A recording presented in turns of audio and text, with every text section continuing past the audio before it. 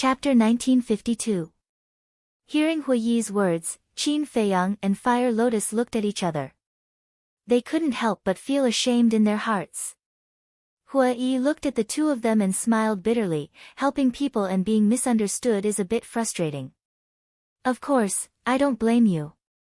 After all, in this world, there are too many people who try to deceive each other. It's understandable. Qin Feiyang felt even more embarrassed.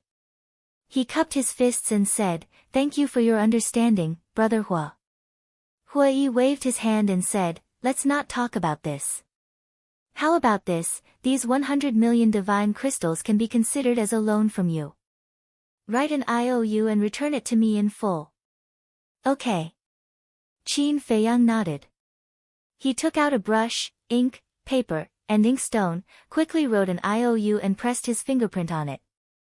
Hui Yi also put it away with a smile. 50 million. 50, 1 million. The bidding continued. With this 100 million divine crystals, Qin Feiyang finally had some confidence. However, he wasn't in a hurry to call out a price. The price soared all the way to 70 million divine crystals. At this time, there were only a few people bidding. 70 million divine crystals. Even a monstrous alchemist from Nine Heavens Palace would find it difficult to bear. "Brother Jiang, you can make your move now." Hui Yi smiled. Qin Feiyang nodded. He glanced around the auction house and said indifferently, 71 million. Everyone present was stunned. Before, although everyone was bidding, it was basically 10,000 or 100,000. But now, he actually increased the price by 1 million. Which nouveau riche was?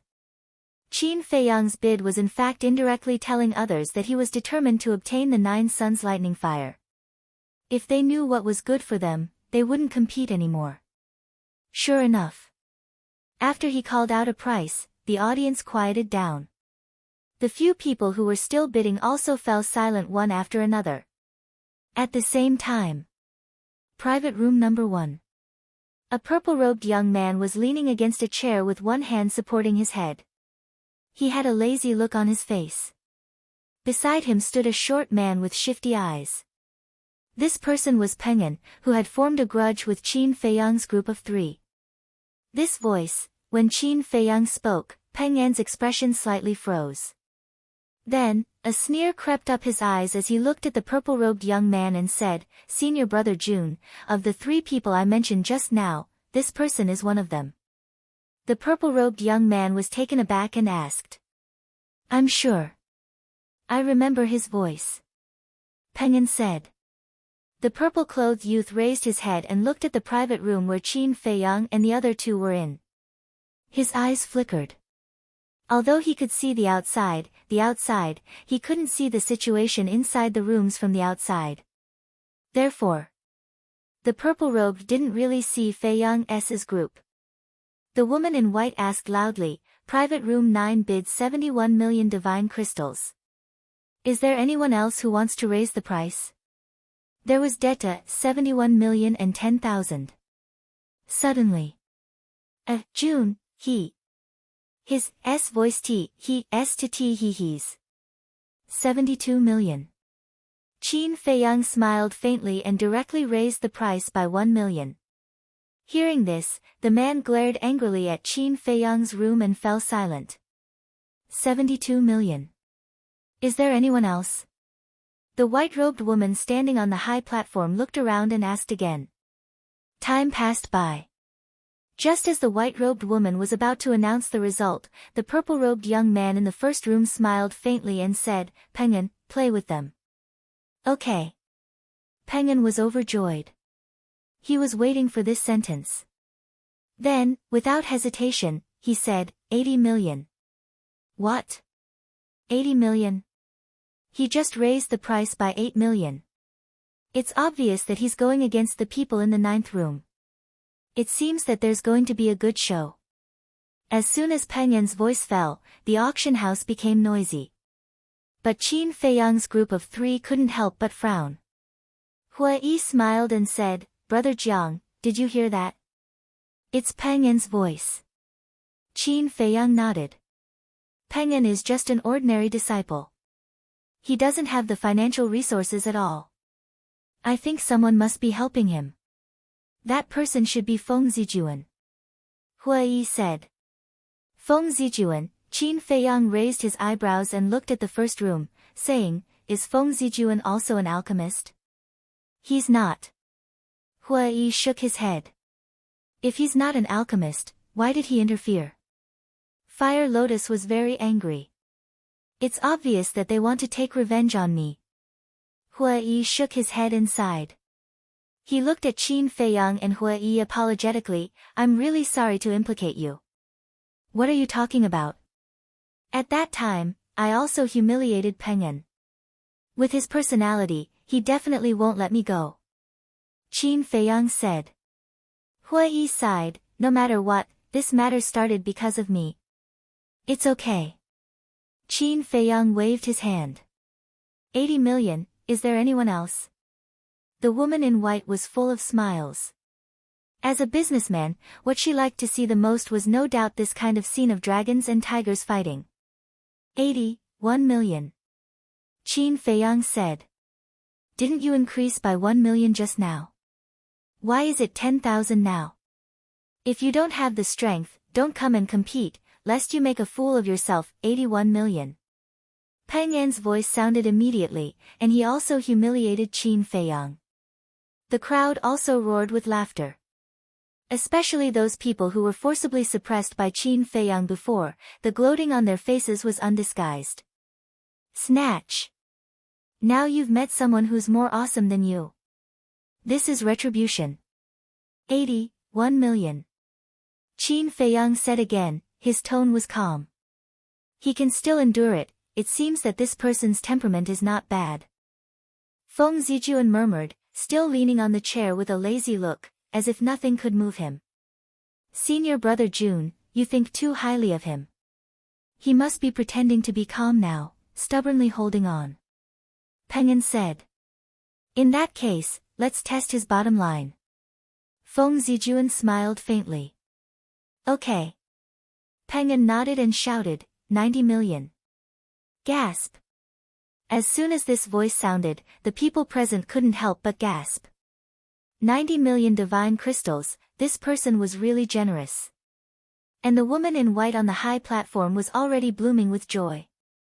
Although the 9 suns thunder fire was a rare treasure of heaven and earth, 90 million had far exceeded its value. Moreover, the most important thing was that the price would exceed 100 million sooner or later if it continued to compete like this. Fire Lotus looked at Qin Feiyang and couldn't help but say, brother, why don't we just forget it? Even if they won, it would only benefit the treasure pavilion. It was not worth it. Feng Zijuan, Peng En, Qin Feiyang's eyes flickered, and suddenly smiled, 91 million. What? He dares to raise the price. Everyone was in disbelief. Which rich man was this, to be so bold? It seemed that he was really determined to get the 9 suns thunder fire. Peng En was also dumbfounded, and looked at Feng Zijuan at a loss. Feng Zijuan glanced at the 9th private room and remained silent. Interesting. Gradually, the corner of his mouth raised slightly, and he said with a faint smile, 100 million, 100 million. Oh my God. One is more terrifying than the other. Everyone was shocked. Wait. This voice, it's Feng Zijuan. So it's him. After recognizing Feng Zijuan, everyone once again looked at the private room where Qin Feiyang and the other two were, and the gloating in their eyes was even more intense. He actually dared to offend Feng Zijuan. This person was really blind.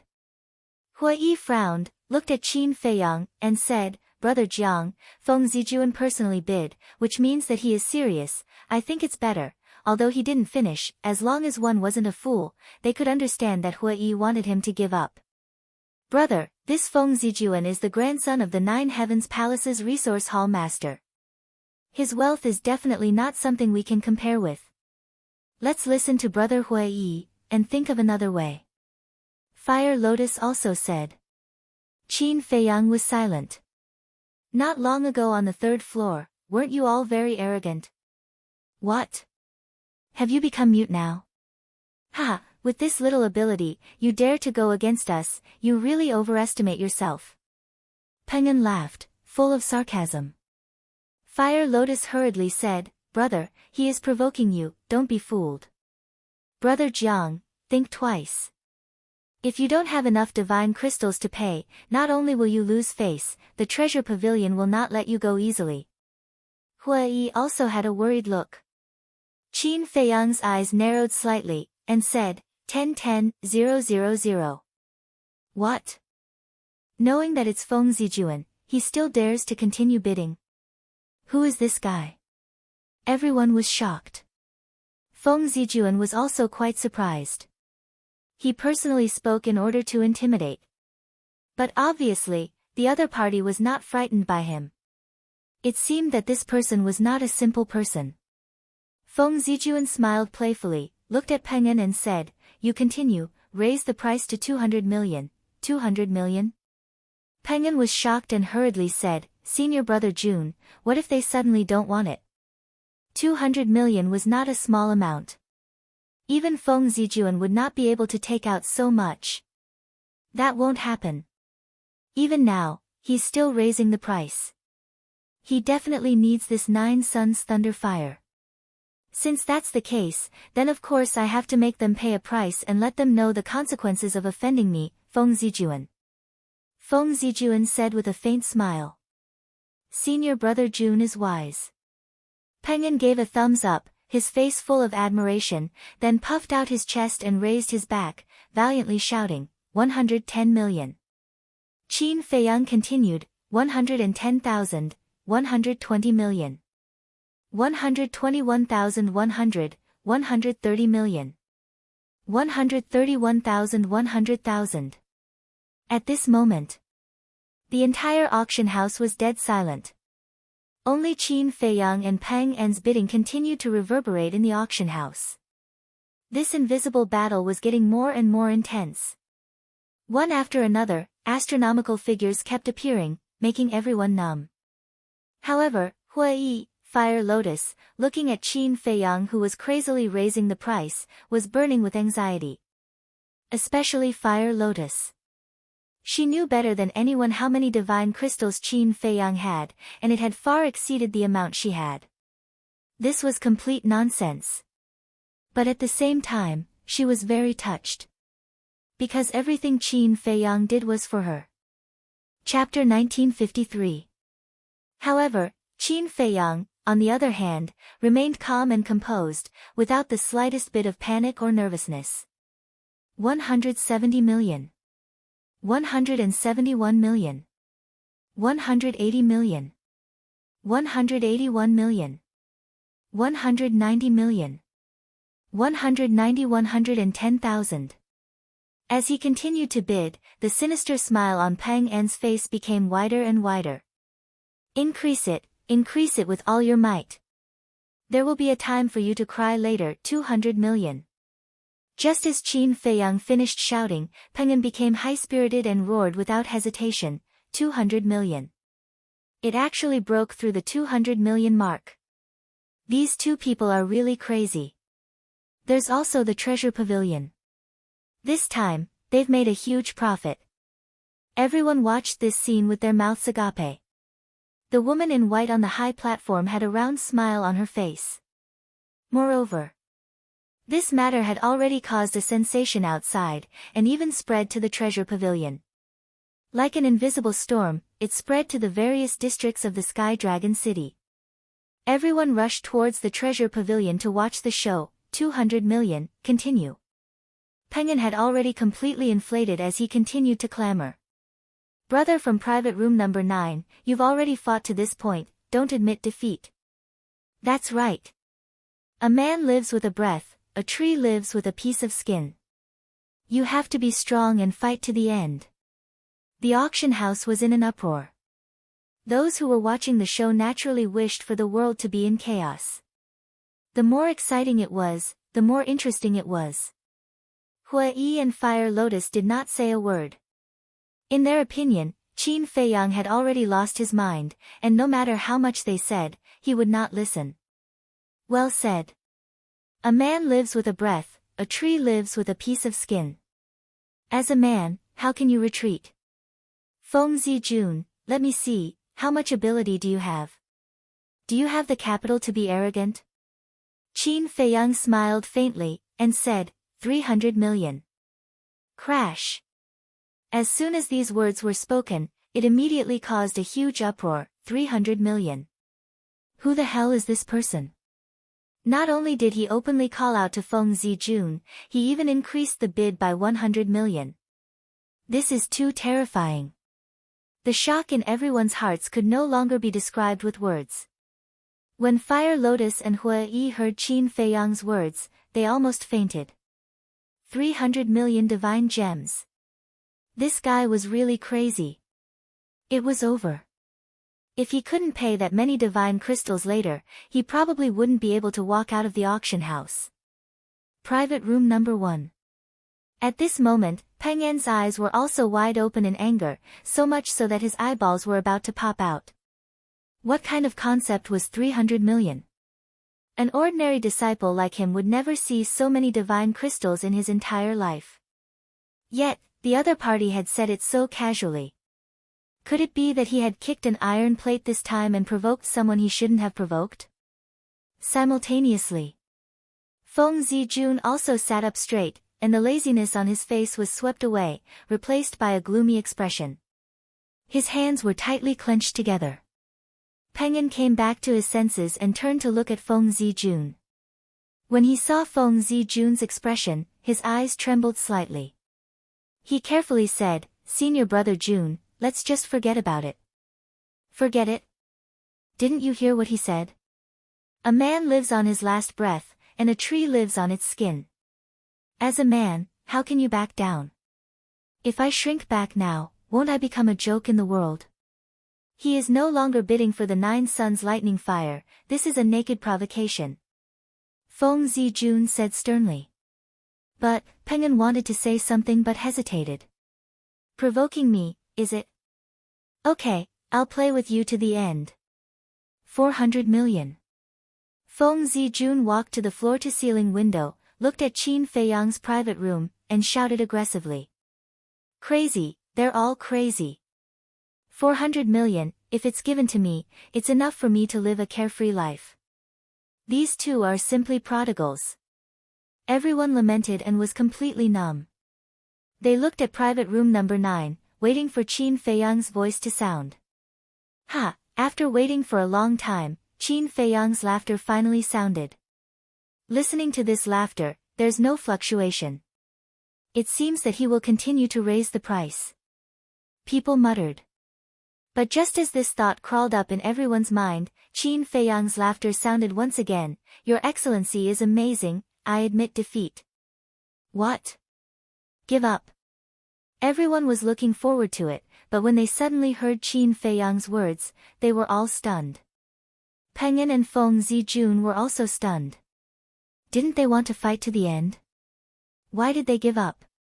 At the same time, Fire Lotus and Hua Yi also looked at each other in dismay. What was going on? However, both of them heaved a sigh of relief. If they continued to fight, it would definitely not end well in the end. Because they simply couldn't take out so many soul stones. Qin Feiyang turned his head to look at the two of them, and laughed. Do you really think that I have lost my mind? Haven't you? Fire Lotus asked. Anyone with a discerning eye can see that Feng Zijun's actions are deliberately raising the price, causing us to lose a large amount of divine crystal. However, he's looking for the wrong target. If it were anyone else, in the face of such unreasonable clamor, they might really lose their mind. But I won't. So I beat him at his own game and took the initiative to clamor at him. I thought that with his arrogance and conceit, he would definitely continue to fight with me. The result was just as I expected. At the same time, it also reflected that although this person is talented, his mind and temperament are not good. Otherwise, it would be impossible for him to be so easily angered by me. Qin Feiyang smiled faintly. So it's like that. Fire Lotus and Hua Yi finally understood. It turned out that they had been worrying for nothing. Ha, aren't you very arrogant? You admit defeat just like that? Sure enough, compared to senior brother June, you are just a slag. No, you can't even be considered a slag. Peng Yan's loud laughter suddenly resounded in the auction house. A stone stirred up 1,000 ripples. The entire auction house was also in an uproar. Everyone discussed animatedly, looking at the private room Qin Feiyang was in, their eyes full of ridicule. Feng Zijuan's face was also full of pride. Qin Feiyang smiled faintly and said, Feng Zijuan, think about it carefully, did you really win? What do you mean by that? Everyone was stunned, their faces full of suspicion. Feng Zijuan also frowned. Suddenly, his hands suddenly clenched, making cracking sounds. His face was also gloomy to the extreme. Seeing the situation, Peng Yan moved to Feng Zijuan's side and said with a flattering smile, Senior brother June, you won in the first place.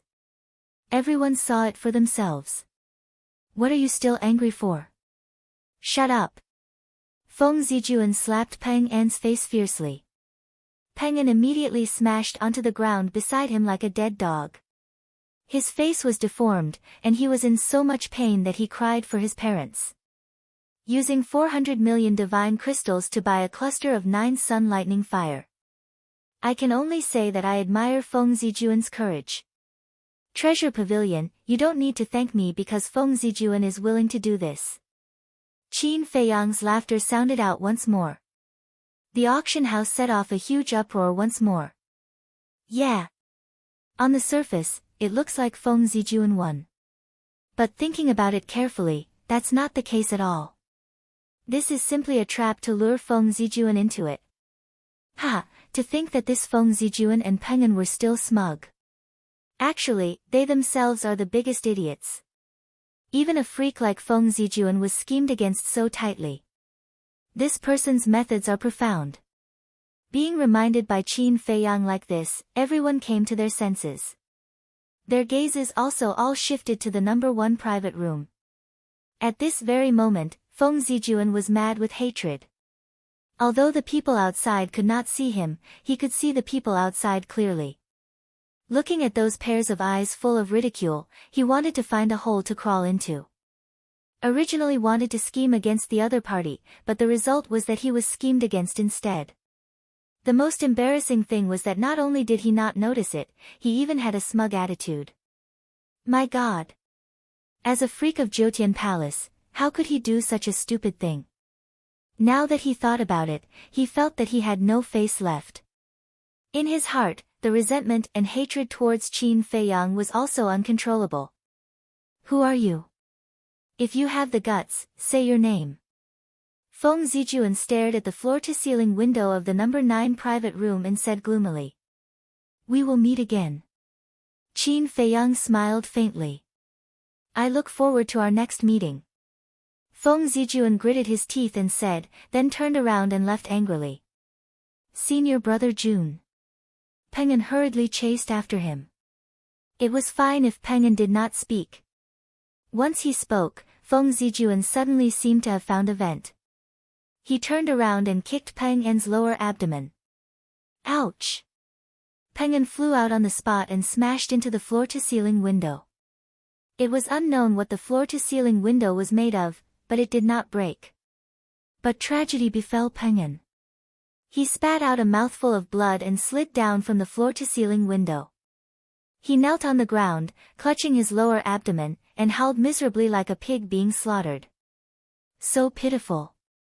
Hearing Peng Yan scream, Fire Lotus laughed happily. This is called evil people will be dealt with by evil people. Qin Feiyang smiled, got up and looked at Fire Lotus, and said, I have something to deal with. You stay here and chat with Brother Hua for a while.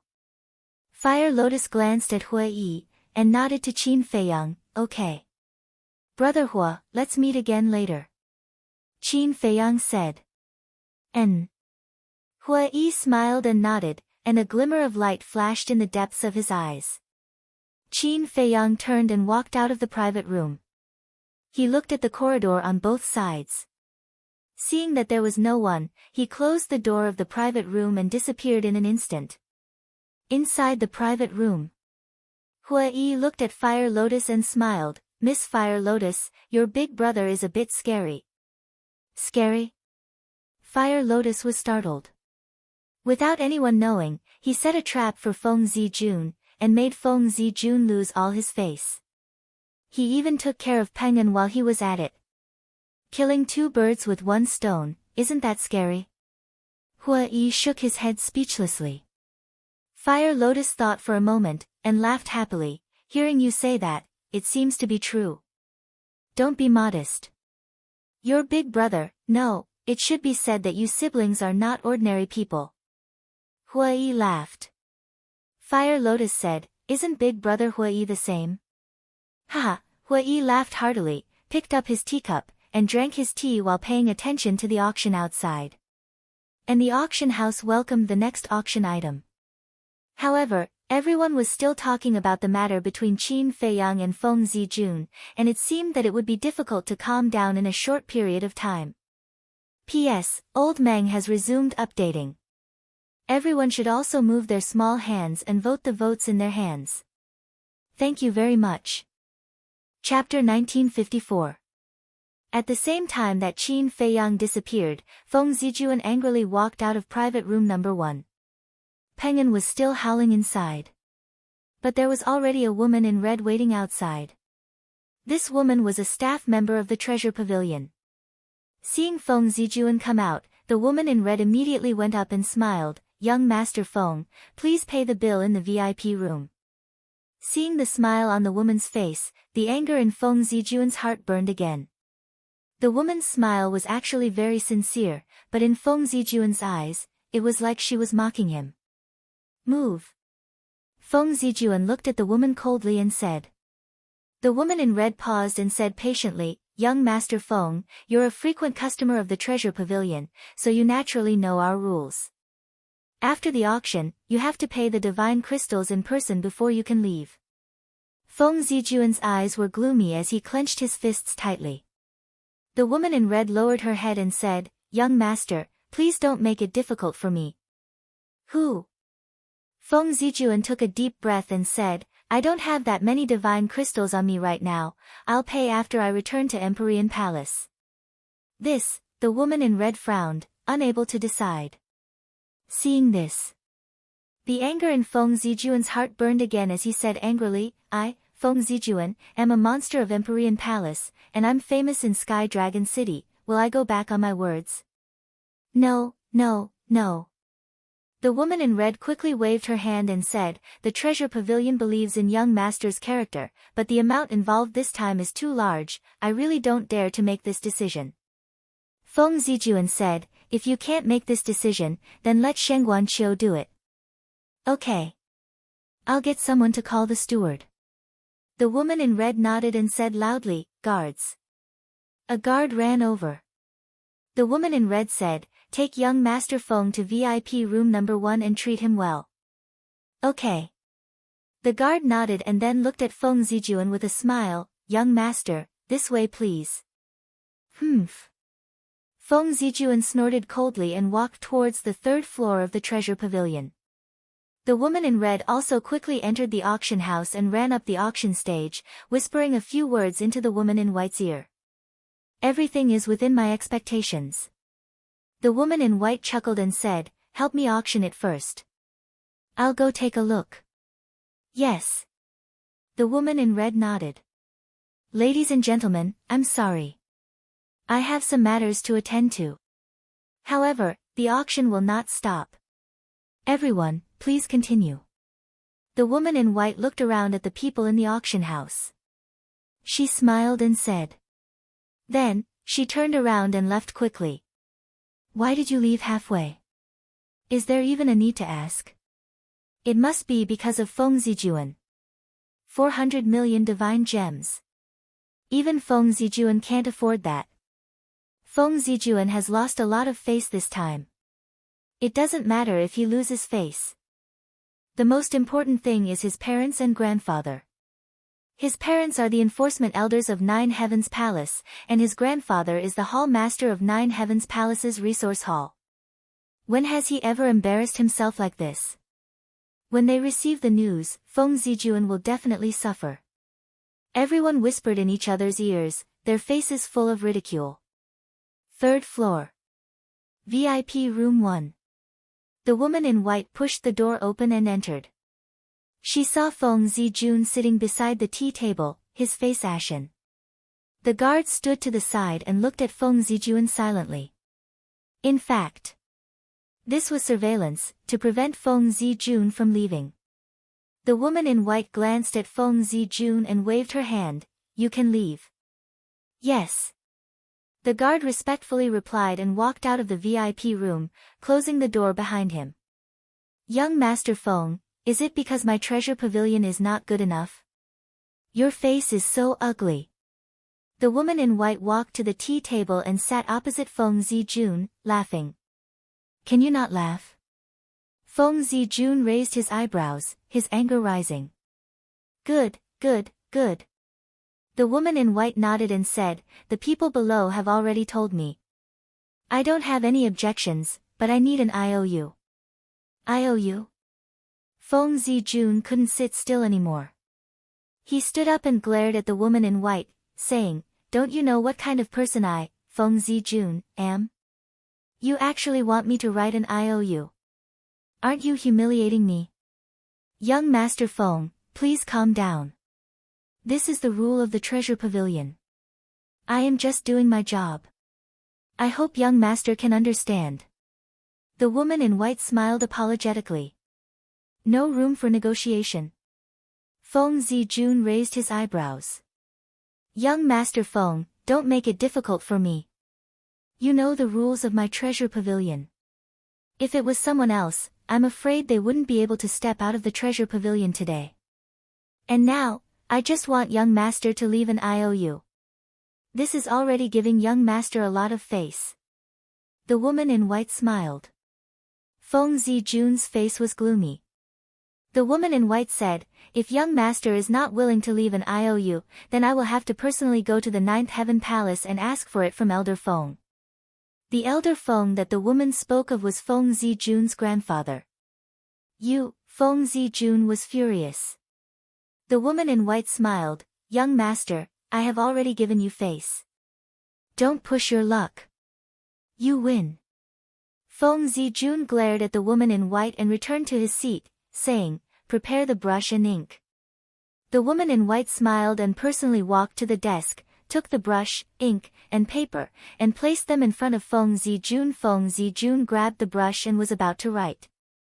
Suddenly, an 8-foot-tall, burly man in black appeared out of thin air in the VIP room. On the chest of the burly man, there was also a flame tattoo.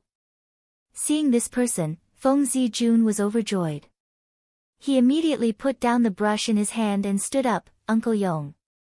The burly man waved his hand, looked at the woman in white and smiled, Shangguan Qiu, long time no see. Yes, long time no see.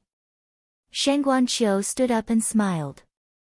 After exchanging some pleasantries, the burly man said, Old Master has already heard about the Nine Suns Thunder Fire, so he specially asked me to come and deal with it.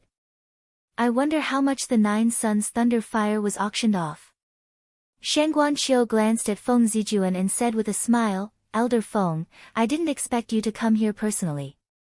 It seems that you really love your grandson. The price of the Nine Suns Thunder Fire is 400 million divine gems, 400 million. The burly man was stunned.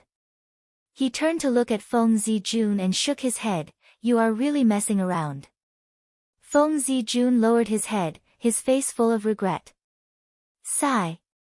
The burly man sighed, took out a golden card from his chest, and handed it to Shangguan Qiu, smiling, take it. Okay. Shangguan Qiu nodded, took the card, and said, come in. The door was pushed open, and the guard who had left before ran in again. Shangguan Qiu smiled, take this card to the account room and deduct 400 million divine gems. Yes. The guard took the card, turned around, and left quickly. After the guard left the VIP room, the burly man withdrew his gaze, turned to Shen Guanqiu, and said, "Can I have a private chat with Feng Zijun?" Shen Guanqiu was surprised, and then he smiled. "Of course, you can have a chat. I will ask someone to send the card over later." Then he turned around and walked out. "Wait. Where is the 9 Suns Thunder Fire?" Feng Zijun shouted. "Look at my memory, I almost forgot." Shen Guanqiu patted his head, and then waved his hand. The 9 Suns Thunder Fire appeared out of nowhere, flew to Feng Zijun, and then left. The burly man immediately went forward, closed the door, and then walked to Feng Zijun. Looking at the 9 Suns Thunder Fire, he said helplessly, 400 million divine gems for such a thing, young master. Uncle Yong doesn't want to criticize you, but you are really a spendthrift. Feng Zijun lowered his head and said guiltily, "Uncle Yong, can you stop?" Okay, I will stop. But you don't have to worry, someone will pay for the 9 Suns Thunder Fire for us." The burly man smiled. "What do you mean?" Feng Zijun was surprised. "This time, I came to give you the divine gems to help you out, and also to help you get back at them." The burly man said, a cold light flashing in his eyes. Feng Zijun's eyes lit up, and he asked, "What do you mean?" "Those who dare to go against us never have a good ending, and this time is no exception." The burly man sneered. "Then what are you going to do?" Feng Zijun asked. "Kill him." The burly man said. "Is this Grandpa's order?" Feng Zijun asked. "Yes." The burly man nodded and asked, "Do you know that person's identity?" "I don't know. However, since he dares to clamor with me, I think his identity should not be simple." Feng Zijun said. "What does he look like?" The burly man said. Feng Zijun asked, "I don't know either, but Pengen knows." "Okay. Go and call Pengen up, I want to know more." The burly man said. "Okay." Feng Zijun nodded and was about to put away the 9 Suns Thunder Fire. But at this moment, the 9 Suns Thunder Fire disappeared without a trace. Feng Zijun and the burly man's faces were suddenly filled with surprise. Immediately after, their spiritual force surged out in all directions, but they couldn't find anything in this small VIP room. "Outrageous, this is really outrageous. Who dares to cause trouble under my nose? Who is it? Get out here!" The burly man roared like thunder. In an instant, everyone in the treasure pavilion was alarmed. Private room number 9. With a happy smile, Qin Feiyang strode into the private room and closed the door. Hua Yi looked suspiciously at Qin Feiyang and asked, "Brother Jiang, did you encounter some good news?" "Brother Hua knows very well, why ask again?" Qin Feiyang smiled and walked to the side of Fire Lotus, sitting on the chair with a satisfied expression. As expected. Hua Yi shook his head and laughed. However, this kind of playboy had to be taught a good lesson. Qin Feiyang drank a mouthful of tea, turned to look at Hua Yi, and said, "Brother Hua, I also heard them talking, as if they want to harm us." "Everything is as expected." Hua Yi sighed. Qin Feiyang asked, "That person called Uncle Yong, do you know who he is?" "Uncle Yong?" Hua Yi was taken aback, and asked, "Are you talking about the person who roared earlier?" "Yes." Qin Feiyang nodded. "This person isn't simple. He is Grandpa Feng Zijun's last disciple, called Guyong. His strength has also reached the level of small success Divine Lord, and he is deeply trusted by Grandpa Feng Zijun. Even Feng Zijun's parents treat him with respect." Hua Yi said. Chapter 1955. Junior Monarch God. Fire Lotus was shocked. She looked at Qin Feiyang and said, "Brother, it seems like we're in big trouble this time. What can they do to us without any evidence?"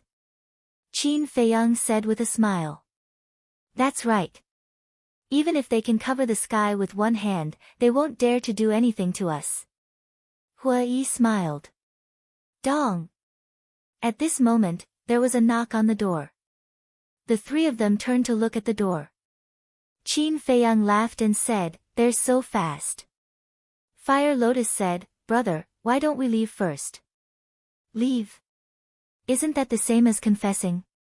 Don't be nervous. Just keep quiet. I'll deal with them." Qin Feiyang patted Fire Lotus's shoulder and said, "Come in." The door opened and a woman in white entered the room. It was Shengguan Qiu. Behind Shengguan Qiu, Guiyong and Feng Zijuan looked gloomy. Shengguan Qiu turned to look at the two of them and said, "You two wait outside. I'll ask them first." "Wait?" Feng Zijuan raised his eyebrows and said angrily, "Who else could it be?" "Young Master Feng, do you have any evidence?" "There's no evidence. You're just making things up. And the three of them are guests of the Treasure Pavilion. I can't offend them because of your baseless guess. By the way, this is the Treasure Pavilion, not the Ninth Heaven Palace. You have to follow the rules of the Treasure Pavilion." Shengguan Qiu said with a touch of coldness in her eyes. "You," Feng Zijuan was furious. Guiyong waved his hand and said, "Okay, just do as she says. We'll wait outside." As he spoke, Guiyong looked at Qin Feiyang and the other two with a touch of suspicion in his eyes. Shengguan Qiu entered the room and closed the door behind him. "How dare they shut us out? That's too much." Feng Zijuan was furious. He looked at Guiyong and asked in a low voice, "Uncle Yong, do you remember them?" "Not at all."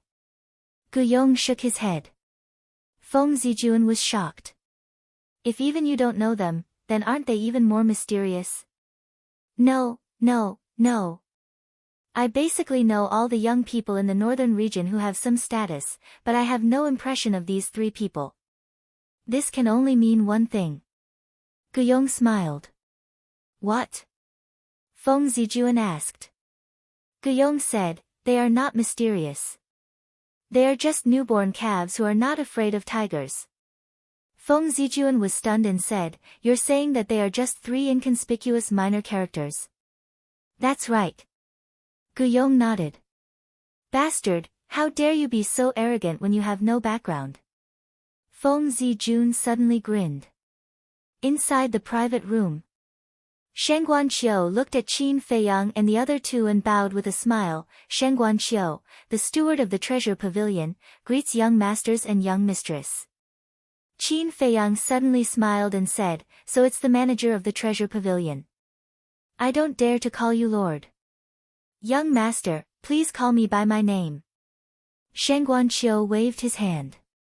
"Then I won't stand on ceremony." Qin Feiyang smiled and said, "May I know why the steward has come in person?" Shengguan Qiu said, "I can't say that I'm advising you. I just want to ask you a few questions." "Questions?" Qin Feiyang was stunned and said with a smile, "Please go ahead. I will tell you everything I know." "May I ask if the three of you have left before?" Shengguan Qiu asked. "No. We have been here all this time and have never left," Qin Feiyang said. "Really?" Shengguan Qiu said. "Of course." Qin Feiyang nodded. Shengguan Qiu said again, "Do the three of you know that the Nine Suns Thunder Fire was stolen from the VIP room on the third floor?" "What? The Nine Suns Thunder Fire was stolen?" Qin Feiyang and the other two stood up, their faces full of shock. Shengguan Qiu looked at Qin Feiyang and the other two. Whether it was Qin Feiyang or Huai, the shocked expression on their faces was not fake at all. As for Fire Lotus, although she was wearing a mask and her expression could not be seen, there was no trace in her eyes. "Looks like it's really not them," Shengguan Qiu muttered. As the steward of the Treasure Pavilion, she was very confident in her ability to judge people. No matter who it was, no matter how well they hid, they could not escape her eyes. But if it was not these three, who could it be? Who had the guts to steal from the Treasure Pavilion? Bang! At this moment, the door was kicked open, and Feng Zijun walked in angrily.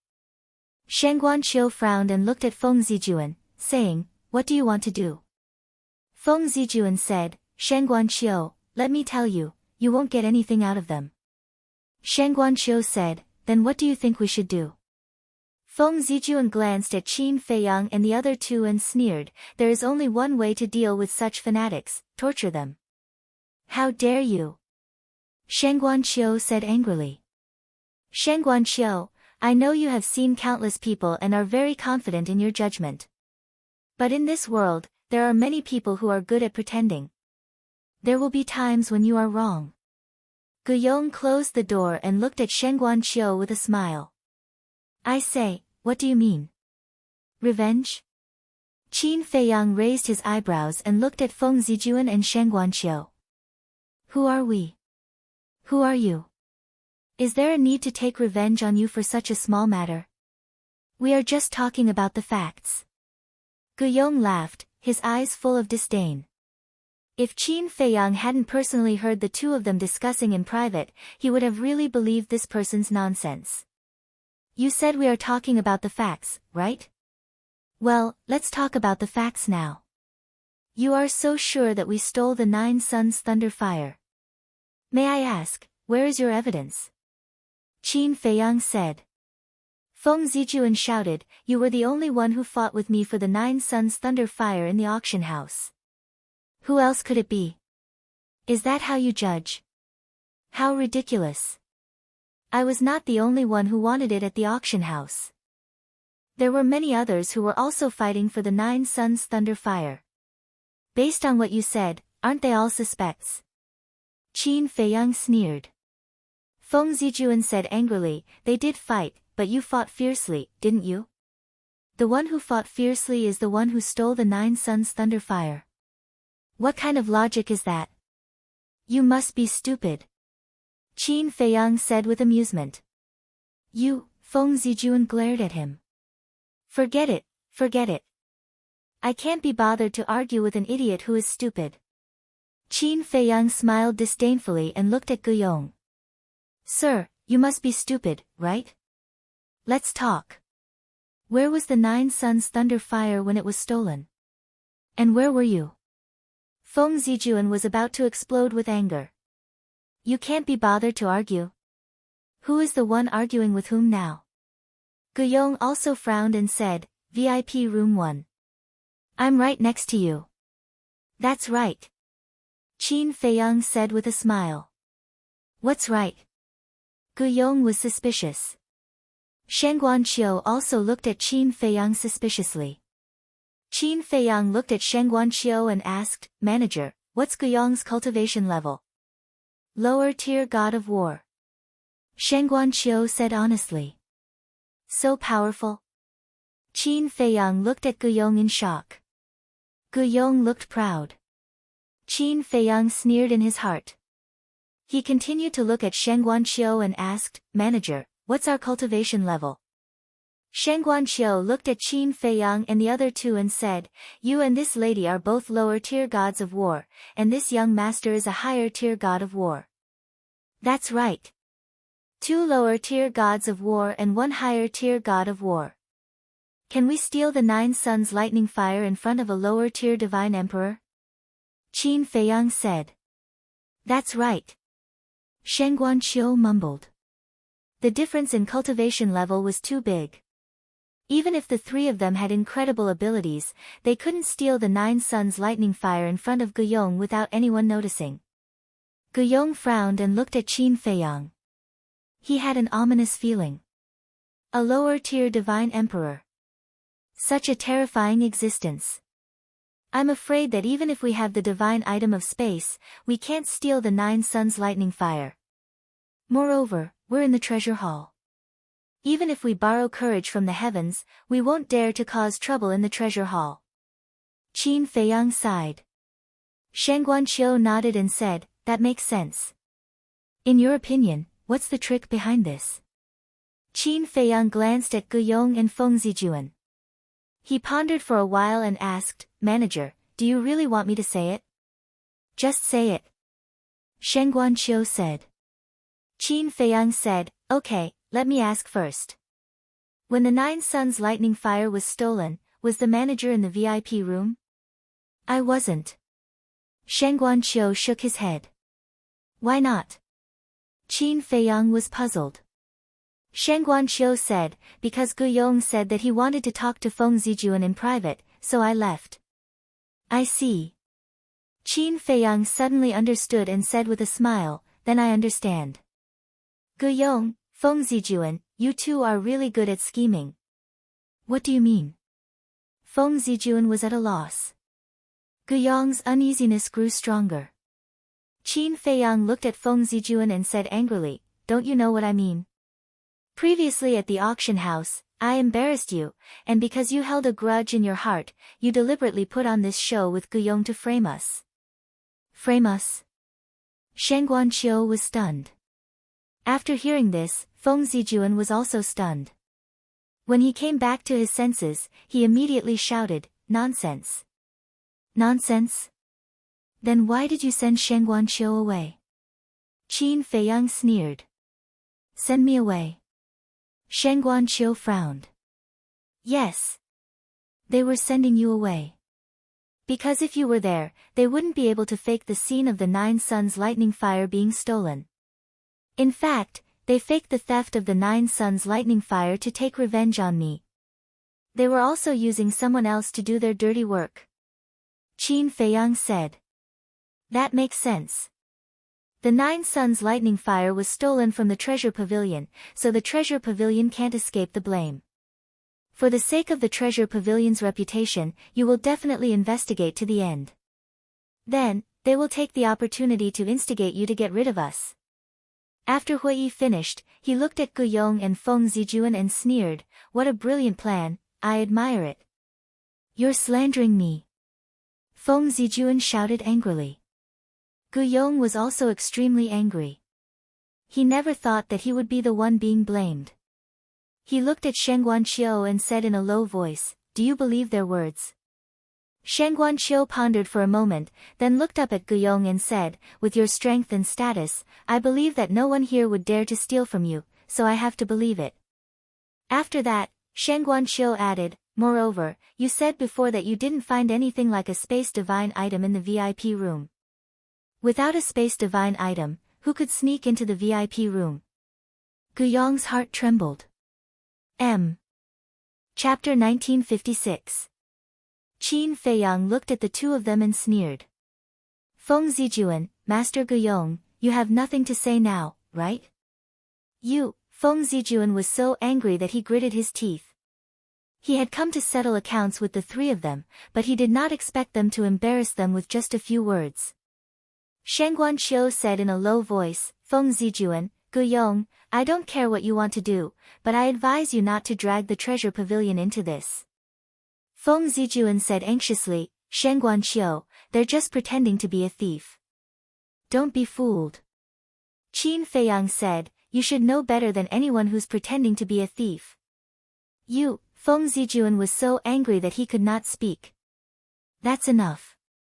Guyong shouted coldly. He looked at Qin Feiyang and the other two and sneered. You're good. We admit defeat this time, but there's still time. Let's wait and see. Qin Feiyang said angrily, Manager, did you see that? They're desperate and threatening us. Shen Guanqiu glanced at Guyong and Feng Zijuan and said, the three of them are now guests of the treasure pavilion, so I hope you can have some awareness. Don't worry. We won't do anything to them in the treasure pavilion. But it's hard to say once they leave the treasure pavilion. Feng Zijuan, let's go. Guyong smiled coldly, turned around, and slammed the door. Feng Zijuan followed behind him and said to himself, Uncle Yong, are we just going to let it go? What else do you want? If we continue, it'll only make things worse. It's my fault. I underestimated the three of them. They're so shrewd. Guyong said telepathically. After the two of them left, Shen Guanqiu looked at Qin Feiyang and the other two and said apologetically, I'm so sorry to have frightened you. No. We have to thank you, Manager.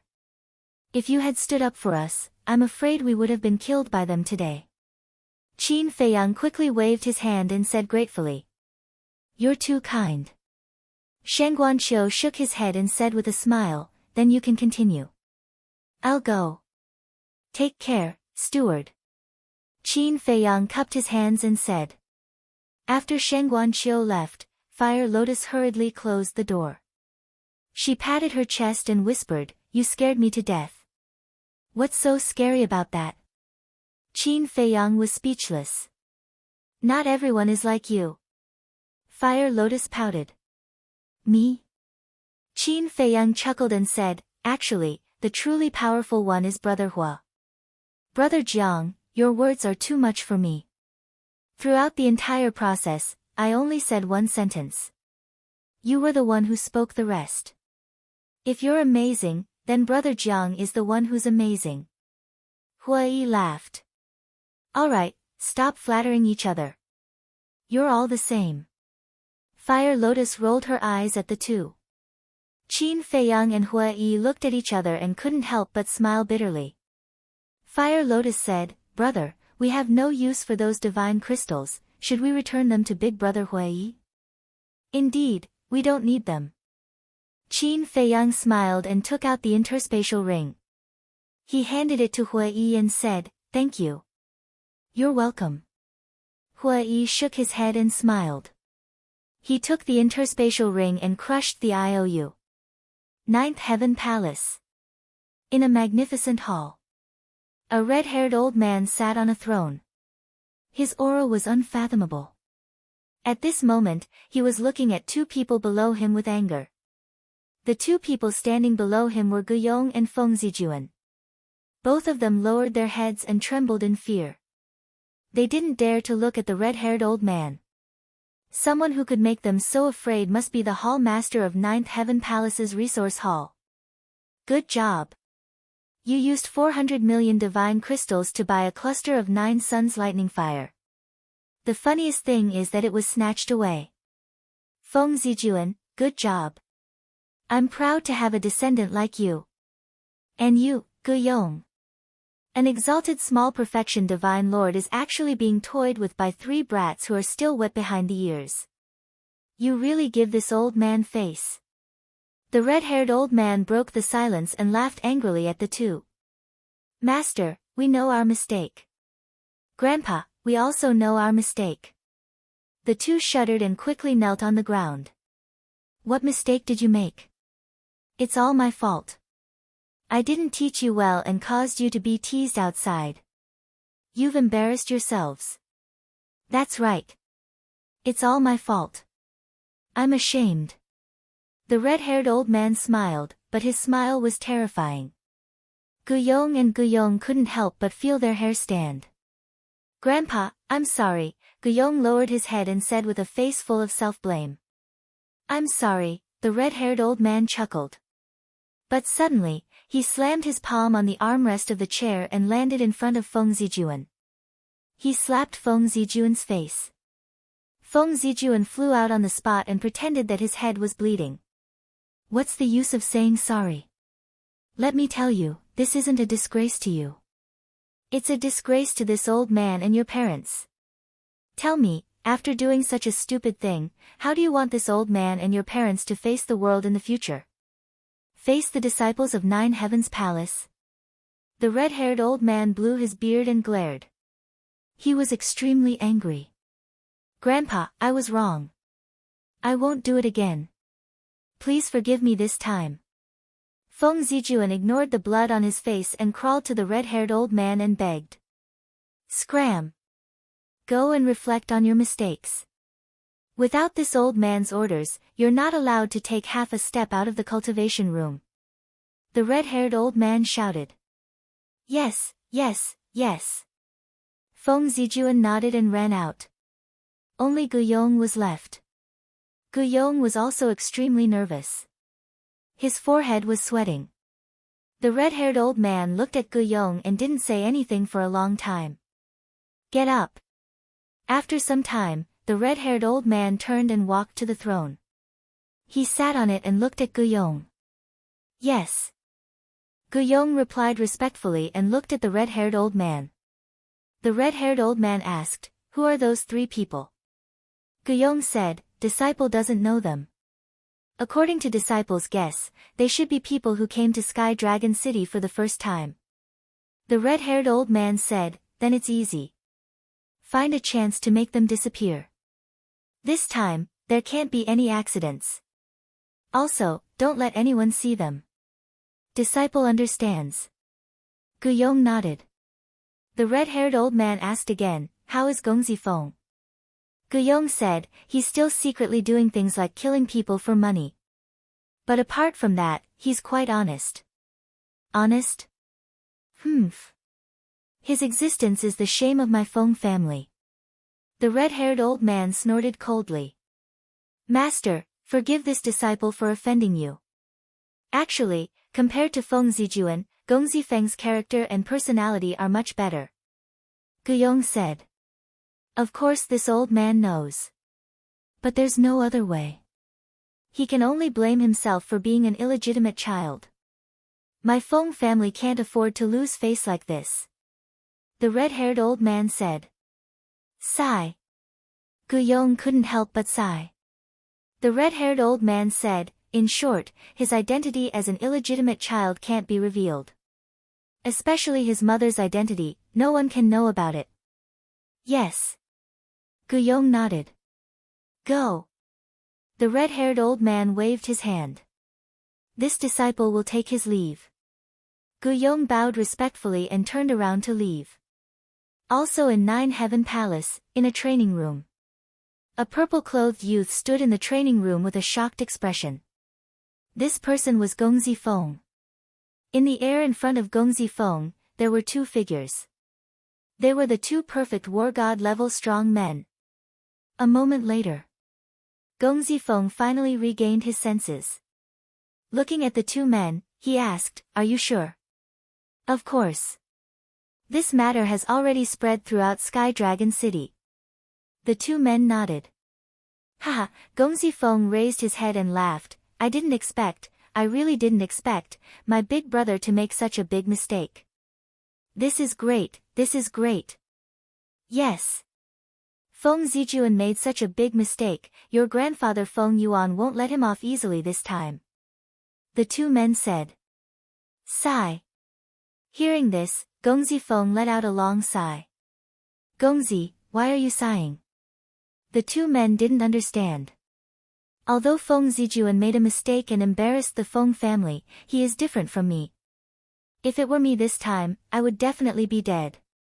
But Feng Zijuan, that old bastard, at most, he would be scolded a few times and face the wall for a few days. Gongzi Feng shook his head. Gongzi, the two men looked at Gongzi Feng with pity in their eyes. Alright, you don't have to look at me with such pitiful eyes. I still believe that gold will shine sooner or later. Gongzi Feng smiled. Yes.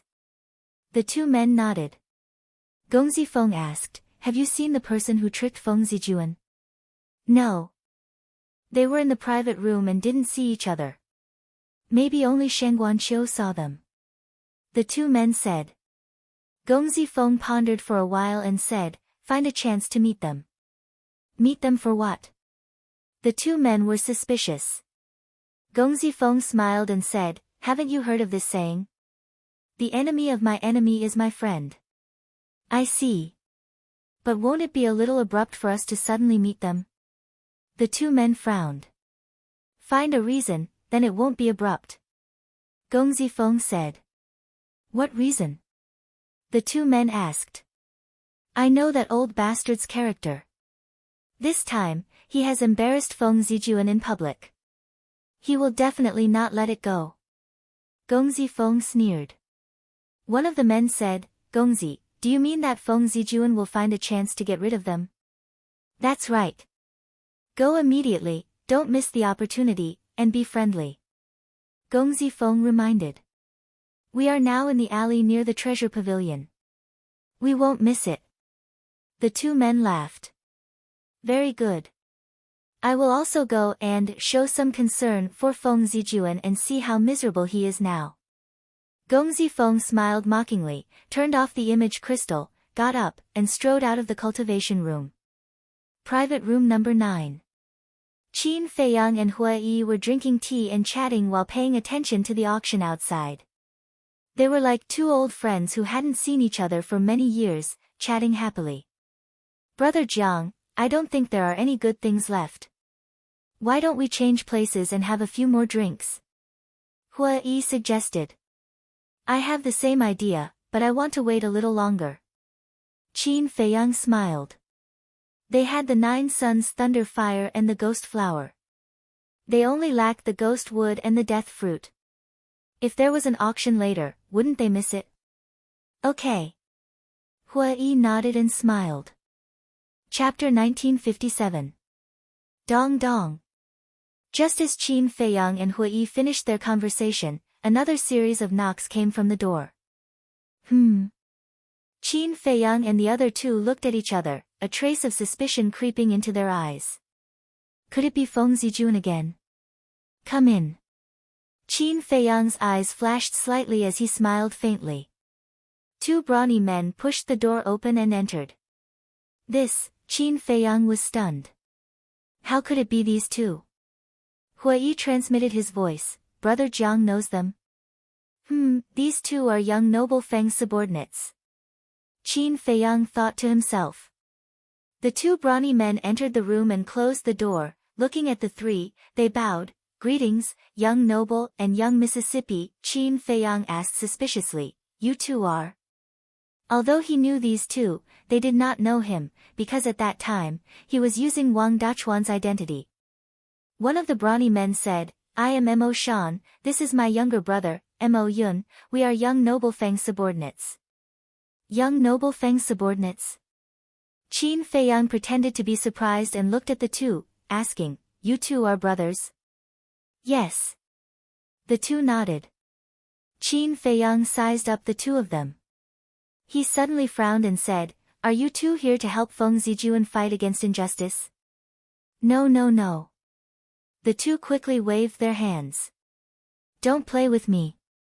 Who in Sky Dragon City doesn't know that young noble Feng is Feng Zijun's younger brother? Qin Feiyang snorted coldly. Young noble misunderstood. The 2 hurriedly said, looking anxious. Misunderstood? Then why don't you tell me why you're here? Qin Feiyang said. Mo Shan said, We are here to remind the 3 of you that Feng Yuan might harm the 3 of you, please be careful. Who is Feng Yuan? Qin Feiyang was suspicious. Mo Shan said, Feng Yuan is Feng Zijun's grandfather. I see. Qin Feiyang nodded in realization and said suspiciously, Then I'm puzzled. Feng Yuan is Feng Zijun's grandfather, so naturally, he is also Gongzi Feng's grandfather. As Gongzi Feng's subordinates, why did you come here to inform him? What are you playing at? It's not convenient for us to talk about the details. In short, we are not your enemies. Goodbye.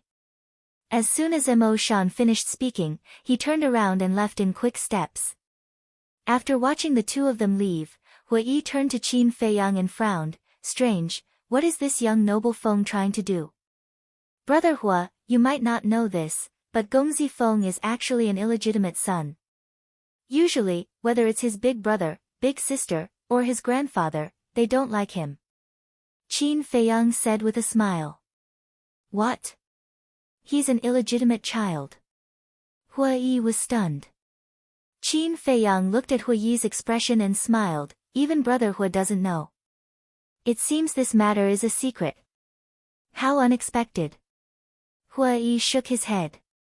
Time flew by, and night fell. The auction finally ended. However, what Qin Feiyang and Mo Shan wanted did not appear. Although they were mentally prepared, the 2 of them were still disappointed. Let's go.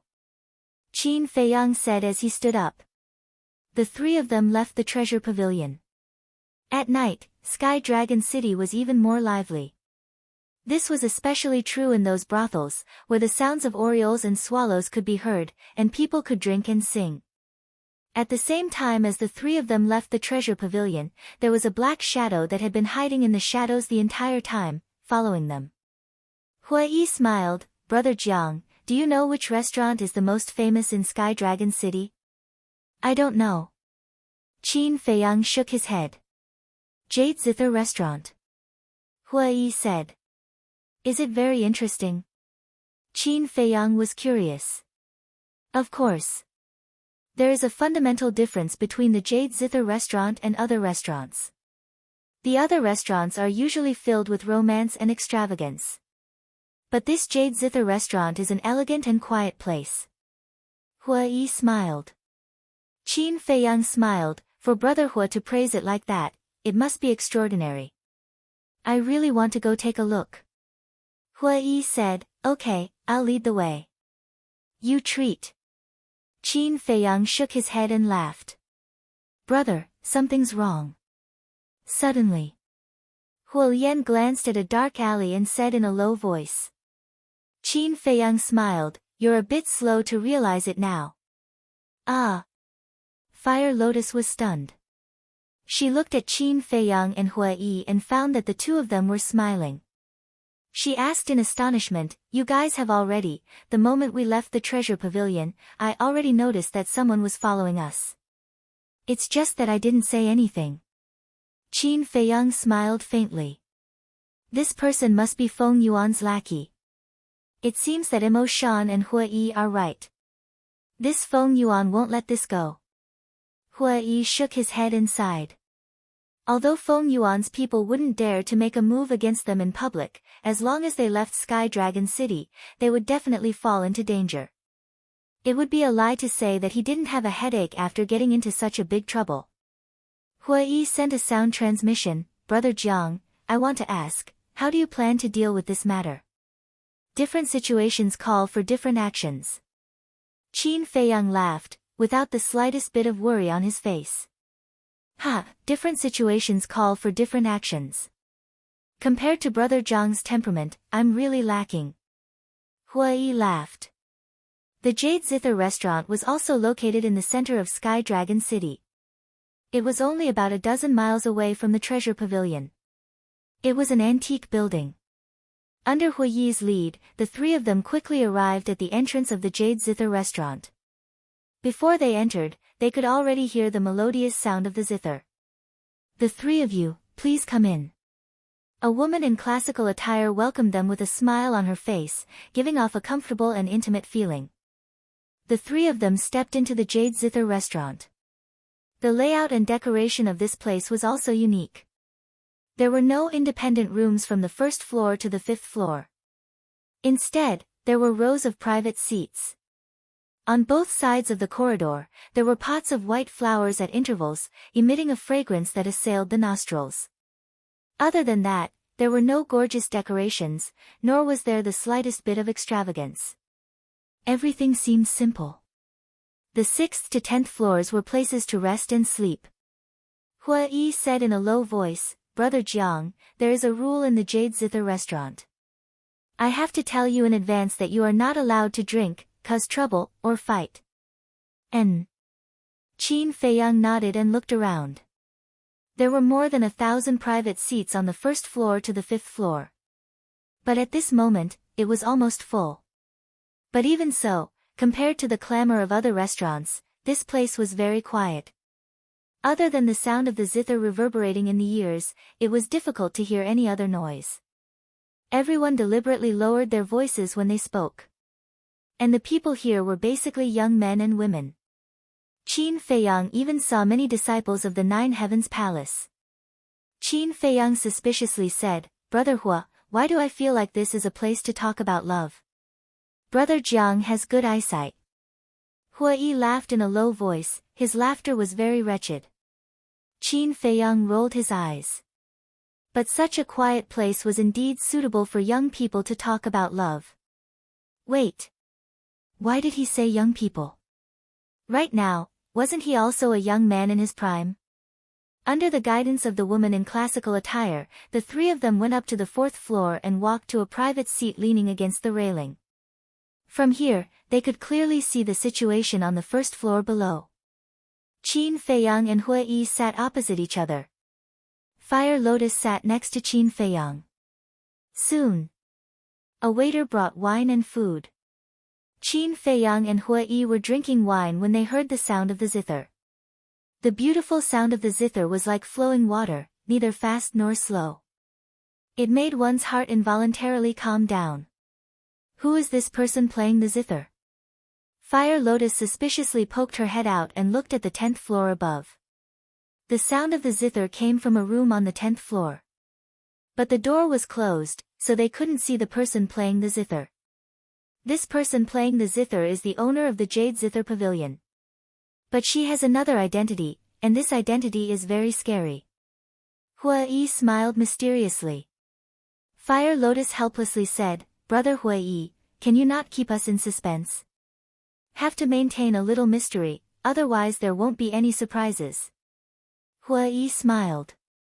Fire Lotus was quite depressed. Qin Feiyang said, "Speaking of playing the zither, I know someone. Her zither music is not worse than the owner of the Jade Zither Pavilion." Hua Yi was surprised and asked curiously, "Who?" "An elder of mine. In terms of seniority, she can be considered a great-grandmother." Qin Feiyang said. The person he was talking about was naturally Qin Rushuang. When Qin Rushuang was in the Dragon Phoenix Pavilion, she attracted the admiration of countless young talents. Great-grandmother level? Brother Jiang, are you joking? How can an old woman be compared to the owner of the Jade Zither Pavilion? Hua Yi said unhappily. Old woman? Qin Feiyang's face twitched. At the same time. In the ancient castle, Qin Rushuang opened her eyes, her beautiful face full of anger. He actually called her an old woman. How preposterous. Fire Lotus also covered her mouth at the side. What? Did I say something wrong? Hua Yi looked at the two suspiciously. No, no. Qin Feiyang waved his hand and smiled. Just as he finished speaking, Qin Feiyang seemed to have noticed something and looked down at the door on the first floor. Fire Lotus and Hua Yi also looked down and saw a 25 or 26-year-old black-clothed youth walking into the first floor of the hall. It should be him. Hua Yi murmured. Qin Feiyang nodded. The black-clothed youth's cultivation was not ordinary. He was a greater tier war god. After entering the hall, the black-clothed youth looked around with an expressionless face, then found a private room on the first floor and drank silently. However, his eyes would occasionally glance at Qin Feiyang and the other two. Fire Lotus's eyes flashed coldly and said, "Although it's not a threat to us now, it doesn't feel good to be watched like this. No rush." Qin Feiyang smiled faintly and asked Hua Yi, "Brother Hua, how do you usually earn soul stones?" Soul stones? Hua Yi was stunned. He picked up his wine cup and drank it in one gulp, then sighed, "It's not that easy to earn soul stones." Why do you say that? Qin Feiyang was suspicious. You saw it too. Even the treasure pavilion uses divine crystals to trade, so it's very difficult to earn soul stones. Hua Yi said. Qin Feiyang frowned. There must be a way, right? With enough soul stones, everyone's strength would be able to increase quickly. So no matter what, they had to get soul stones. Soul stones are priceless. Even if there are, no one will sell them. Take the treasure pavilion for example. As far as I know, not only do they have soul stones, but they also have soul veins. But they don't use soul stones to trade. Unless there's some treasure that they value. Hua Yi said. Literature Museum. Chapter 1958. Important things. Qin Feiyang lowered his head and muttered to himself. Hua Yi smiled and said, "Of course, there's a shortcut." What shortcut? Qin Feiyang looked up at Hua Yi. Burn, kill, and loot. Hua Yi said. Ah. Qin Feiyang was stunned. Fire Lotus was also stunned. Burn, kill, and loot. How could he come up with such a stupid idea? Look at how nervous you are. I'm just joking. Hua Yi shook his head and smiled. Actually, the best shortcut to earning soul stones is to enter Empyrean Palace. Tell me more. Qin Feiyang said. In Empyrean Palace, even if you're an outer disciple, you can receive 10 soul stones every month. Inner disciples can receive even more. They can receive 50 soul stones every month. Of course, the geniuses of Empyrean Palace, such as Feng Zijuan, can receive even more soul stones every month. In addition, you can also exchange precious herbs for soul stones. In the treasure pavilion, even the most precious herbs can only be exchanged for divine crystals. Empyrean Palace will give out missions every day. As long as you complete these missions, you can get a lot of soul stones. Hua Yi finished in one breath, his face full of yearning. Such a good treatment. No wonder everyone in the North region wants to enter Empyrean Palace. Qin Feiyang mumbled. To be honest, Brother Jiang, I entered Empyrean Palace for soul stones. Hua Yi sighed. It makes sense. Qin Feiyang smiled and said, are there any other forces in the North region besides Empyrean Palace? Yes. That force is the Treasure Pavilion. Don't underestimate the Treasure Pavilion just because it's a trading place. It's not only in the North region, but also in the East Tomb, West Desert, Southern Wilderness, and even the Divine Land. So, even the giants of Empyrean Palace are afraid of the Treasure Pavilion. Hua Yi said in a deep voice. Qin Feiyang said, no wonder Shen Guanqiu dared to scold Feng Zijuan. Shen Guanqiu can't be underestimated. Although she's only the manager of the Treasure Pavilion, her master is the famous Treasure Pavilion master. In terms of status, Feng Zijuan is like this in front of her. Hua Yi stretched out his pinky and smiled. Qin Feiyang and Fire Lotus looked at each other. Frankly speaking, before this, they did not think that Shen Guanqiu was that great. But who would have thought that his status would be so high? Being the disciple of the Pavilion Master of the Treasure Pavilion was not something that Feng Zijuan could compare to. Wait. 9 Heavens Palace's monthly expenses are so high, where did they get so many soul stones? Qin Feiyang suspiciously looked at Hua Yi. Of course it's the soul line. Rumor has it that half of the soul lines in the northern region are in 9 Heaven Palace. How many soul stones do you think they have? Hua Yi said. This is too shocking. Qin Feiyang was shocked and asked, then who has these soul veins? All the resources of 9 Heavens Palace are controlled by the Resource Hall Master. Hua Yi said. The meaning was obvious. It was Feng Yuan who controlled the soul lines. Brother, if we get these soul lines, do you think we won't have to worry about soul stones for the rest of our lives? Fire Lotus whispered. Qin Feiyang and Hua Yi heard this and their expressions suddenly became dull.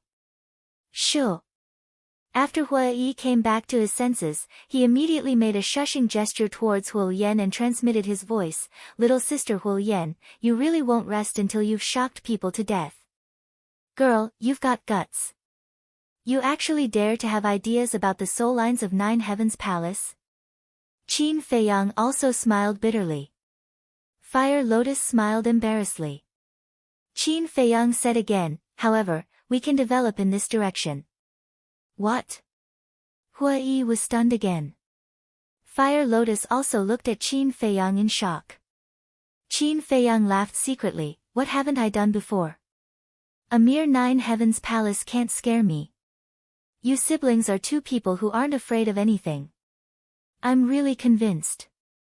It seems that I have to keep a distance from you in the future.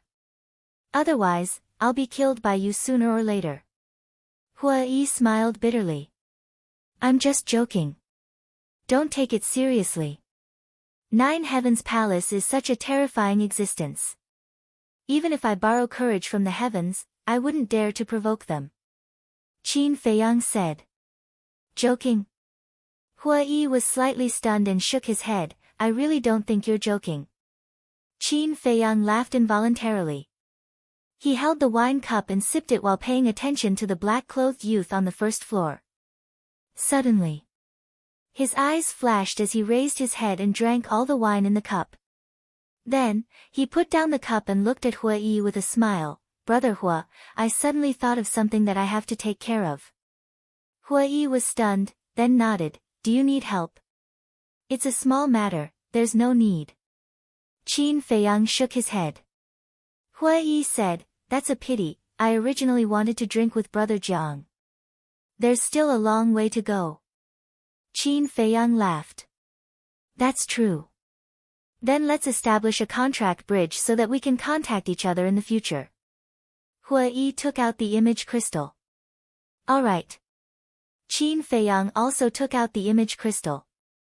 Soon, the contract bridge was completed. Qin Feiyang kept the image crystal, stood up and looked at Fire Lotus with a smile. Let's go. Brother Hui Yi, goodbye. Fire Lotus stood up, gently and politely smiled at Hui Yi, and then quickly left with Qin Feiyang. After Qin Feiyang and Hui Yi walked out of the Jade Zither building, the black-clothed youth also put down dozens of spirit crystals and hurriedly left. Interesting. Hui Yi looked at the door on the first floor, and a meaningful smile appeared on his face. On the street, Qin Feiyang walked without looking back. Fire Lotus suspiciously asked, Qin Dage, where are we going? Outside the city. Qin Feiyang agreed in his heart. Then, he became silent. His eyes were sparkling. Fire Lotus looked at Qin Feiyang's side profile with a trace of helplessness in her eyes. Although they had been together for a long time, she could not see through the man in front of her. It was as if there was a veil covering his body. The black-clothed youth had been hiding in the dark, paying attention to Qin Feiyang and Hui Yi. Soon, the West City Gate entered Qin Feiyang's line of sight. Qin Feiyang did not stop and went straight out of the city. And the guards did not check the people who went out of the city. After leaving the city, Qin Feiyang glanced at the mountains in front of him, and then took Fire Lotus and sped up, passing through the plains without looking back, and disappeared into the mountains and forests. The black-clothed youth also followed all the way into the forest. However, he found that the person was actually gone. He jumped up and stood on the branch of a big tree, scanning the dense forest in front of him, and gradually frowned. Where was the person? Why was he gone? After following for so long, you must be tired. But suddenly, a cold voice sounded behind the black-clothed youth. The black-clothed youth was startled, and his whole body was dripping with cold sweat. But before he could react, a wisp of blood like lightning pierced through his lower abdomen, and blood gushed out. Then, a person appeared in front of him. It was Qin Feiyang. Qin Feiyang raised his arm, and without any explanation, grabbed the black-clothed youth's neck, and coldly snorted, "Isn't it just humiliating, Zijuan? Is there a need to be so haunting?" Before entering the forest, he immediately took Fire Lotus and entered the Black Tortoise world. And this time, he went out of the city to deal with this person. Because he did not want to be too passive. The black-clothed youth was flustered. But suddenly, the black-clothed youth stared at the void behind Qin Feiyang, and shouted, "Be careful. You want to trick me with your insignificant skills?" Qin Feiyang sneered. But just as he finished speaking, a fatal crisis appeared in his heart. There's still someone else. His eyes darkened, and he turned his head to look.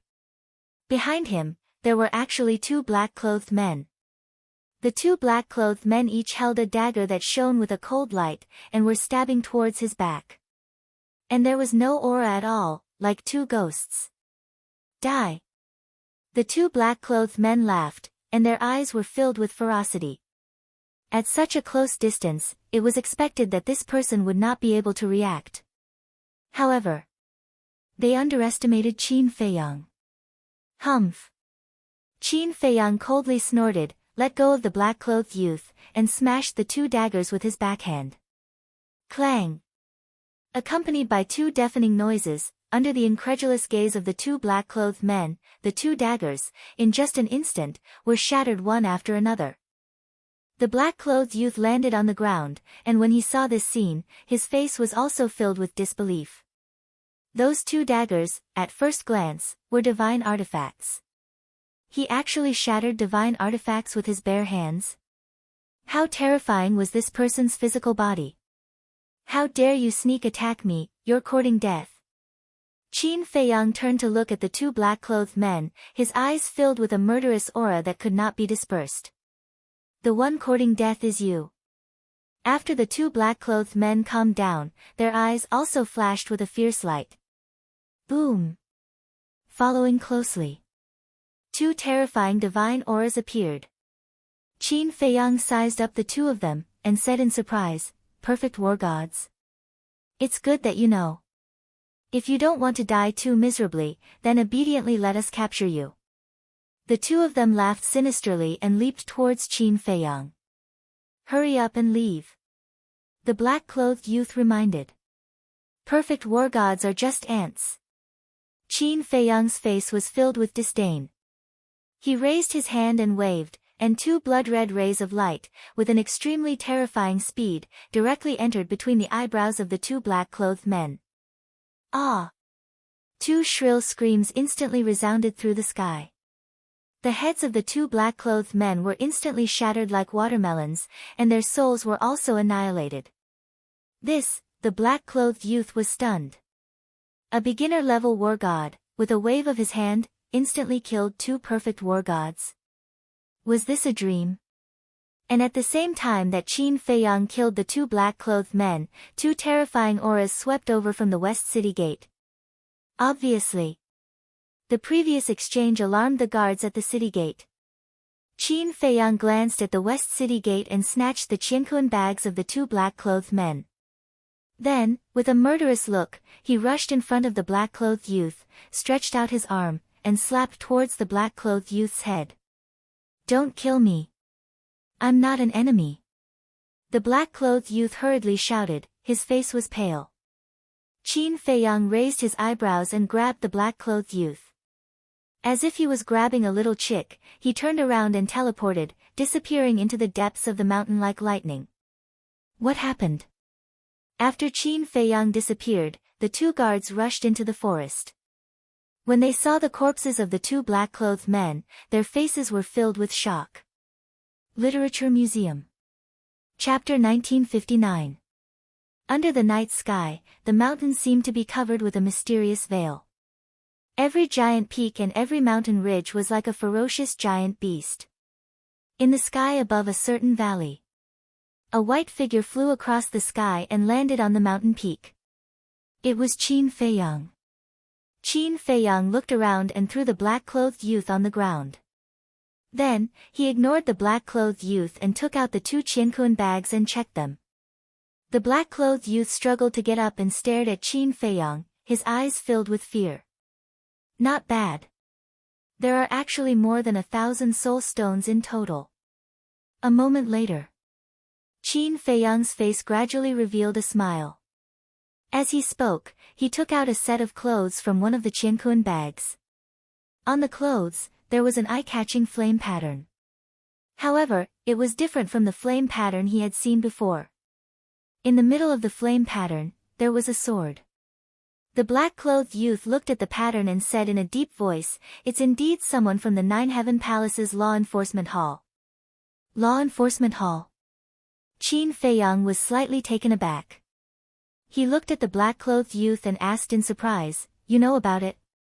The black-clothed youth nodded and explained, "The pattern of the Law Enforcement Hall is different from the other patterns of the Nine Heaven Palace. Their pattern has an additional sword. So that's how it is." Qin Feiyang nodded and sent the two qianquan bags to the castle. He looked at the black-clothed youth and asked, "Who are you? Why are you following me?" The black-clothed youth hesitated. Qin Feiyang said, "You should know that if you don't speak, I will kill you without hesitation." The black-clothed youth's pupils shrank. Sigh. After a while, the black-clothed youth sighed and took a facial restoration pill. His appearance immediately began to change. Soon, a handsome and tall youth appeared in Qin Feiyang's line of sight. The youth was about 1.78 meters tall and had handsome facial features. He had an extraordinary temperament. There was also a natural arrogance between his eyebrows. Looking at the young man standing in front of him, Qin Feiyang was extremely astonished. The youth cupped his hands and said, "This one is Gongzi Feng." Greetings, brother. That was right. This person was Gong Zifeng. How could it be you? Why are you following me? Qin Feiyang was puzzled.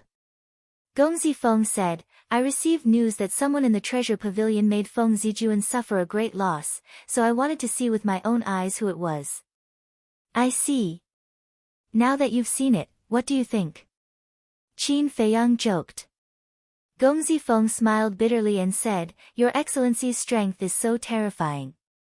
Would I dare to have any thoughts about it? Ha! Qin Feiyang laughed and said, You don't have to be nervous, I won't hurt you. Why? Gong Zifeng was suspicious. Qin Feiyang said, Because you are Gong Zifeng. Because I'm Gong Zifeng? Gong Zifeng was getting more and more confused. Qin Feiyang smiled and said, Wang Dechuan. Wang Dechuan. Gong Zifeng quivered, looked at Qin Feiyang in surprise, and asked, Could it be that you are Wang Dachuan's friend? Friend? Qin Feiyang was stunned, and shook his head helplessly, You think too highly of him. This, Gong Zifeng frowned as he kept thinking in his mind. Suddenly, his eyes lit up as he looked at Qin Feiyang and said, You are Wang Dachuan? Qin Feiyang laughed, To be exact, Wang Dachuan is already dead. I see.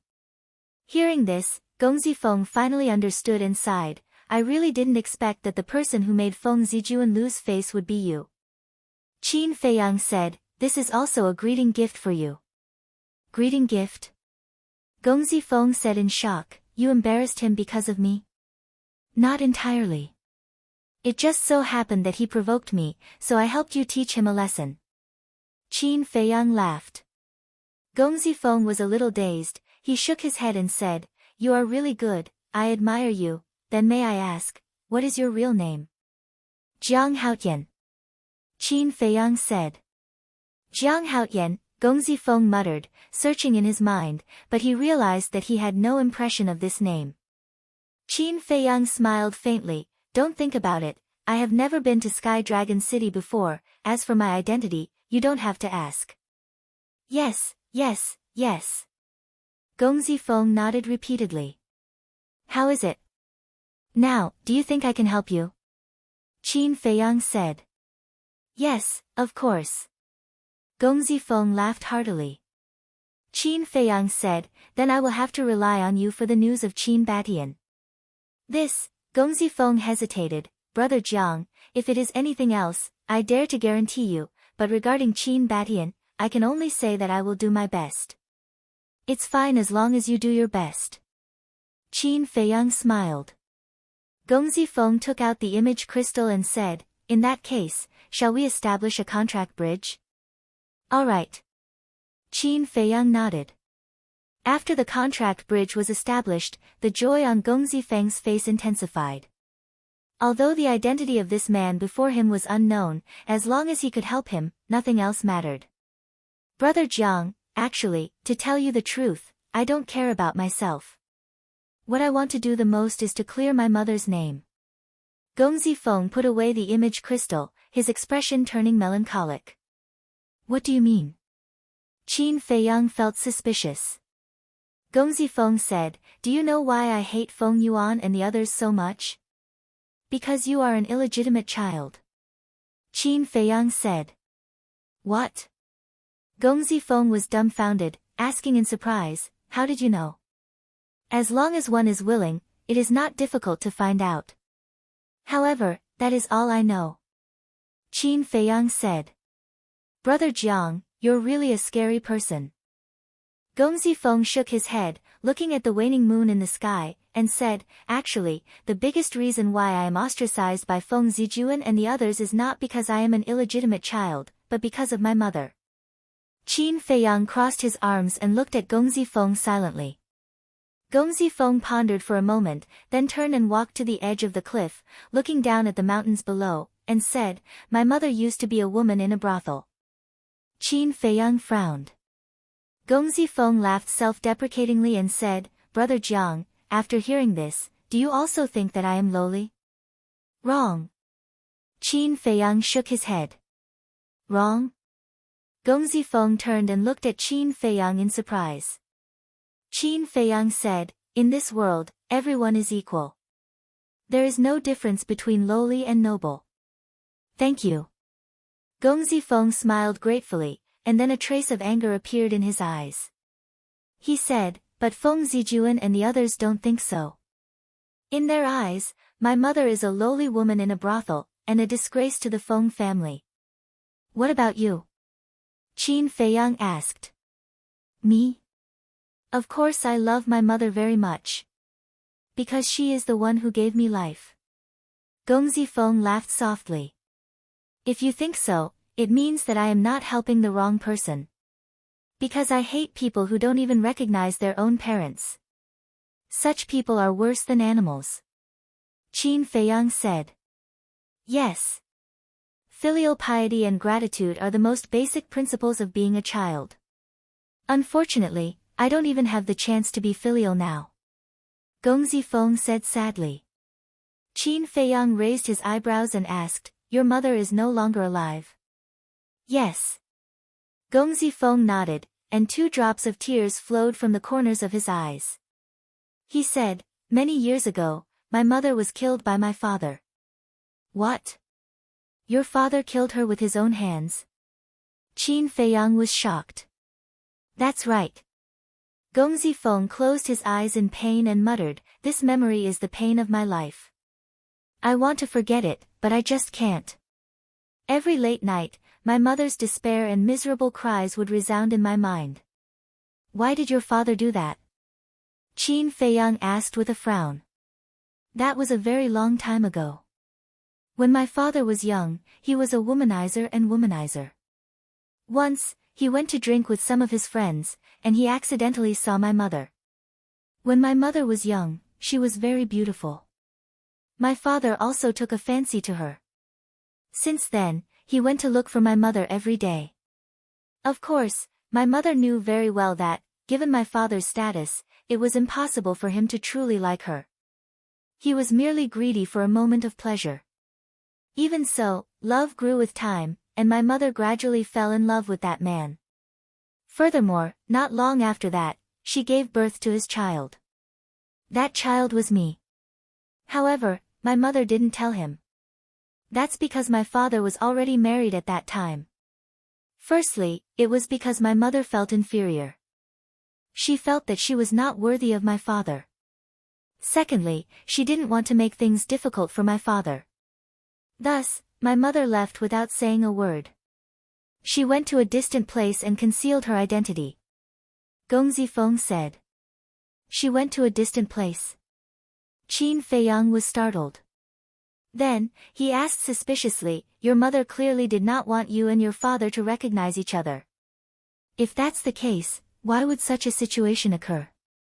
Do you know how difficult it is for a woman, a weak woman, to raise a child by herself? However, my mother never complained. She quietly raised me and taught me meticulously. During that time, although I didn't know who my father was, I lived a very happy life. However, one day, a great calamity befell me." When Gong Zifeng said that, an overflowing evil aura soared from his body. This evil aura caused Qin Feiyang to tremble.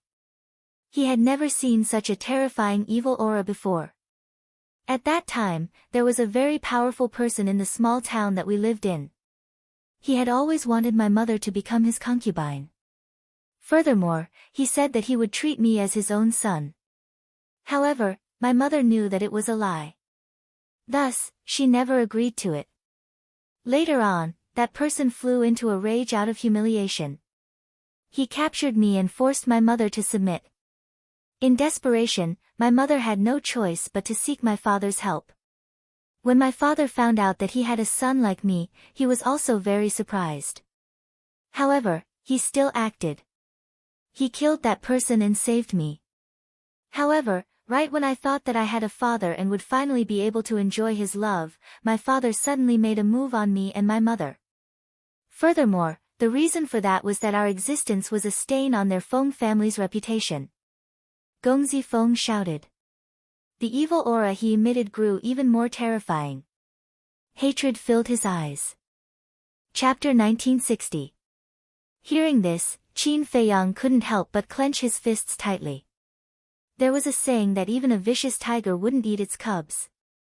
However, this Gong Zifeng's father not only wanted to kill his own woman, but also his own child.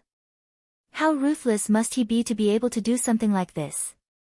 Although he had yet to meet this Nine Heavens Palace's law enforcement elder, his impression of him had already been greatly reduced. Qin Feiyang asked, "Then how did you escape?" "It was my mother.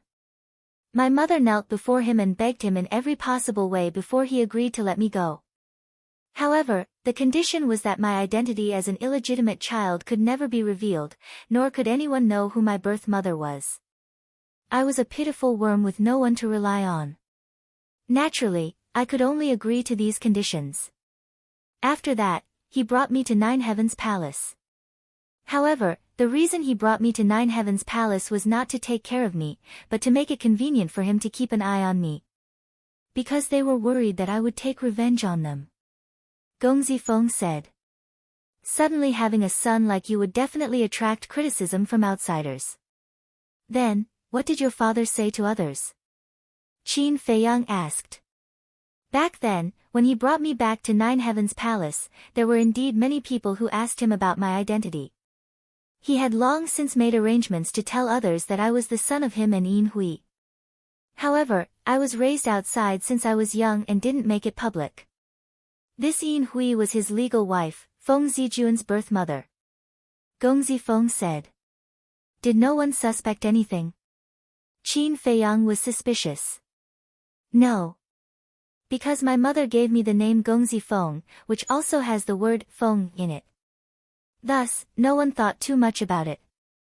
As for me, I naturally became their youngest son. Many people envied me. I had such a powerful grandfather, such powerful parents, big brother, and big sister. However, they didn't know how hard it was for me all these years. No matter what I did, I had to be careful, lest they caught something that could be used against me. Because once they caught something that could be used against me, it would be the time of my death. It could be said that no one could understand how I spent all these years. No one could understand how I felt," Gong Zifeng said in pain. "No. I can feel it. I can understand it." Qin Feiyang shook his head. "You?" Gong Zifeng was startled and he looked at Qin Feiyang suspiciously. "My experience and your father's. Back then, my father also wanted to kill me. It was also my mother who kneeled before him and begged him bitterly. Only then was I able to keep my life. However, there is a difference. My father killed me, to protect the billions of people below. As for your father, he truly wanted to kill you," Qin Feiyang said. Gong Zifeng was stunned.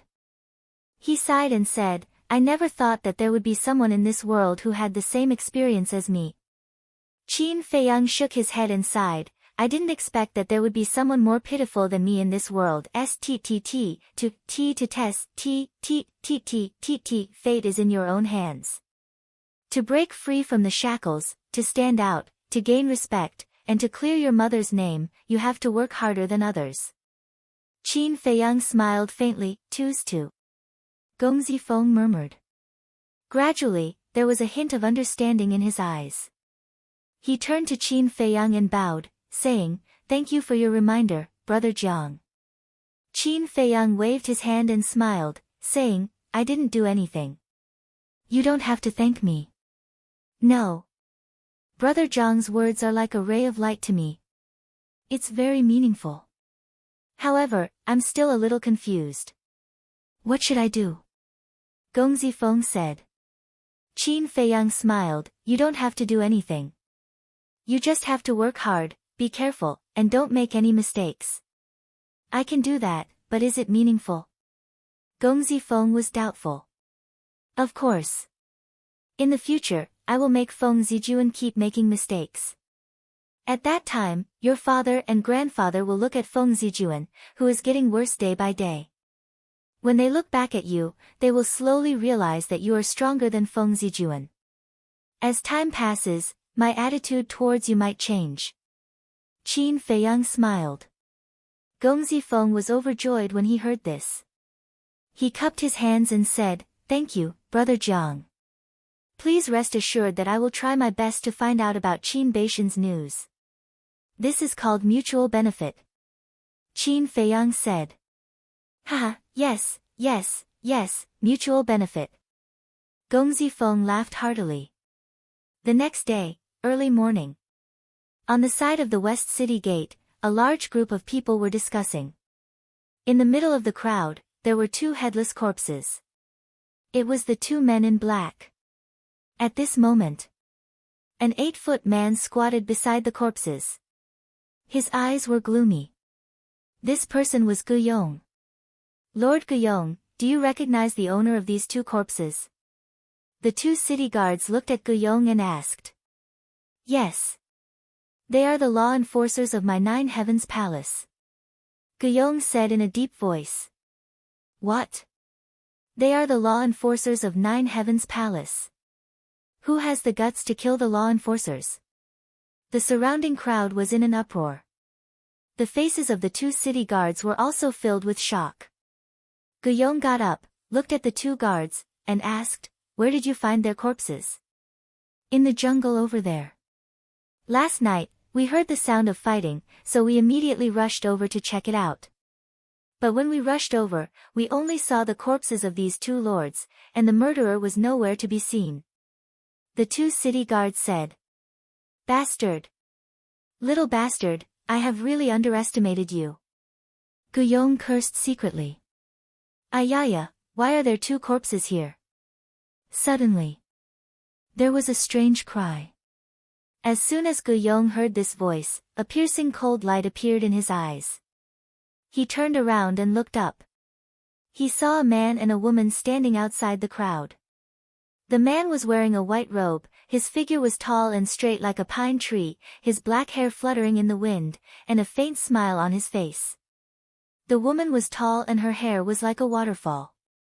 Even though she was wearing a mask to cover her face, it could not hide her graceful bearing. The two of them were Qin Feiyang and Fire Lotus. Qin Feiyang and Gong Zifeng chatted for the entire night and only separated at dawn. Gong Zifeng naturally returned to 9 Heavens Palace. Qin Feiyang brought Fire Lotus back to Sky Dragon City and just happened to see this scene. Fire Lotus looked at the two corpses, then looked at Guyong, and said in surprise, "Brother, isn't this Lord Guyong?"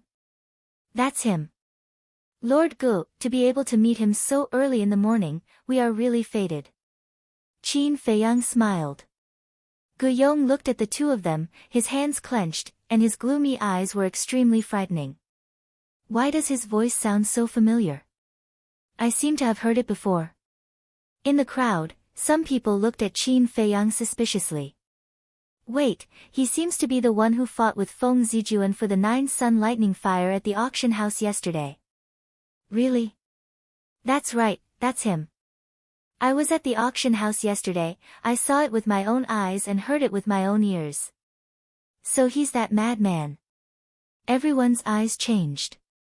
Someone who dared to make fun of Feng Zijuan was definitely not a simple person. Qin Feiyang looked at Guyong, then at the crowd in front of him, and said with a smile, "Everyone, can you move aside?" The crowd quickly moved aside. Qin Feiyang brought Fire Lotus and walked to Guyong's side with a happy face. Looking at the two corpses, he was speechless, even their heads are gone, what a pitiful death. "Lord Gu, I heard you say that they were the enforcers of 9 Heavens Palace." Fire Lotus turned to look at Guyong and asked suspiciously. "That's right." Guyong nodded. This murderer is really daring, he even dared to touch the people of 9 Heavens Palace. Fire Lotus said in shock. Miss is right. Daring to touch the people of 9 Heavens Palace, no matter who he is, no matter how strong his background is, he will die without a doubt. Guyong sneered. These words were naturally for Qin Feiyang and Fire Lotus to hear. It was because he knew in his heart that those two black-clothed men were definitely killed by Qin Feiyang. Lord Gu, you're right. Who dares to offend a giant like 9 Heavens Palace? But Lord Gu, there's a good saying, those who have nothing to lose are not afraid of those who wear shoes. Some people are not so easy to deal with. We'll meet again. Qin Feiyang chuckled, then brought Fire Lotus and entered the city, disappearing into the crowd. The two city guards stared blankly at the backs of Qin Feiyang and Fire Lotus, even forgetting to check on them. Their eyes were filled with admiration. Daring to be so arrogant in front of Guiyong, these two young men were really daring. In the next few days, Qin Feiyang and Fire Lotus stayed in the auction house during the day and cultivated in the castle at night. But regretfully, the god of death fruit and Yin spirit wood did not appear. Guiyong also seemed to have given up, no longer sending people to follow and monitor Qin Feiyang. On the fifth day, Qin Feiyang was still the same as before, quietly sitting in the auction house's 9th private room. And now, the 9th private room was like his personal VIP room. Because every time he came, he would be in this private room. Dong! At noon, there was a knock on the door. Come in. Fire Lotus said. The door was gently pushed open, and two familiar figures, one male and one female, entered the private room. It's you two. Fire Lotus was stunned. The two people were none other than Gao Xiaolong and Gao Xiaowei. Big brother Jiang. Gao Xiaowei ran up to Qin Feiyang, greeting him warmly. Qin Feiyang looked at the siblings, frowning, what are you two doing here? Can't we come? The siblings looked at each other, then looked suspiciously at Qin Feiyang. Qin Feiyang said, the matter between me and Feng Zijuan, you two should have heard about it. I already heard about it when I entered the city. Gao Xiaolong nodded. Big brother Jiang, you're really amazing, you even dared to tease Feng Zijuan. Gao Xiaowei giggled, her eyes sparkling like little stars. Qin Feiyang raised his eyebrows, be serious, since you already know, why did you still come looking for me? That's right. If Feng Zijuan's lackeys see you too, you'll be implicated. Fire Lotus added. Chapter 1961. So that's what you're worried about. Gao Xiaolong was enlightened and smiled, thank you for your concern, but it's okay because when we came in, no one saw us. That's good. Qin Feiyang sighed in relief and asked, how's the Guo family? Gao Xiaolong smiled, thanks to big brother Jiang, everything has been settled. The old patriarch has been buried, but, speaking of this. The smile on Gao Xiaolong's face disappeared and was replaced by a trace of gloominess. What's wrong? Qin Feiyang was suspicious. Gao Xiaolong sighed, Guo Sueki escaped. How could you let her escape? Qin Feiyang raised his eyebrows. Gao Xiaolong said, it was Guo Zixiong who self-destructed, giving Guo Sueki a chance to escape. I've been tracking her for a long time, but I couldn't find her. Guo Sueki, Qin Feiyang was silent. Gao Xiaolong smiled, but one Guo Sueki can't make any waves. Wrong. Guo Sueki's talent is not worse than yours. If you give her time, you may not be her opponent in the future. Qin Feiyang said. This, Gao Xiaolong frowned. But there's no other way. The northern region is so big, to find one person is like looking for a needle in a haystack. Qin Feiyang shook his head and sighed. Gao Xiaolong nodded. Qin Feiyang waved his hand, go back to Nine Heavens Palace, don't come looking for me in the future. Okay. But there's something I want to ask big brother Jiang for help. Gao Xiaolong said. Qin Feiyang asked, is it about your sister entering Nine Heavens Palace? Yes. Now, Xiaowei is my only family in the world, I can't let her wander outside alone. So I want to ask big brother Jiang to help Xiaowei pass the test. Gao Xiaolong said. Qin Feiyang pondered for a while and shook his head, I can't help with this. Why? Gao Xiaolong asked. Because if I help Xiaowei, it's equivalent to telling Feng Yuan that you siblings are related to me. This will only harm you. Qin Feiyang said. Then what should we do? It's impossible for Xiaohui to pass the test with her own abilities. Gao Xiaolong was anxious. Qin Feiyang said, go find Gongzi Feng, he will help you and your sister. Young Master Feng. Gao Xiaolong was stunned, frowning. How can he help us? Qin Feiyang said, just go and find him. When he asks you, just say it was my arrangement. This, Gao Xiaolong hesitated for a moment before nodding. All right, little Hui, let's go. Thank you, brother Jiang. Gao Xiaolui bowed to express her gratitude and followed Gao Xiaolong out of the room. After the two left, Fire Lotus looked at Qin Feiyang and smiled. Now your conscience won't be condemned, right? Of course not. I've already repaid what I owed them. From now on, it will depend on their own luck. Qin Feiyang smiled faintly. Then, what if they find out the truth later that it was because of you that their Gao family was exterminated and they hate you? Fire Lotus asked. Qin Feiyang smiled. If that's the case, what's the harm in killing them? What's the harm in killing them? Fire Lotus muttered to herself and sighed. Gao Xiaolong, Gao Xiaolui, you two better take care of yourselves. Time flew by. The sun set in the west and night fell. On the high stage, the auctioneer was still Sheng Guanqiu. Today is almost over. Let's prepare the last auction item. Sheng Guanqiu looked around and took out a palm-sized metal box from the spatial ring on his index finger. Everyone looked at the metal box curiously. Sheng Guanqiu waved his hand and the metal box opened with a click. A terrifying heat wave surged out of the box. The whole auction house turned into a giant furnace in an instant. Qin Feiyang leaned back in his chair and felt the terrifying heat wave. He immediately sat up straight and stared at the metal box. Sheng Guanqiu lifted a finger and a flame flew out of the metal box and floated in the air. Alchemy fire. Qin Feiyang was excited. Judging from the aura, it was a grade 9 alchemy fire. A grade 9 alchemy fire was exactly what he wanted. Whether it was refining the spirit-breaking pill or the dragon's soul primordial spirit pill, they all needed a god-level alchemy fire. The nether devil flame was only at grade 9. Therefore, it needed 3 more grade 9 alchemy fires to reach the god level. This is a grade 9 alchemy fire. The starting price is 500,000 and there is no upper limit. Let the auction begin. As soon as Sheng Guanqiu finished speaking, the sound of bidding was heard. Qin Dage, if you want to make a move, do it now. Because with your current reputation, as long as you open your mouth, I believe no one else will make a bid. Fire Lotus said. In the time that Fire Lotus opened her mouth, the price had already risen to 1 million. When Qin Feiyang heard this, he was stunned. Am I that famous? Why don't you try? Fire Lotus smiled. Okay. I'll try. Qin Feiyang laughed and said, 1,500,000. As soon as the voice came out, the whole place fell into a dead silence. Is it him?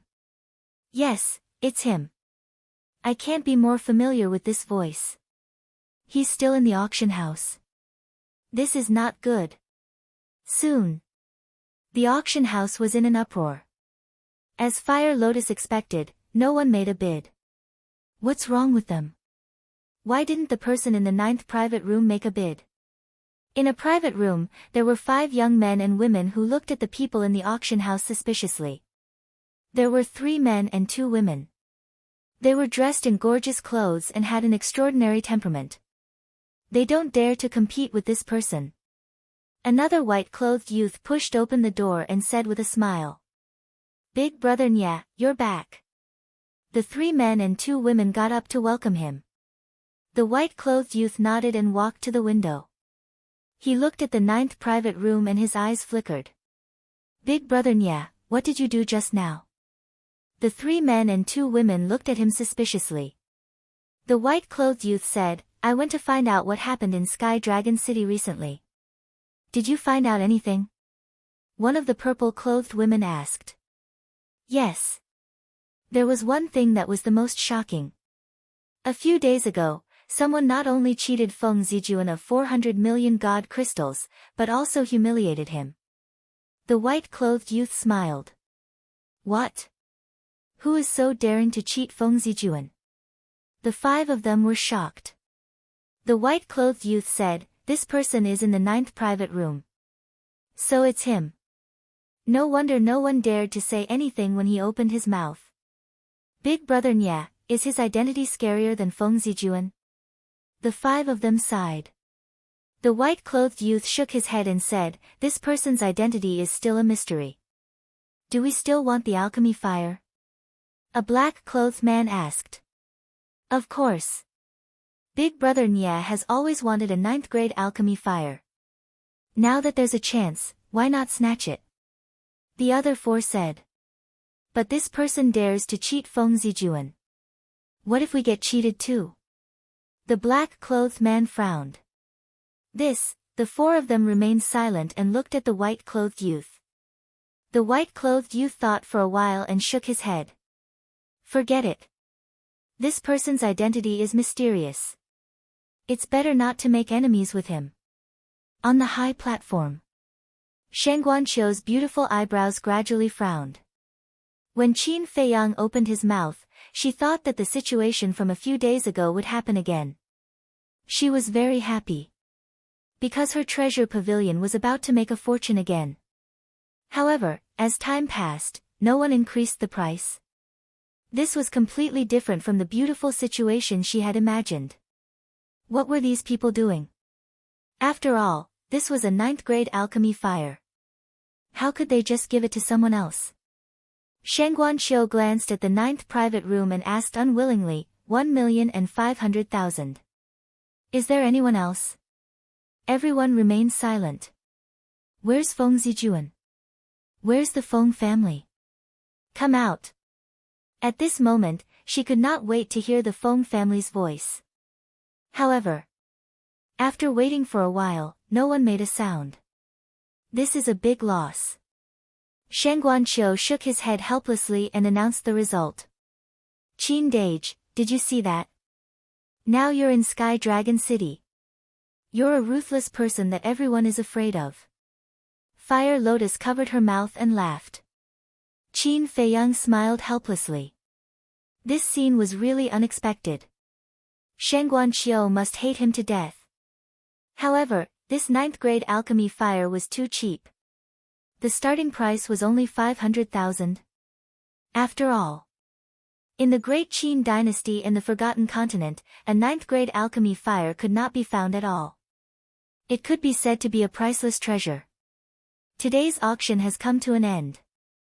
Everyone, please come early tomorrow. Shen Guanqiu smiled politely and left with the alchemy fire. The people in the auction house also stood up and gradually dispersed.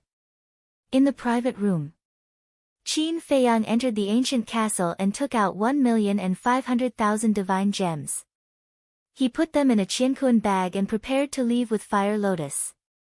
However, at this moment, Shen Guanqiu came to him and reluctantly handed the alchemy fire to Qin Feiyang. Qin Feiyang thanked him and also handed the qiankuan bag to Shen Guanqiu. Shen Guanqiu looked at the divine gems in the qiankuan bag and his face twitched slightly. He said, Young master, in the history of the treasure pavilion, a 9th grade alchemy fire has never been sold for less than 5 million. This time, you got it for only 1,500,000. You got a great deal. Ha, this is all thanks to everyone's care. Qin Feiyang laughed. Shen Guanqiu rolled his eyes. Qin Feiyang's eyes flashed slightly. He looked at Shen Guanqiu and said with a smile, Miss, why don't we sit down and talk? Shen Guanqiu was slightly stunned and looked at Qin Feiyang suspiciously. He sat opposite Qin Feiyang and asked, Young master, what do you want to talk about? Miss, you are pure and intelligent. I don't think I can hide anything from you. Qin Feiyang said with a smile. Pure and intelligent. I can't afford to be praised like that. Young master, if you have any good deals, just say it. As long as it is valuable, the treasure pavilion will accept it. Shen Guanqiu said with a smile. Miss, you are indeed a businesswoman. Then I won't hide it. Qin Feiyang took out an elixir from his qiankuan bag and put it on the tea table. However, it was not a potential elixir, but a Juku yellow dragon elixir. Chapter 1962. Shangguanqiu held the Juku yellow dragon pill and looked at it over and over again. Her eyes were full of surprise. It had 5 elixir veins. Most importantly, she had never seen this medicinal pill before. Fire Lotus frowned and asked secretly, Qin Dage, is this appropriate? I've thought about it. Even if I successfully enter the 9th Heaven Palace, the soul stones I get are far from enough, so I have to think of another way. Pills like the potential elixir are undoubtedly the fastest shortcut. Compared to the potential elixir, the Juku yellow dragon pill is slightly inferior, so it shouldn't cause too much trouble. Of course, there's another reason why I'm doing this. Qin Feiyang explained. What is it? Fire Lotus was puzzled. The demon ancestor, Dong Zhenyang, Mu Tianyang, and Mu Qing entered the ancient world before us.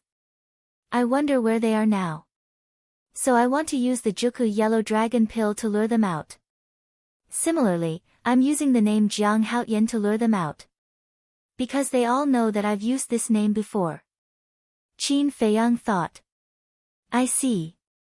Fire Lotus was enlightened. Shangguanqiu thought for a long time but couldn't figure out what kind of pill it was. So she looked up at Qin Feiyang and asked, Young master, what is this pill called? What are its effects? The Juku yellow dragon pill can increase the cultivation of battle kings and battle emperors. The more elixir veins there are, the higher the cultivation level. For example, the Juku yellow dragon pill in your hand has 5 elixir veins, so it can increase the cultivation level by 4 levels at once. Qin Feiyang said with a smile. What? Shangguanqiu was stunned and couldn't come back to her senses for a long time. She asked, Young master, you're not fooling me, are you? Qin Feiyang frowned and said unhappily, Miss, you're being too serious. I wouldn't dare to talk nonsense in the treasure pavilion. Young master, don't be angry. I was also too shocked, that's why I had my suspicions. That's because I've never heard of such a medicinal pill before. Shangguanqiu hurriedly explained. Qin Feiyang said, In that case, miss, you can try it out first. All right. I'll arrange it right away. If what young master said is true, I will personally go and talk to young master. Shangguanqiu said. Then I'll wait for the good news. However, only you and I know about this. Qin Feiyang smiled. I understand. Shangguanqiu nodded. Qin Feiyang smiled and quickly left with Fire Lotus. Sitting alone in the private room, Shangguanqiu looked at the 9 tunes yellow dragon pill in disbelief. If this pill was really able to improve the cultivation of Battle Emperor and Battle Emperor, it would be extremely valuable. Wait a minute. A moment later. Shangguanqiu suddenly thought of something. He quickly got up and ran outside. However, he did not see Qin Feiyang after he ran out of the treasure hall. What a fool. I didn't establish a contract with him. She stood at the entrance of the treasure hall and slapped her forehead angrily. Steward, what's wrong with you? The guards at the door looked at her in confusion. Nothing. Shangguanqiu waved his hand and turned to enter the treasure hall.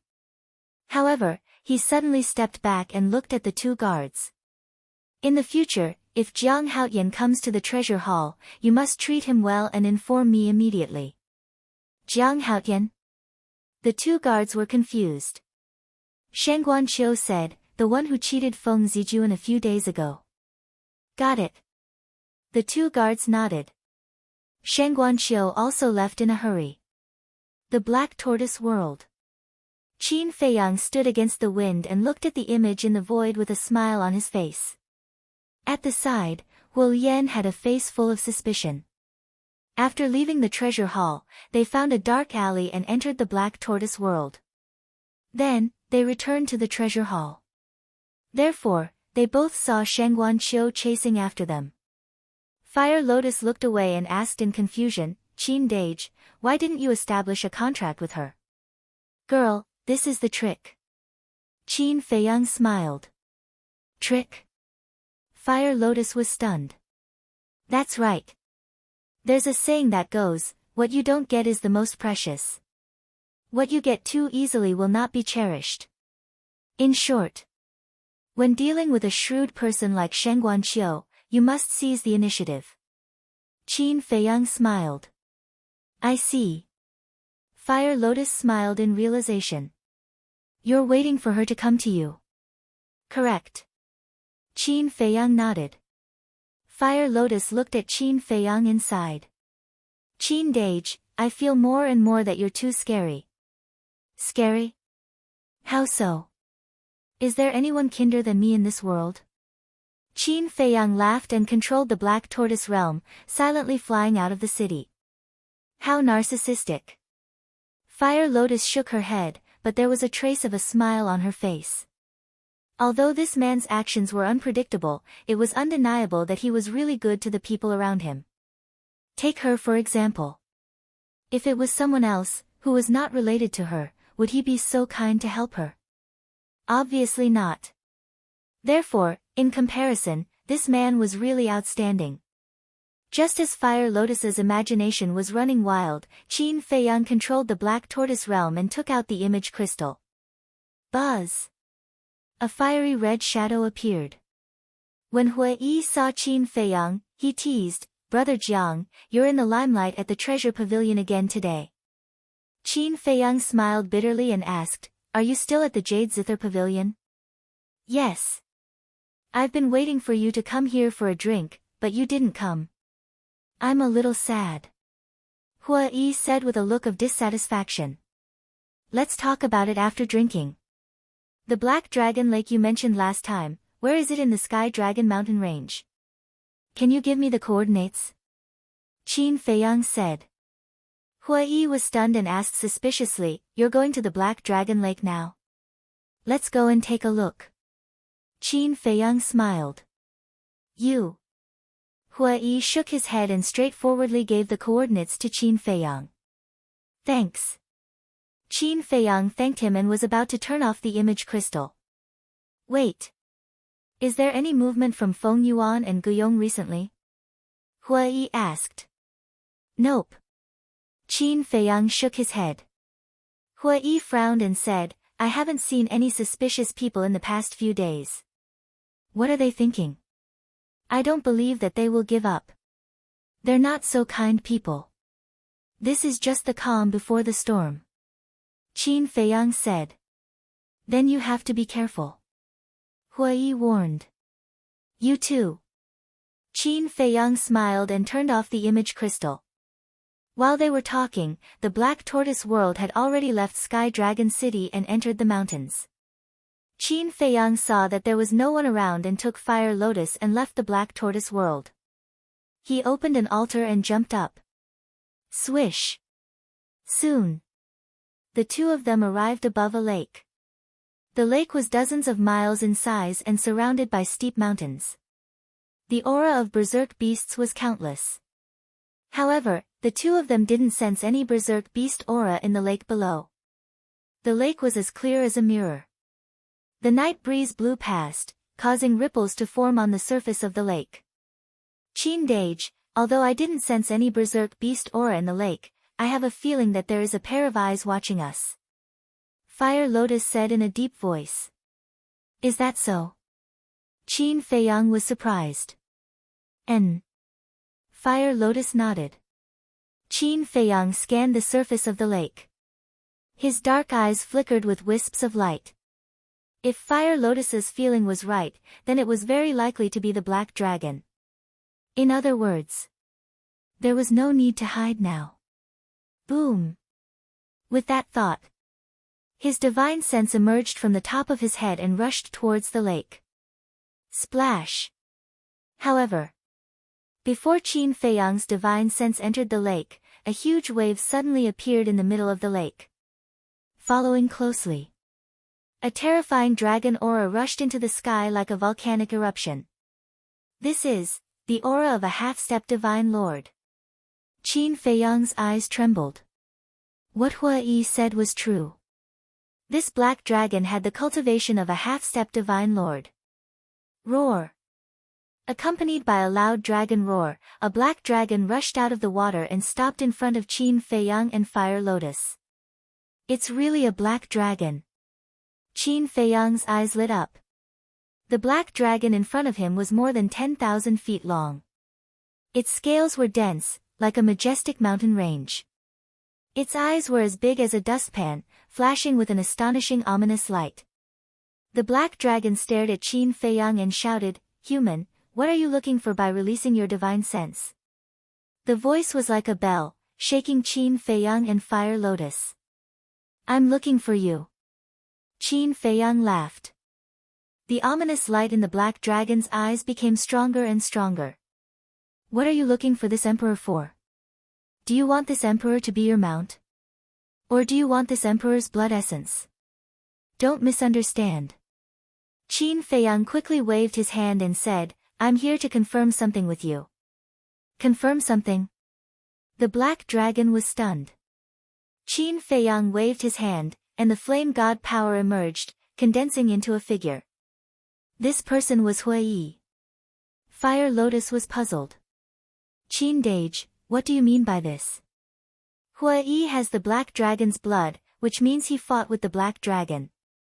But you also saw that Hui is only a war god at the Great Success stage, and the black dragon is a half-step divine lord.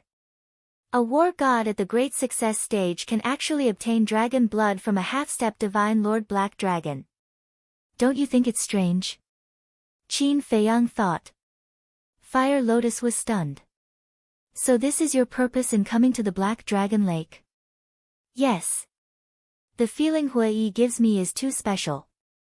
It's familiar yet strange, so I want to understand his true strength." Qin Feiyang transmitted. Just as he finished speaking, Qin Feiyang noticed that the black dragon looked at Hui's figure with eyes full of fear and anger. Qin Feiyang said, "I want to know his strength." "You know him?" The black dragon didn't answer. "Yes." Qin Feiyang nodded. The black dragon asked again, "Then what is your relationship with him?" "We can be considered friends." Qin Feiyang thought for a moment and said. "Friends," the black dragon murmured. Suddenly, his ferocious nature erupted. He raised his giant tail high and smashed it towards Qin Feiyang and Fire Lotus like lightning. Qin Feiyang's expression changed. He quickly pushed Fire Lotus away with a palm and punched out. The power of the divine dragon surged out. Bang! Kacha! The giant tail and the fist collided. A world-destroying aura swept out in all directions like a tide. The surrounding mountains collapsed and the void shattered. Puff! At the same time, Qin Feiyang spat out a mouthful of blood. The skin on his arm was lacerated. His entire body was like a meteor as he smashed into the lake below. Chapter 1963. Qin Dage. Fire Lotus's expression changed as she looked down and shouted. "You greedy, stupid, despicable humans, don't even think about escaping today." The black dragon roared angrily as it raised its tail again and charged towards Fire Lotus. "You dare to hurt Qin Dage, you're courting death." Fire Lotus's hair fluttered in the wind, her eyes were cold and her body emitted a murderous aura. Shwa! She took a step back and the power of the dead surged out like a tide towards the black dragon. What kind of divine power is this? The black dragon's pupils contracted. This divine power was actually able to ignore the defenses of the physical body and head straight for its sea of consciousness. "I want you to die." Fire Lotus shouted coldly. "You?" A trace of disdain appeared in the black dragon's eyes as it roared and attacked the power of the dead. The power of the dead was immediately shattered. Fire Lotus's body trembled as she spat out a mouthful of blood and flew backwards. After all, the black dragon was too strong. And Fire Lotus was only an early-stage war god. No matter how strong her power of the dead was, it was impossible for her to hurt the black dragon. "Ant, who will die?" The black dragon's eyes were filled with murderous intent as its tail roared through the air and charged towards Fire Lotus. "You dare to hurt her." But at this moment, A furious roar exploded in the lake. Following closely, a murderous aura rushed out of the lake like a volcano erupting. What? The black dragon looked at the lake in shock. It thought that this human had already died at the bottom of the lake, but it didn't expect him to still be alive. Voila! A huge wave rose up. Qin Feiyang held a blood-red sword as he charged out of the huge wave. His body was filled with murderous intent as he slashed towards the giant tail. What kind of divine weapon is this? The murderous aura is so terrifying. The black dragon's pupils contracted as divine power surged from its giant tail. With a deafening sound of wind and thunder, it charged towards Qin Feiyang. Humph! Qin Feiyang snorted coldly and didn't dodge. Clang! The blood-red sword struck the giant tail and sparks flew everywhere. The next moment, the dragon scales on the giant tail were shattered into pieces. Immediately after, with a painful cry, the dragon's tail was cut off on the spot. Voila! Dragon blood poured out like a waterfall and dyed the void red. How is this possible? The black dragon fled into the distance and stared in shock at the blood-colored sword in Qin Feiyang's hand. Fire Lotus flew to Qin Feiyang's side and asked with concern, "Qin Dage, are you all right?" "I'm fine. Why are you so impulsive?" Qin Feiyang looked at her with dissatisfaction. "I'm just angry. We're not here to take its divine soul. Why would it want to kill us?" Fire Lotus said unhappily. "What? You want to take this emperor's divine soul?" Black Dragon angrily said. "I did have that thought. However, every mystical dragon is extremely rare. I really can't bear to see them like this. But now, I've changed my mind. Today, I must take your divine soul. Because you've provoked me." Qin Feiyang's eyes flashed with blood-red light. The black dragon god panicked and said angrily, "If you have the ability, put down the divine artifact in your hand." Divine artifact? Qin Feiyang was slightly stunned and said jokingly, "If you have the ability, why don't you suppress your cultivation to the level of an early-stage war god?"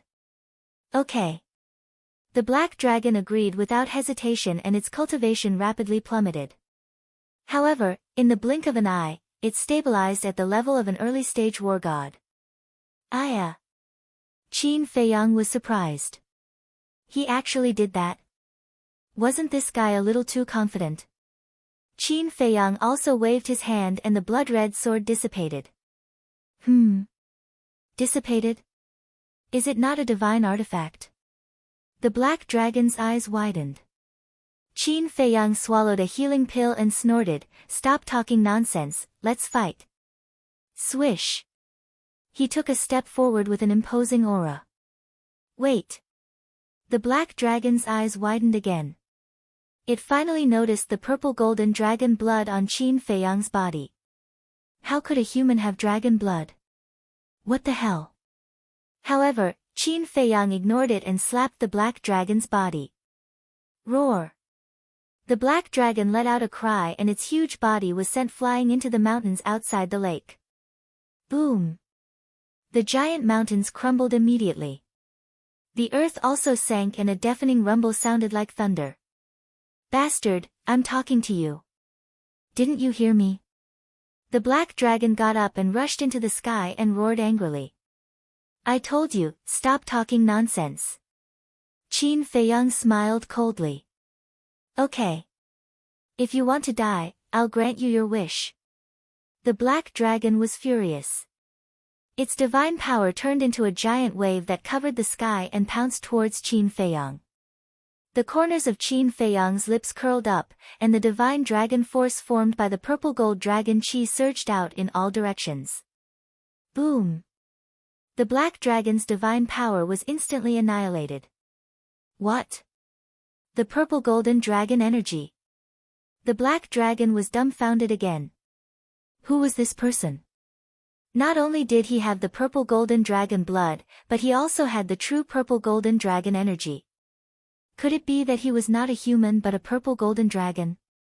Just as the black dragon was stunned, the purple golden dragon energy roared out and drowned it. Ah! A scream suddenly resounded through the night sky. The dragon scales on the black dragon's body cracked and shattered one by one. In the blink of an eye, the black dragon's entire body was badly mutilated. Boom! But suddenly, the black dragon's aura was fully released. Its cultivation instantly soared to a half-step divine lord. Then, that huge body directly crushed over. The power of the purple gold divine dragon immediately crumbled and ceased to exist. At the same time, a wisp of divine power flashed across the sky like lightning and swept towards Qin Feiyang's lower abdomen. It was a critical moment. Qin Feiyang's body tilted and that wisp of divine power immediately swept past his waist and tore a large piece of flesh. However, his lower abdomen and Qi Si had escaped. Qin Feiyang lowered his head and looked at the wound on his waist, then raised his head and glared at the black dragon angrily. Do you want to say that I'm despicable? Hee hee. You're more despicable than me. The black dragon sneered. What do you mean? Qin Feiyang raised his eyebrows. The black dragon said, the dignified purple golden dragon actually pretended to be a pig to eat a tiger, pretending to be a lowly human. Ah! Qin Feiyang was stunned. Did this black dragon think that his real body was the purple golden dragon? The purple golden dragon blood, the purple golden dragon energy, aren't these the best proof? You still don't admit it? The black dragon said angrily. Fine. As you said, I'm the purple golden dragon. Qin Feiyang grinned and teleported in front of the black dragon. Bastard, you still won't stop. The black dragon roared and spat out a mouthful of dragon breath, pouncing towards Qin Feiyang with an earth-shattering force. Give me a taste of my own medicine. Qin Feiyang slapped out with his palm, golden light surging from his palm. Boom! After a short stalemate, the dragon breath turned in the air and instantly drowned the black dragon. At that moment, the black dragon screamed. Flesh and blood splattered everywhere. When the dragon breath dissipated, the black dragon was already on the verge of death. Qin Feiyang walked in front of the black dragon and said indifferently, half-step divine lord, is only a so-so. What the hell is going on? The black dragon looked at Qin Feiyang in shock. Half-step divine lord, although you haven't truly reached the divine lord realm, you're already not comparable to a war god. Normally speaking, with my cultivation, no matter how powerful the divine arts I have mastered, it's impossible for me to pose a threat to you. It's even more impossible for me to seriously injure you. But unfortunately, the divine arts I have mastered can ignore the barrier of the major realm. Qin Feiyang sneered. Ignore the barrier of the major realm. Hearing this, the black dragon's heart was in turmoil. There was actually such a divine art in the world. Are you convinced? Qin Feiyang asked. No. This emperor hasn't activated his battle soul yet. If you have the ability, wait for this emperor to recover from his injuries and fight again. The black dragon said angrily. Qin Feiyang said, for a defeated opponent, I don't want to waste any more time. The black dragon was stunned for a moment, then immediately burned with anger and roared, Bastard, is there a need to humiliate this emperor like this? This is the truth, how can it be called humiliation? Qin Feiyang was puzzled. The black dragon was so angry that he was about to go crazy. He took a deep breath and said in a deep voice, this emperor's skills are inferior, I admit defeat. If you want to kill me, then come. You have quite a backbone. Qin Feiyang chuckled. Humph. The black dragon snorted from his nose, closed his eyes, and quietly waited for death. But after waiting for a while, he didn't hear Qin Feiyang's movements, so he opened his eyes suspiciously. When he saw Qin Feiyang at this time, he was stunned. At this moment, Qin Feiyang was crossing his arms in front of his chest, and he had no intention of killing him. Didn't you want to take this emperor's divine soul? Why don't you do it? The black dragon raised his eyebrows.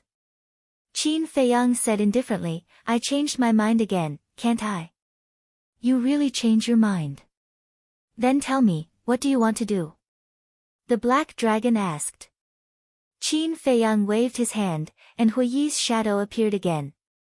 The black dragon's eyes surged with anger. Qin Feiyang said, his strength, how is it? The black dragon frowned and said, aren't you his friend? You still don't know. I ask, you answer. If you dare to say another word of nonsense, then I will really take your divine soul. Qin Feiyang said. The black dragon's pupils shrank and said, this person's cultivation is the same as yours, a low-level war god, but his methods are very terrifying, not inferior to yours. Not inferior to me? Qin Feiyang frowned. Yes. Half a month ago, he accidentally came here and discovered this emperor's existence. At that time, seeing that he was only a low-level war god, this emperor didn't take him seriously. But after fighting with him, this emperor found out that he was a bastard who pretended to be a pig to eat a tiger. The black dragon gritted his teeth and said, what did he do to you to make you hate him so much? Qin Feiyang was suspicious. Although he didn't kill this emperor, he plundered this emperor's treasures. Those treasures were all painstakingly accumulated by this emperor. He didn't even leave a copper coin for this emperor. Don't you think he's too much? The black dragon roared angrily. Ah! Qin Feiyang was stunned. So it was for the treasures. Fire Lotus walked over, looked at the black dragon and asked, then do you know his identity? I don't know. If I knew, this emperor would have already dug up the graves of his 19 generations of ancestors. The black dragon coldly snorted. Fire Lotus couldn't help but bitterly smile. How much did he hate Huiyi to say such ruthless words? The black dragon said, in short, if you're not familiar with him, then you have to be careful of him. Qin Feiyang thoughtfully thought for a while and said with a smile, thank you for the reminder. There's one more question, where can I find the Reaper's Fruit and Ghost Wood in this Heavenly Dragon Mountain range? Reaper's Fruit? Ghost Wood? The black dragon was slightly stunned, looked around and said in a low voice, Heavenly Dragon Mountain range doesn't have it, but there's definitely a place that has it. Where? Qin Feiyang hurriedly asked. Chapter 1964. The black dragon looked at Qin Feiyang with disdain, even if I tell you, you might not dare to enter this place. Qin Feiyang was taken aback. He asked suspiciously, is that so? Of course. This place is Nine Heaven Palace. The black dragon said. Nine Heaven Palace? Qin Feiyang was surprised. That's right. There's a cemetery in Nine Heaven Palace. Inside the cemetery are buried the dead of Nine Heaven Palace. There's 100% death god fruit and een soul wood. However, the cemetery is the biggest forbidden area of Nine Heaven Palace. Not only are there super experts guarding it, but there's also an indestructible barrier. Apart from the palace masters, no one can enter the cemetery. The black dragon said. Nine Heaven Palace, cemetery. Qin Feiyang pondered for a while and frowned, how do you know so much? Many disciples of Nine Heaven Palace come here to train every day, so it's not hard to know the situation of Nine Heaven Palace. So it's like that. Qin Feiyang nodded in realization. He lowered his head and pondered for a moment. Then, he turned to look at the Fire Lotus and said with a smile, let's go. Okay. Fire Lotus nodded. Wait. The black dragon was stunned, you really won't kill this emperor?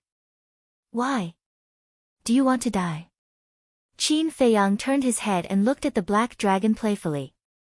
No, no, no. This emperor is just surprised. The black dragon hurriedly waved its claws. Qin Feiyang smiled and took out an altar. Wait a while. This emperor wants to ask, where is the purple gold divine dragon clan's land? How many clansmen do you have? The black dragon hurriedly asked. You really think I'm a purple gold divine dragon? Qin Feiyang was speechless. Reviving the altar, he said without turning his head, don't tell anyone about what happened today, especially the purple gold divine dragon blood and purple gold divine dragon force. Understood, understood. Your purple gold divine dragon clan must be plotting something. Black Dragon chuckled. Qin Feiyang rubbed his forehead, jumped onto the teleportation altar with the fire lotus, and soon disappeared without a trace. I had originally thought that the purple gold divine dragon was only a legend. Never would I have imagined that the purple gold divine dragon actually existed in this world. It seems that there is hope for us dragons to rise again. The black dragon chuckled and entered the lake, disappearing without a trace.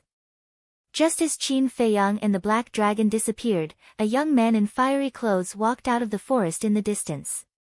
That was right. This person was Hui Yi. Purple gold dragon blood, the power of the purple gold divine dragon, Qin Dage, surnamed Qin. Is there such a coincidence in this world? It seems like my guess is right. This matter is getting more and more interesting, Hui Yi whispered to himself. A meaningful smile appeared in his eyes. Then, he opened an altar and vanished from sight. Early the next morning. Wang. Inside the castle. Qin Feiyang's image crystal vibrated. Qin Feiyang awoke from his cultivation and took out the image crystal. Two illusory figures appeared. They were Gongzi Feng and Gao Xiaolong. Qin Feiyang was stunned for a moment, then he teased, "Your relationship is developing very quickly." Feng Zijuan smiled. In the past, it was the Dragon King's temple. We didn't recognize each other. Gao Xiaolong was also full of smiles. Moreover, when he looked at Qin Feiyang, his eyes were filled with gratitude. If it weren't for Qin Feiyang pulling the strings, a small character like him wouldn't be able to walk together with someone like Gongzi Feng. Qin Feiyang smiled and asked, "Is there something you need from me?" Gongzi Feng said, "The higher-ups have decided to officially start the disciple recruitment tomorrow." Tomorrow, Qin Feiyang's eyes flickered. The registration location will be set at the central square of Sky Dragon City. There are 3 days to register. The official test will be held on the 4th day. Gongzi Feng said. Qin Feiyang nodded and asked, "What is the content of the test?" The content of the test will only be announced on the day of the official test. This is to prevent people from cheating. However, don't worry. We will think of a way to find out in advance. Gongzi Feng said. Can you do it? Qin Feiyang had a doubtful attitude. Gao Xiaolong smiled, "Big brother Jiang, I definitely can't do it. However, senior brother Jun can definitely do it." Why do you say that? Qin Feiyang was curious. Because the chief examiner of this test is senior brother Jun's father. Gao Xiaolong said. I see. Qin Feiyang came to a realization and smiled, "Gao Xiaolong, you should leave first.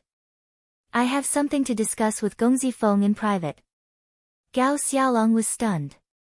What was it that Gongzi Feng couldn't let him know? However, he was also a tactful person. He didn't ask much and turned to leave. Gongzi Feng looked at Qin Feiyang suspiciously and said, "Big brother Jiang, what are you trying to say?" Qin Feiyang asked, "Does Gao Xiaolong know about your matter?" Yes. Gongzi Feng nodded. How did he know? Qin Feiyang was puzzled. Gongzi Feng said helplessly, "Isn't it because of you, big brother Jiang?" Me? Qin Feiyang was stunned. I heard from Gao Xiaolong that his sister Gao Xiaohui has been with you. Gao Xiaohui was the one who told him about this matter. Gongzi Feng said. Ah. Qin Feiyang was stunned. Thinking about it carefully, it seemed that after saving Gao Xiaolong, he did indeed talk to Fire Lotus about Gongzi Feng being an illegitimate child in front of Gao Xiaohui. It's my fault. Qin Feiyang smiled apologetically. It's nothing. It will be exposed sooner or later anyway. Gongzi Feng shook his head. Although the chief examiner is your father, based on your relationship with your father, are you confident that you can find out the contents of the examination from him? Qin Feiyang asked. Gongzi Feng smiled confidently and said, I'm confident about this. What I mean is that there are some things that you should try not to do personally. Let Gao Xiaolong do it. After all, he is different from you. Even if he makes some mistakes, it won't bring about a fatal disaster. Qin Feiyang said. Gong Zifeng was touched and cupped his hands. Thank you for your concern, Big Brother Jiang. I will be careful. All right then. Qin Feiyang nodded and smiled. He put away the image crystal and lowered his head, deep in thought. Fire Lotus glanced at the mermaid princess and the others, then looked at Qin Feiyang and whispered, Qin Dage, I'm afraid this matter is not simple. The mermaid princess and the others were cultivating, so she did not want to disturb them. I think so too. Nine Heavens Palace has as many experts as the clouds. Why did they let Gongzi Feng's father be the chief examiner? Looks like the examination won't go smoothly. Qin Feiyang muttered, a cold light flashed in his eyes. Outside. On the same day, the news of Nine Heavens Palace's disciple recruitment spread quickly in Sky Dragon City. The northern region was very big and many big things happened every day. But compared to the Nine Heavens Palace's disciple recruitment, other so-called big things were insignificant. In the evening. In the entire northern region, whether it was big or small towns or remote villages, almost all received the news. Without any suspense. Many people rushed to Sky Dragon City at the first moment. As batch after batch of people poured into the city, the originally bustling Sky Dragon City became even livelier. On the morning of the second day, Sky Dragon City's big and small restaurants were packed with people. Even if they had money, they couldn't find a place to stay. Therefore, the people who came later all gathered outside the city. Because there was no more space in the city. On the third day, the plains outside the city were filled with people. Do you know who this year's chief examiner is? Do you know what the examination is about? Every year, it is only announced on the day of the examination, who knows? But what is certain is that many people will die today. Yeah. Although Nine Heavens Palace is a cultivation holy land, the contents of the examination over the years are too cruel. Without the blessing of the goddess of victory, it is impossible to become a disciple of Nine Heavens Palace. If that is the case, then why did you come here? To join in the fun and broaden my horizons. Everyone gathered in twos and threes and discussed. Central Plaza.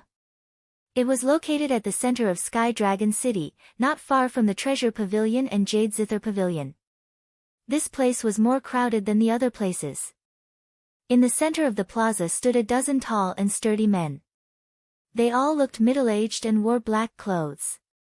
Each of them was more than 2 meters tall, like a small mountain, emitting a shocking pressure.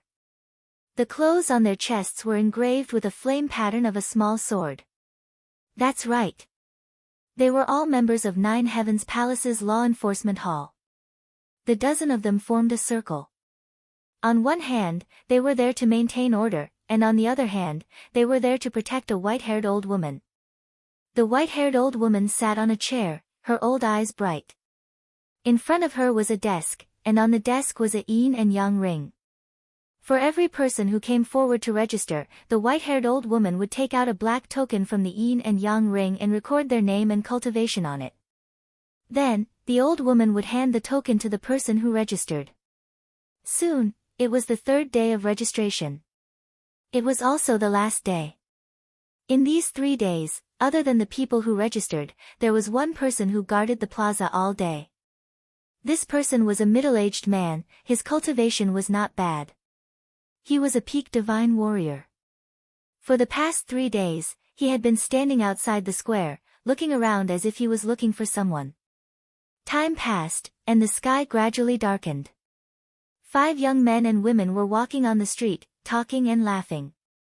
There were 2 men and 3 women. Of the 2 young men, one was wearing a snow-white robe, his temperament was otherworldly. The other was wearing a flaming robe, his fiery red hair fluttered in the wind, his entire person was like a ball of fire. That's right. The 2 of them were Qin Feiyang and Hui. Of the 3 women beside them, one was wearing a mask, wearing a light yellow dress, her black hair fluttering in the wind, looking somewhat mysterious. This person was Fire Lotus without a doubt. The other two women were both wearing light golden long dresses.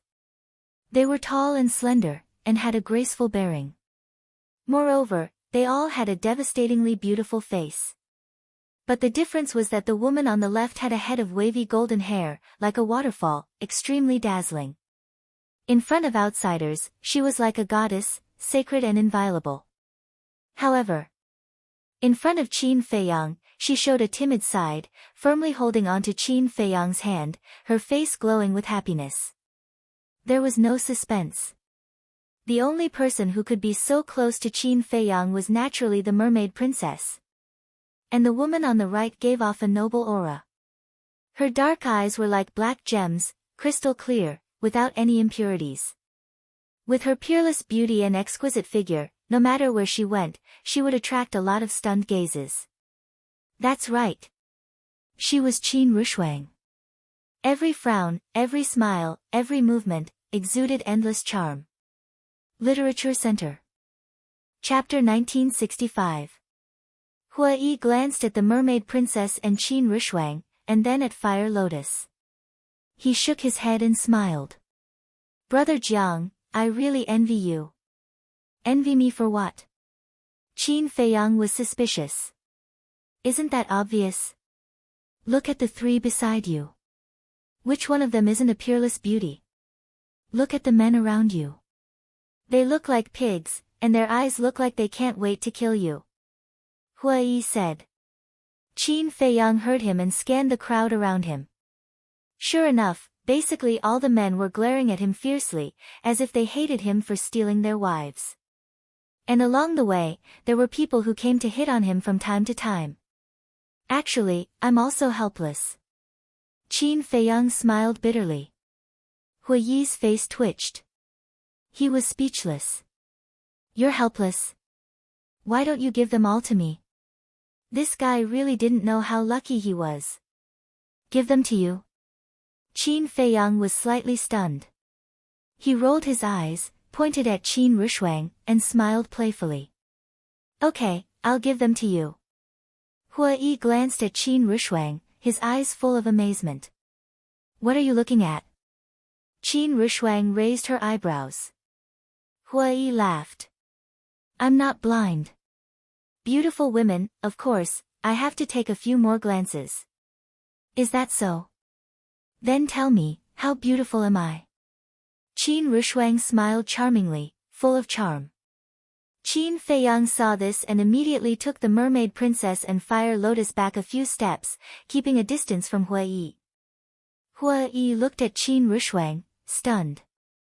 But he didn't know that there was a cold light in Qin Rushuang's eyes.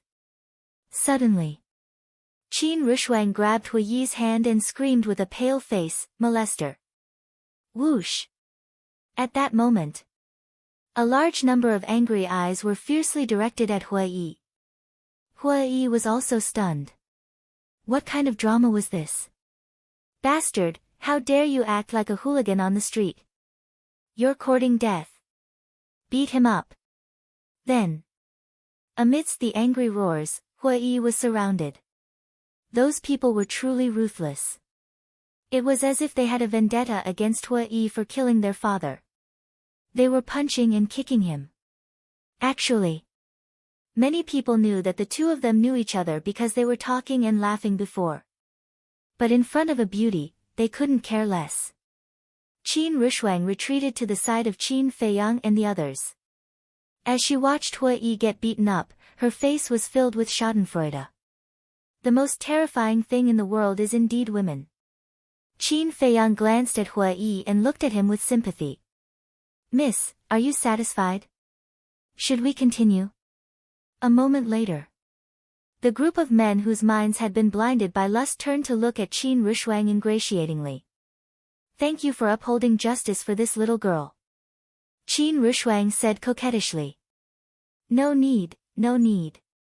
Acting bravely for a just cause is what a man should do. Miss, may I get to know you? I'm Zhang San. I'm Li Si. My name is Lu Wu. The group immediately surrounded Qin Rushuang. What do you want? Qin Feiyang raised his eyebrows and stood in front of Qin Rushuang. Kid, who are you? You'd better mind your own business. At that moment, the group of people stared fiercely at Qin Feiyang. He's my brother. Everyone, be more polite. Qin Rushuang giggled. So, he's the girl's brother. I'm sorry, brother-in-law, no, I'm sorry, brother.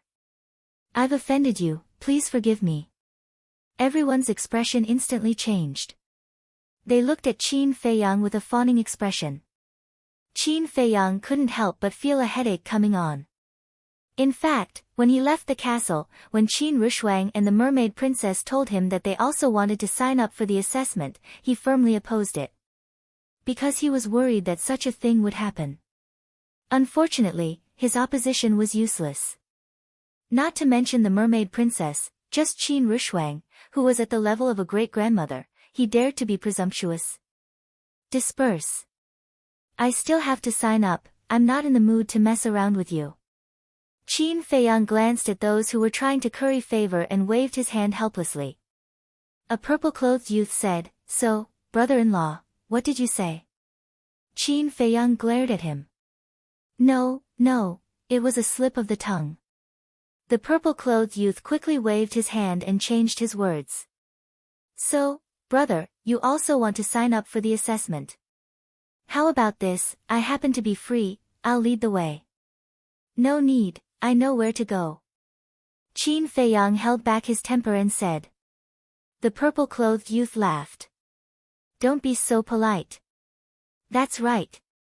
We're all family. Don't be so polite. The others also followed suit. Jiang Haotian, your sister caused me to be like this. How are you going to compensate me for my loss?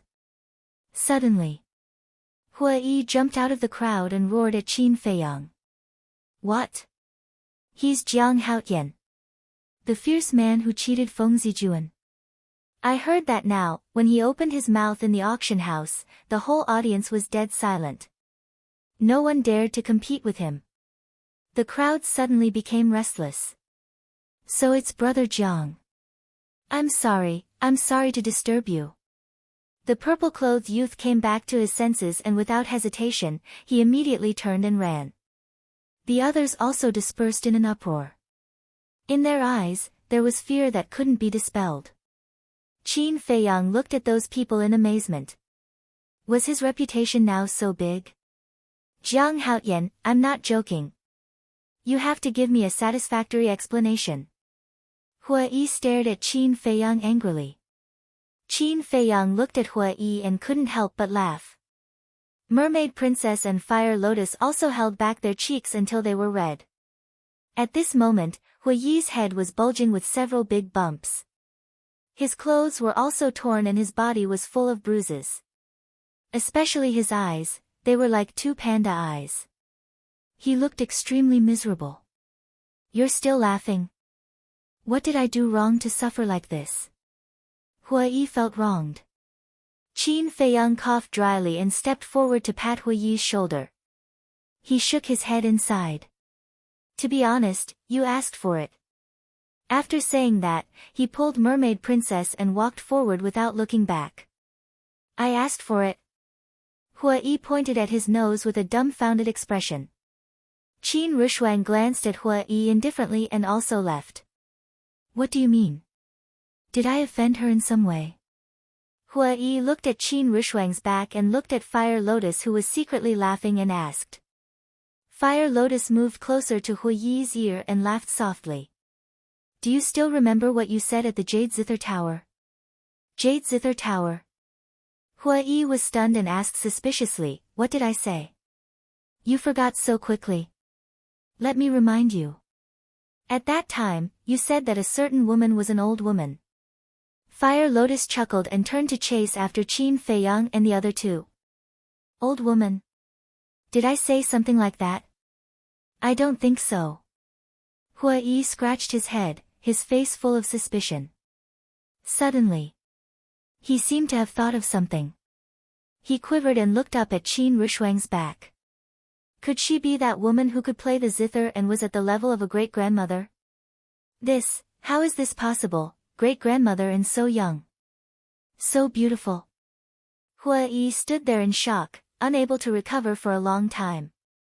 Brother Hua, if you don't hurry up, the people from Empyrean Palace might have to pack up. Qin Feiyang's voice rang out. Hua Yi came back to his senses and shook his head with a bitter smile. Trouble comes from careless talk. How could he have thought that a casual sentence would cause him to suffer like this? He's Jiang Haotian. So he's also preparing to enter Empyrean Palace. Looks like we'll have another formidable opponent this time. It doesn't matter if he's a formidable opponent. What annoys me the most is that he has such a beautiful woman by his side. And there's more than one. Gosh, it's really a few fresh flowers inserted in a pile of cow dung. After knowing Qin Feiyang's identity, no one dared to come and harass him. However, they all had a look of righteous indignation. Soon, the central square entered the sight of Qin Feiyang and the others. At this moment, there were many young talents in the square. Each of them had an extraordinary temperament. After hearing the commotion, they all turned their heads and looked at Qin Feiyang and the others. He's actually here too. Many people couldn't help but frown. He's finally here. And the middle-aged man who had been squatting outside the square looked at Qin Feiyang, muttered in a low voice, and immediately turned and disappeared into the crowd. Chapter 1966. When Qin Feiyang and the others entered the square, everyone stepped back and made a path for them. Hua Yi said, Brother Jiang, you have to thank Feng Zijuan for your current fame. Yes, I have to thank him. Qin Feiyang snickered. He had become famous by stepping on Feng Zijuan's shoulder. Otherwise, who would recognize a small figure like him? However, the dozen or so enforcers in the middle of the square didn't even look at Qin Feiyang and the others. The old man in white sat at the table with his head lowered. He didn't react at all. After all, their statuses were different. In their eyes, Qin Feiyang and Feng Zijuan's matter was simply a small squabble, not worth mentioning. The five of them walked to the table. The old man in white didn't raise his head. He took out a black token from his yin and yang ring and said, Name, cultivation. Jiang Haotian, initial stage god of war. Qin Feiyang stood at the front and looked at the old man in white. The old man in white waved his hand and a ray of light shot into the token. Then, he threw the token to Qin Feiyang. Qin Feiyang grabbed the token and looked at the old man in white suspiciously. Seeing that the old man didn't want to explain, he pulled the mermaid princess to the side. Why are you pulling me? Mermaid princess thought. You can't enter Jiutian Palace. Qin Feiyang thought. Why? Mermaid princess didn't understand. Didn't you see those guys before? They saw you as a piece of cake. Qin Feiyang snorted.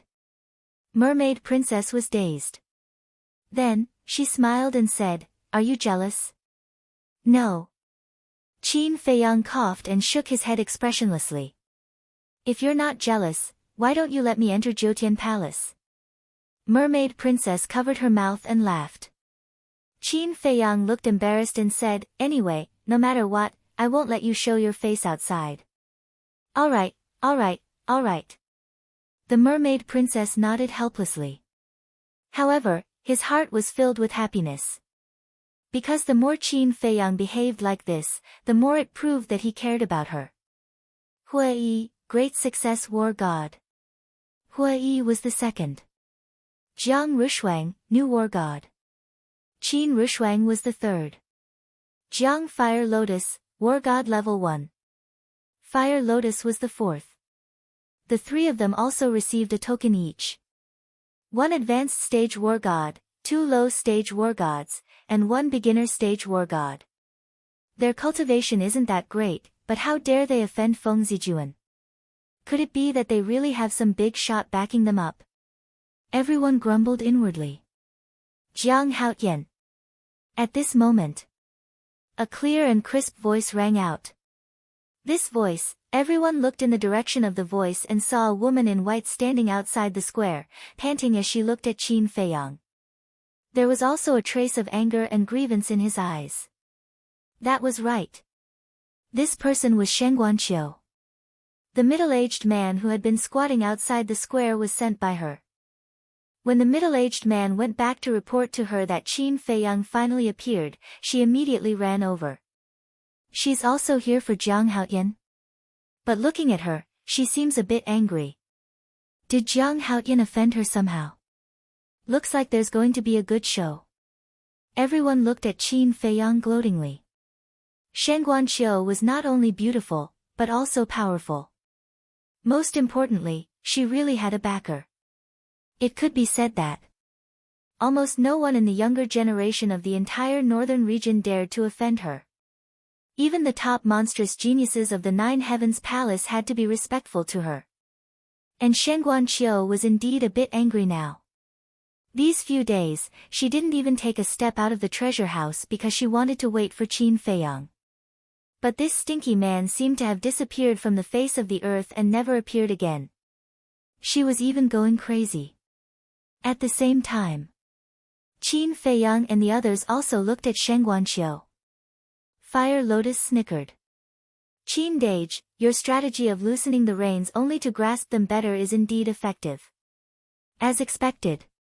Qin Feiyang smiled. But just as he finished speaking, he felt a sharp pain in his waist. He quickly turned his head and saw the mermaid princess glaring at him fiercely. Her little demonic claws were also clutching the flesh of his waist, refusing to let go. What's wrong? Qin Feiyang endured the pain and said to himself. The mermaid princess revealed a devilish smile and said to herself, not bad. It's only been a few days and you've already hooked up with a girl. It's a misunderstanding. Qin Feiyang quickly said to himself. Is it a misunderstanding?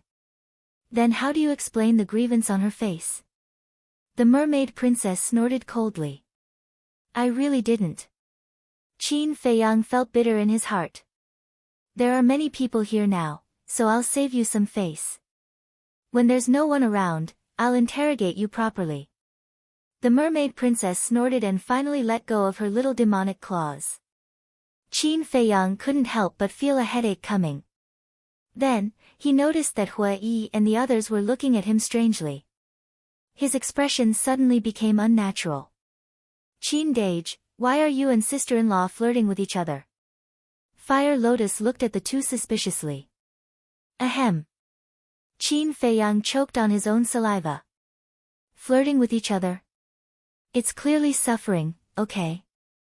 Jiang Haoyan, I'm calling you. Can't you hear me? Seeing that Qin Feiyang ignored him, Shen Guanqiu became angry again. There are still people waiting to register. If there's nothing else, hurry up and leave. The hoarse voice of the old man in white also sounded with a hint of displeasure. Yes. Qin Feiyang hurriedly responded. He turned around and pulled the mermaid princess toward Shen Guanqiu. Fire Lotus, so your brother is also a henpecked husband. Hua Yi glanced at the mermaid princess and laughed secretly. Henpecked husband? Fire Lotus was stunned. So what if I'm henpecked husband? It's still better than someone who has no one to control him. Qin Rushuang glanced at Hua Yi indifferently and left without looking back. Hua Yi was slightly stunned and cried out in grievance, who did I offend? Miss Shangguan, it's been a few days. How are you? Qin Feiyang walked out of the square and smiled at Shen Guanqiu. Don't laugh. Just looking at your face makes me angry. Shen Guanqiu snorted coldly. Did I offend you? Qin Feiyang was suspicious. You didn't. You told me that before you gave me the elixir, you came to the treasure pavilion every day. But after you gave me the elixir, you disappeared. What do you mean by that? Shen Guanqiu said angrily. Elixir? Disappeared? What's going on? The people around looked at each other in confusion. Qin Feiyang glanced at the crowd and said telepathically, Miss, there are too many people here. Can we not talk about the elixir? I didn't say the name of the elixir. What are you afraid of? Shen Guanqiu snorted inwardly and asked, tell me honestly, did you disappear on purpose? On purpose? How is that possible? I was busy. Qin Feiyang smiled faintly. Only a fool would believe you. Shen Guanqiu sneered and grabbed Qin Feiyang. Let's go to the treasure pavilion and have a good talk. What's going on? Shen Guanqiu actually took the initiative to grab a man's hand. This is unprecedented. Could this be the legendary love triangle? Don't talk about it. It's possible. It's because Shen Guanqiu looked like he was wronged. I guess it's a relationship problem. Everyone looked at Qin Feiyang, Shen Guanqiu, and the mermaid princess, dumbfounded. Shen Guanqiu was slightly stunned when she heard the discussion. Her cheeks flushed and she said angrily, "What are you talking about?" "Nothing, nothing." People waved their hands and their eyes became more and more ambiguous. At the same time, the mermaid princess's face became more and more unpleasant. She looked at Qin Feiyang with more and more hostility. Qin Feiyang saw that the situation was not good. He hurriedly shook off Shen Guanqiu and frowned. Some people just want to see the world in chaos. The more we explain, the more excited they become. Let's go. It's all your fault. Shen Guanqiu stared at Qin Feiyang and took out an altar. The central square was not far from the treasure pavilion, but she could not stand such criticism. However, just as Shen Guanqiu was about to revive the altar, a sword light flashed across the sky and slashed toward Qin Feiyang and the others. People were shocked. What was going on? Qin Feiyang and the others were also shocked. Why would someone attack them? Preposterous. How dare you attack me? Shen Guanqiu came to her senses and was furious. She slapped the air and her divine power roared out. The sword light was instantly shattered. Who is it? Shen Guanqiu shouted and looked around. It's me. A cold voice sounded. People looked toward the voice and saw a woman in red standing in the back of the crowd with a red battle sword in her hand. But she was wearing a mask, so they could not see her face. However, the eyes that were exposed flickered with a shocking cold light. Shen Guanqiu sized up the woman in red, his eyes full of suspicion. Qin Feiyang and the others were also confused. But when they saw the battle sword in the woman's hand, Qin Feiyang and Fire Lotus's pupils shrank. It's her. Who are you? Why did you attack us? Shen Guanqiu raised his eyebrows. The woman in red did not answer. She walked toward them step by step. You don't want to talk. Shen Guanqiu's eyes were filled with murderous intent. Wait. Qin Feiyang reached out and stopped Shen Guanqiu. What? Shen Guanqiu was suspicious. She's here to kill me. Qin Feiyang said. Kill you? Shen Guanqiu was stunned. Qin Feiyang did not explain. He let go of the mermaid princess and stepped forward to face the woman in red. We've been looking for you, but you came to Sky Dragon City without us knowing. The woman in red stared at Qin Feiyang and said angrily. Qin Feiyang sighed deeply and said, I didn't expect you to come to Sky Dragon City. Why? Are you afraid that I'll see you? The woman in red sneered. I don't mean that. Qin Feiyang shook his head. Then what do you mean? If you don't want to marry me, just say it. Why do you have to hide? The woman in red shouted angrily. As soon as these words were spoken, it immediately caused a huge uproar. And they're in a four-way relationship. What's this guy doing? Why does he have so many women? But it also shows that he's not a good guy. Seducing one after another. This kind of person is a disgrace to us men. He's a scum. This is really annoying. People were discussing angrily. Qin Feiyang's face darkened. What's going on? Chapter 1967. Qin Feiyang looked at the lady in red and frowned. Let's talk in private. Afraid of embarrassing yourself? You're afraid, but I'm not. We have to make it clear in front of everyone today, so that everyone knows what kind of person you are. The lady in red laughed angrily. Qin Feiyang said in a low voice, don't be unreasonable, okay? How dare you say I'm unreasonable? The lady in red was furious. She raised the battle sword in her hand and slashed towards Qin Feiyang. Boom! But at this moment, the old man in white sitting in the middle of the square suddenly released a powerful aura. He stared at Qin Feiyang and the others and shouted, "This is Sky Dragon City, no violence is allowed. If you have a grudge, go outside the city and settle it." Feeling the white-clothed old man's terrifying majesty, a trace of fear crept into the red-clothed woman's eyes. Qin Feiyang's pupils shrank. The aura of the old man in white had already surpassed that of a war god. Let's go outside the city. Shen Guanqiu waved his hand impatiently and opened a teleportation altar. Outside the city. In the sky above a forest. Qin Feiyang and the others appeared one after another. The lady in red also followed. Once she appeared, without saying anything, she slashed towards Qin Feiyang with the battle sword in her hand. Qin Feiyang raised his eyebrows. He teleported and dodged to the side. Why are you dodging? The lady in red was furious. Qin Feiyang said in a low voice, some things are not as simple as you think. Then tell me, how complicated is it? The lady in red roared and waved her battle sword crazily. Qin Feiyang did not fight back, he kept dodging. Hui asked suspiciously, Fire Lotus, who is she? Why does she hate Brother Jiang so much?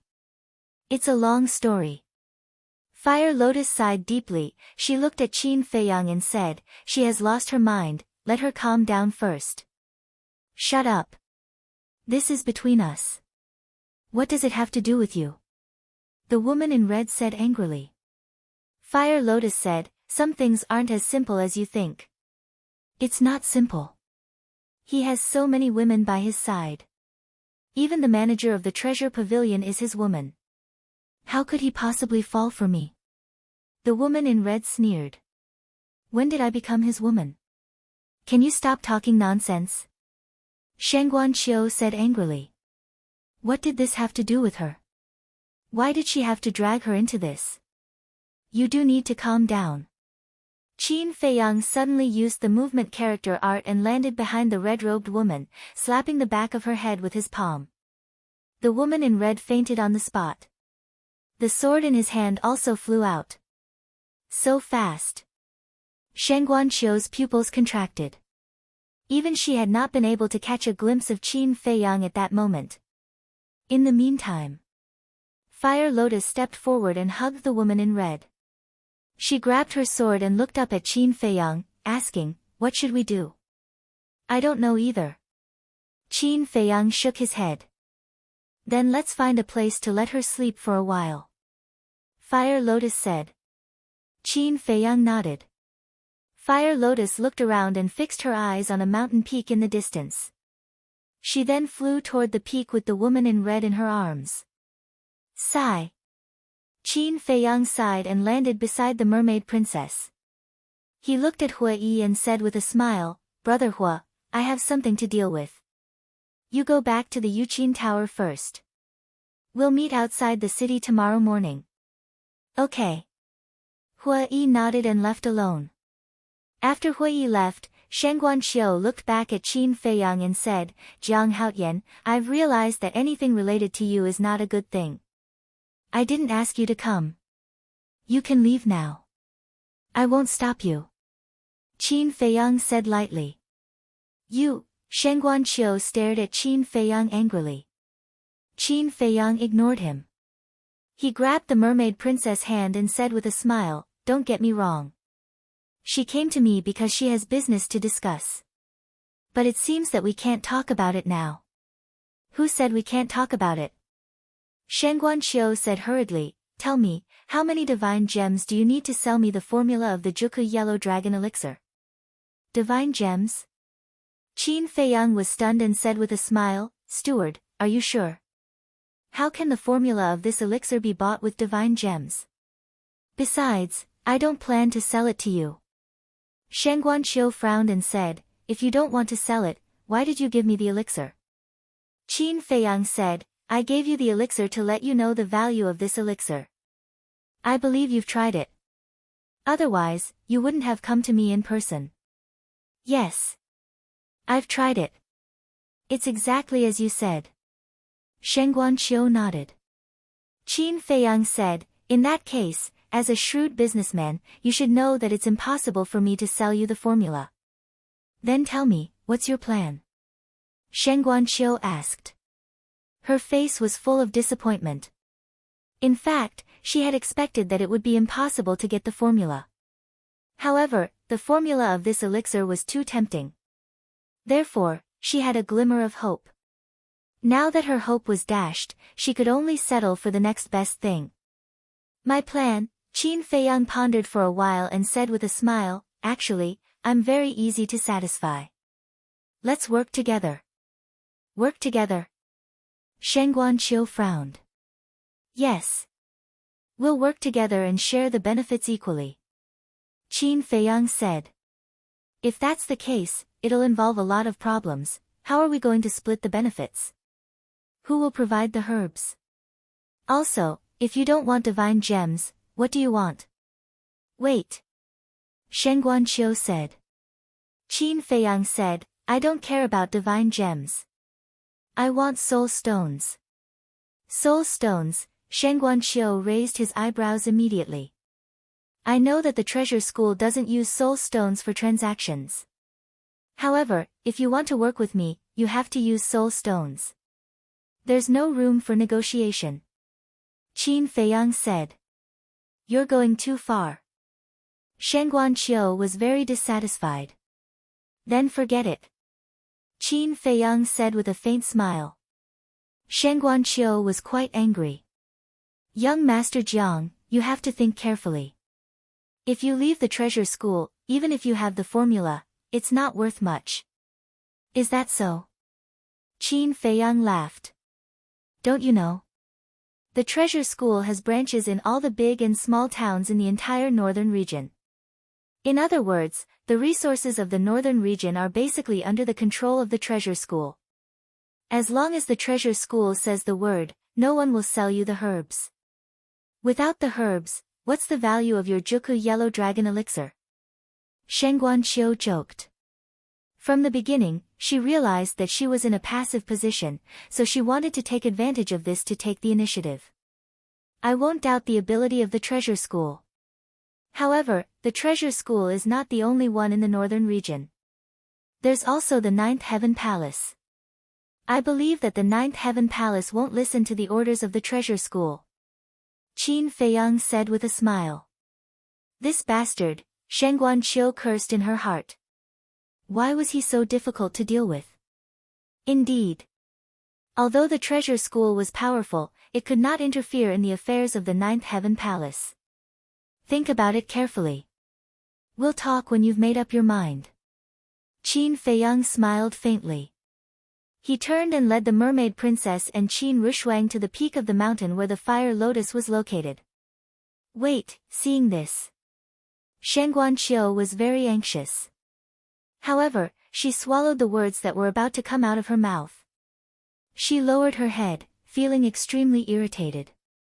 Whoosh! Just as Qin Feiyang and the others left, a young man in purple suddenly appeared in front of Shen Guanqiu. Shen Guanqiu was stunned. She looked up at the young man in purple and frowned. Who are you? The young man in purple smiled. Who I am is not important. What's important is the elixir formula of the Juku Yellow Dragon elixir. How do you know about the Juku Yellow Dragon elixir? Are you following us? Shen Guanqiu's eyes flashed coldly. I am indeed following you.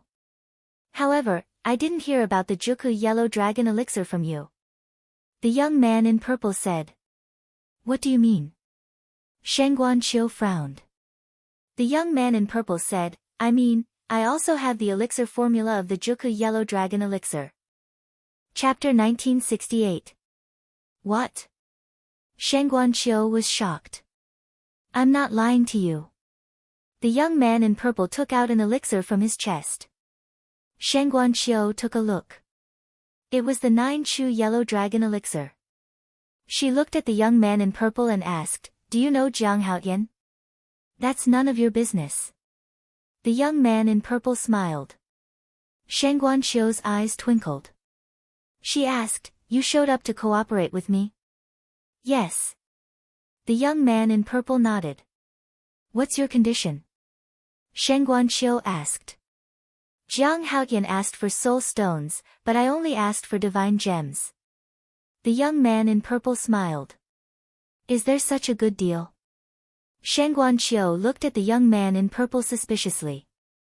"Yes, there is such a good deal. However, all the herbs will be provided by the treasure school, and I'm only responsible for refining them. We'll split the auction price 50-50. The young man in purple said. This, Shen Guanqiu hesitated. Although the treasure school would provide the herbs 50-50, compared to Qin Feiyang's condition, it was like a pie falling from the sky. Actually, you don't have to think too much. I don't have any other purpose. I just want to suppress Jiang Haoyan. The young man in purple laughed. Suppress Jiang Haoyan, Shen Guanqiu murmured. The young man in purple smiled. Steward, this is a once-in-a-lifetime opportunity. Shen Guanqiu thought for a while and nodded. Okay, let's cooperate. Let Jiang Haoyan go to hell. The young man in purple laughed and stretched out his hand. You're indeed a smart man. I wish us a happy cooperation. Happy cooperation. Shen Guanqiu also stretched out her hand and shook hands with the young man in purple. The purple-clothed young man smiled. He lifted his head and looked at the mountain peak where Qin Feiyang and the others were. The corners of his mouth curled up slightly. He looked at Shen Guanqiu and said, I have something to do now. We will discuss the details tomorrow. Then I'll wait for you at the treasure school. Shen Guanqiu said. See you. After the purple-clothed youth finished speaking, he disappeared without a trace. At the mountain peak in the distance, Qin Feiyang did not know he was intercepted. He bent down and took off the woman's mask. Looking at the familiar face, his expression was complicated. Qin Rishuang asked, Is she Guosweki? Yes. Qin Feiyang nodded. Although Guosweki wore a mask and intended to conceal her identity, the sword revealed her identity. Because this battle sword was the Fire Dragon Divine Sword. The mermaid princess asked, Then what do you plan to do with her? A cold glint flashed in Qin Rishuang's eyes. Is there even a need to ask? Kill him. It's too cruel to kill her. After all, she was also kept in the dark about the engagement. The mermaid princess said. Girl, you're still speaking up for her. Do you have a fever? Qin Rishuang touched the mermaid princess's forehead and frowned. I'm not speaking up for her. She's just too pitiful. Look at her now. She still thinks that the marriage contract is real. The mermaid princess said. You're overflowing with sympathy. Qin Rishuang shook her head and said, If we really let her go, not only will she continue to pester us, but she will also pose a great threat to us. What threat? The mermaid princess was suspicious. She knows our true identity. Wouldn't it be troublesome if she leaks it out? Also, you should know that the Guo family's destruction is also related to us. Qin Rishuang said. Seems like it. The mermaid princess nodded in realization. If Guosweki knew about this, she would definitely think of ways to take revenge on them. That's why we must not let this woman live. A shocking murderous intent appeared in Qin Rishuang's eyes. She raised her index finger and pointed in the air. A streak of divine power immediately appeared and swept toward Guosweki's forehead. However, at this moment, Guosweki, who was lying on the ground, and the Fire Dragon Divine Sword disappeared from their sight. Qin Rishuang was stunned. She immediately released her divine sense and covered the surroundings. However, she did not find any trace of the spatial divine item in the void. What's going on? Everyone looked at the void of space in shock. Qin Feiyang looked around and his eyes flickered. I think that spatial divine item should be embedded with the soul-concealing stone. Damn it! Who could it be? Qin Rushuang's face was as cold as frost. The other party had rescued Guosweki, which meant that they had been secretly following them. In other words, the other party had heard everything they had just said. What should we do now? The mermaid princess looked at Qin Feiyang and Qin Rushuang and asked in a panic. Qin Feiyang grabbed the mermaid princess' hand and smiled. Even if Guosweki wants to take revenge on me and reveals my identity, it doesn't matter. You're still smiling so easily. Qin Rushuang glared at Qin Feiyang angrily. Yeah, Qin Dage, we can't be careless about this. What if the person who rescued Guosweki is Feng Yuan's lackey? Fire Lotus added. Feng Yuan. Qin Feiyang was stunned. After thinking for a moment, he shook his head and said, I don't think it's him. How do you know? Qin Rushuang asked. Think about it. In the eyes of Feng Yuan and the others, a nobody like Guosweki is not worthy of their rescue. Qin Feiyang said. You're right. Fire Lotus nodded. Right what? We're not Feng Yuan. How do we know what he's thinking? Qin Rushuang said. Actually, you don't have to worry. If the ancestor used to have a certain status in the Ninth Heaven Palace, it may be a good thing for us if his identity is exposed. Qin Feiyang said.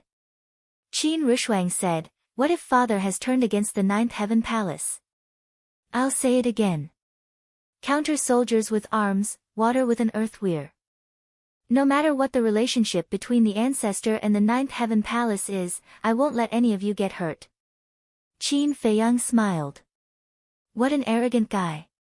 Qin Rushuang rolled her eyes, but there was a hint of a smile in the depths of her eyes. Because she knew that if they were in danger, Qin Feiyang would definitely be the first one to stand in front of everyone. But then again, don't you think that saving someone without a word is a little familiar? Qin Feiyang frowned and said. Familiar? Qin Rushuang and the other two were suspicious. I remember that Mu Tianyang and the demon ancestor used to do this kind of thing before. Qin Feiyang said. Mu Tianyang. The demon ancestor. Hearing these two names, Qin Rushuang and the mermaid princess's eyes suddenly trembled. The dusty memories also surged like a tide. Actually, we can't put all our attention on Feng Yuan. After all, we still have some old rivals in the ancient world. They are all more difficult to deal with than Feng Yuan. Now that the name Jiang Haotian has spread, I think they should be showing up soon. Qin Feiyang said. Not only was he not nervous, but there was also some anticipation in his eyes. Can you stop being so careless all the time? Let's not talk about Mu Tianyang first. You know the demon ancestor's methods better than anyone else. With a heaven-defying divine artifact, you can't do anything to him except open up the slaughter zone. Qin Rushuang said angrily. Qin Feiyang smiled and said, hasn't the demon ancestor turned over a new leaf? That's just his one-sided story. Do you still believe it? Qin Rushuang said angrily. All right. Let's not talk about this for now. Let's be prepared for our identities to be exposed. Qin Feiyang said. Although it was only Qin Rushuang's guess that the ancestor and Empyrean Palace had turned against each other, if it was true and their identities were exposed, the situation would become extremely serious. In fact, it was not that he was not worried, but he did not want to show it. Because now, he was the pillar of support in everyone's hearts. If even he panicked, the people around him would definitely panic even more.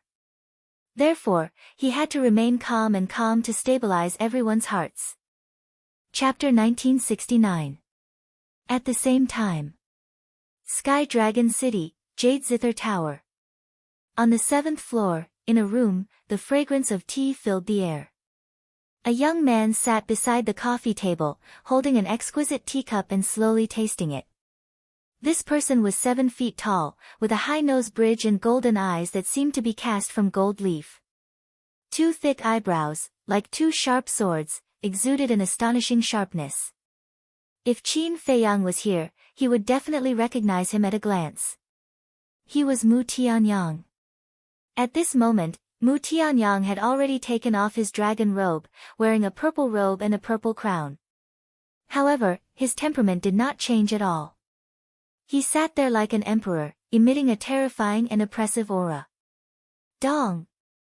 Suddenly, there was a knock on the door. Mu Tianyang looked up at the door and said, "Come in." The door was pushed open, and another young man in purple strode into the room. After closing the door, the young man in purple quickly walked in front of the man and said respectfully, "Greetings, ancestor." Since he would address Mu Tianyang as such, the identity of the young man in purple was naturally revealed. Mu Qing. Mu Tianyang asked, "How is it?" Mu Qing said, "Not only Qin Feiyang, but the mermaid princess and Qin Rushuang also came to the ancient world." Mermaid, Qin Rushuang, one is Qin Feiyang's most beloved woman, and the other is Qin Baishan's biological daughter. It's not strange that they entered the ancient world. I'm most concerned about the white-eyed wolf, Tang Hai, and the others. Mu Tianyang said. I didn't see them, but I think they should be cultivating in the ancient castle. Mu Qing said. Mu Tianyang took a sip of tea, shook his head and sighed. I thought that Qin Feiyang would stay in the Great Qin for at least a few years before entering the ancient world. I didn't expect it to be so fast. Mu Qing snorted coldly. Coming to the ancient castle is courting death. Courting death? Haven't you suffered enough at his hands? You still dare to underestimate him? Mu Tianyang raised his eyebrows and said angrily. Ancestor, please calm your anger. Mu Qing's expression changed as she said hurriedly. Remember, never underestimate him. In the past, it was because I underestimated him that I ended up in such a miserable state. Mu Tianyang snorted coldly. Mu Qing will bear this in mind. Mu Qing replied respectfully.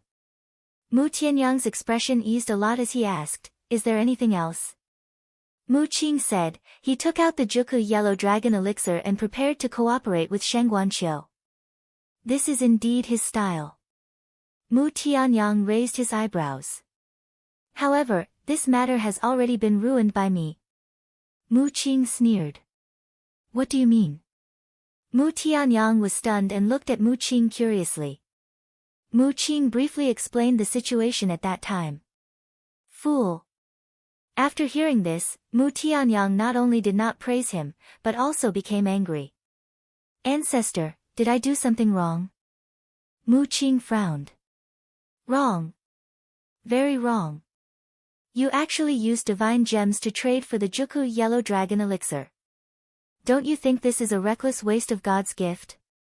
To be honest, compared with Qin Feiyang, you are not just a little bit better. Mu Tianyang was furious. I also thought about this. Qin Feiyang offered soul stones. If I went to Qin Feiyang, his offer would definitely be lower than Qin Feiyang's. Otherwise, why would Shengguanqiu cooperate with us? What's more, I did this to suppress him. Think about it. If Shengguanqiu really agreed to cooperate with him, he would get a lot of soul stones and the time formation of the ancient castle. Wouldn't his cultivation improve by leaps and bounds? Mu Qing felt very wronged. Although you are right, you can't use divine gems.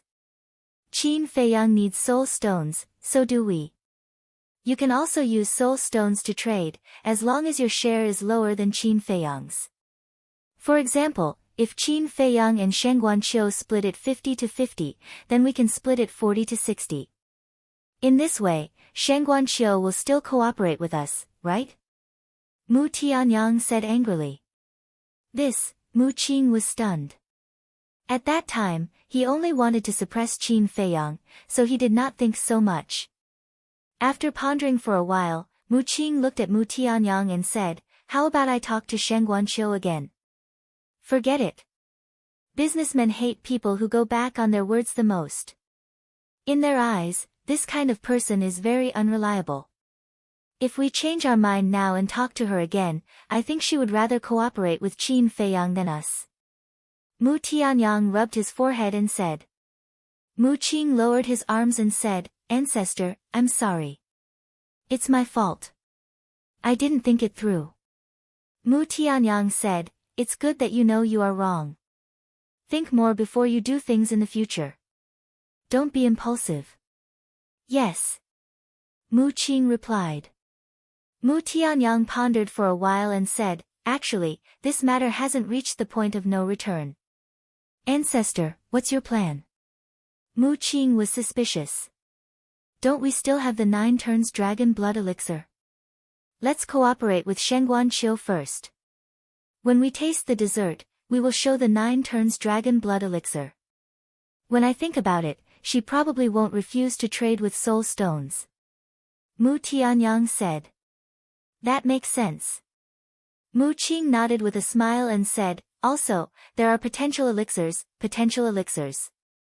Mu Tianyang was angry again and shouted, I said you were stupid.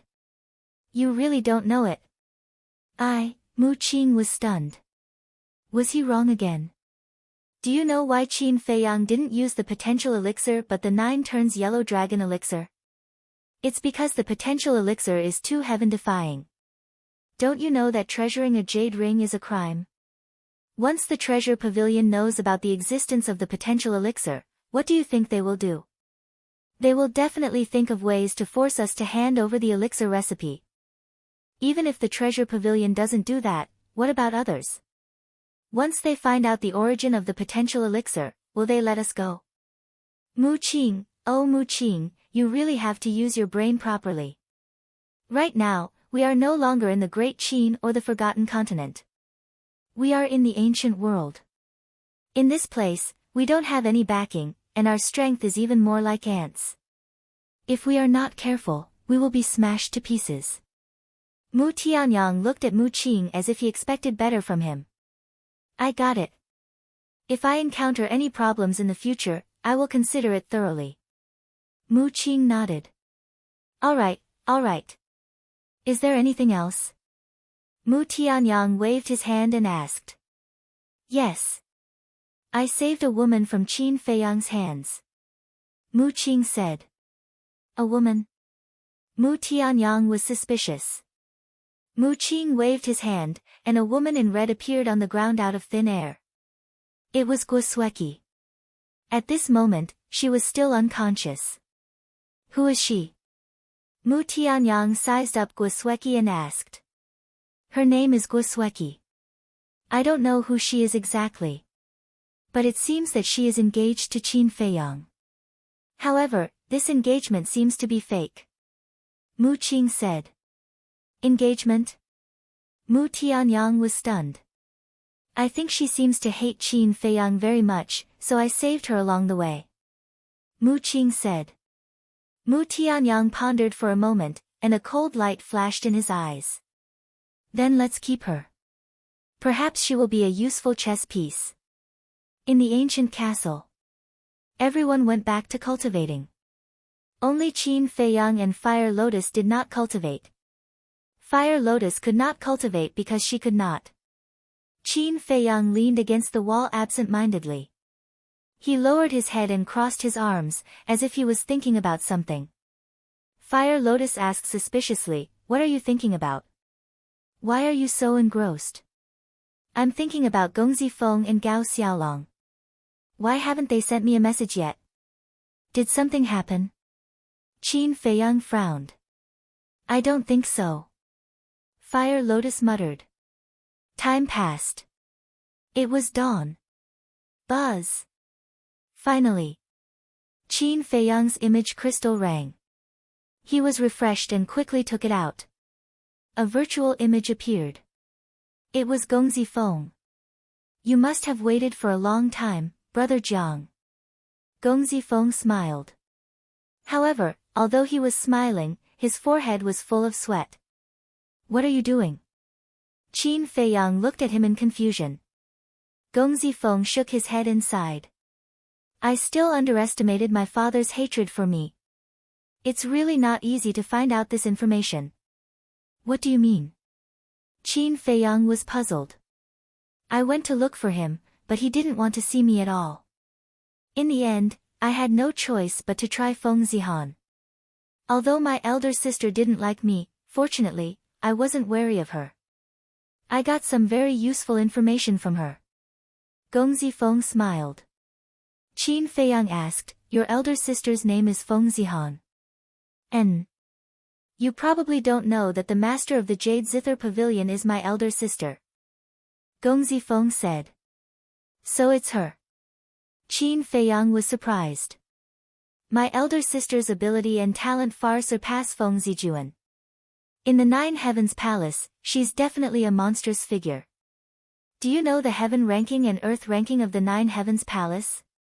Gong Zifeng asked. Qin Feiyang shook his head. The heaven ranking and earth ranking are the most important rankings in the Nine Heavens Palace. Those who can enter the heaven ranking and earth ranking are the strongest disciples of the Nine Heavens Palace. My elder sister is on the heaven ranking. We'll talk about the details after you enter the Nine Heavens Palace. Right now, I'll tell you a very important piece of news. Gong Zifeng's face turned gloomy. What news is it that made you so worried? Qin Feiyang was suspicious. Gong Zifeng said solemnly, my grandfather and father are going to make a move against you in tomorrow's test. What? Qin Feiyang was shocked. Fire Lotus frowned, they're going to tamper with the test. But they won't make a move personally.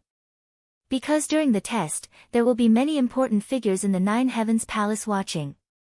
They won't dare to be too presumptuous. Gong Zifeng said. Then how are they going to make a move?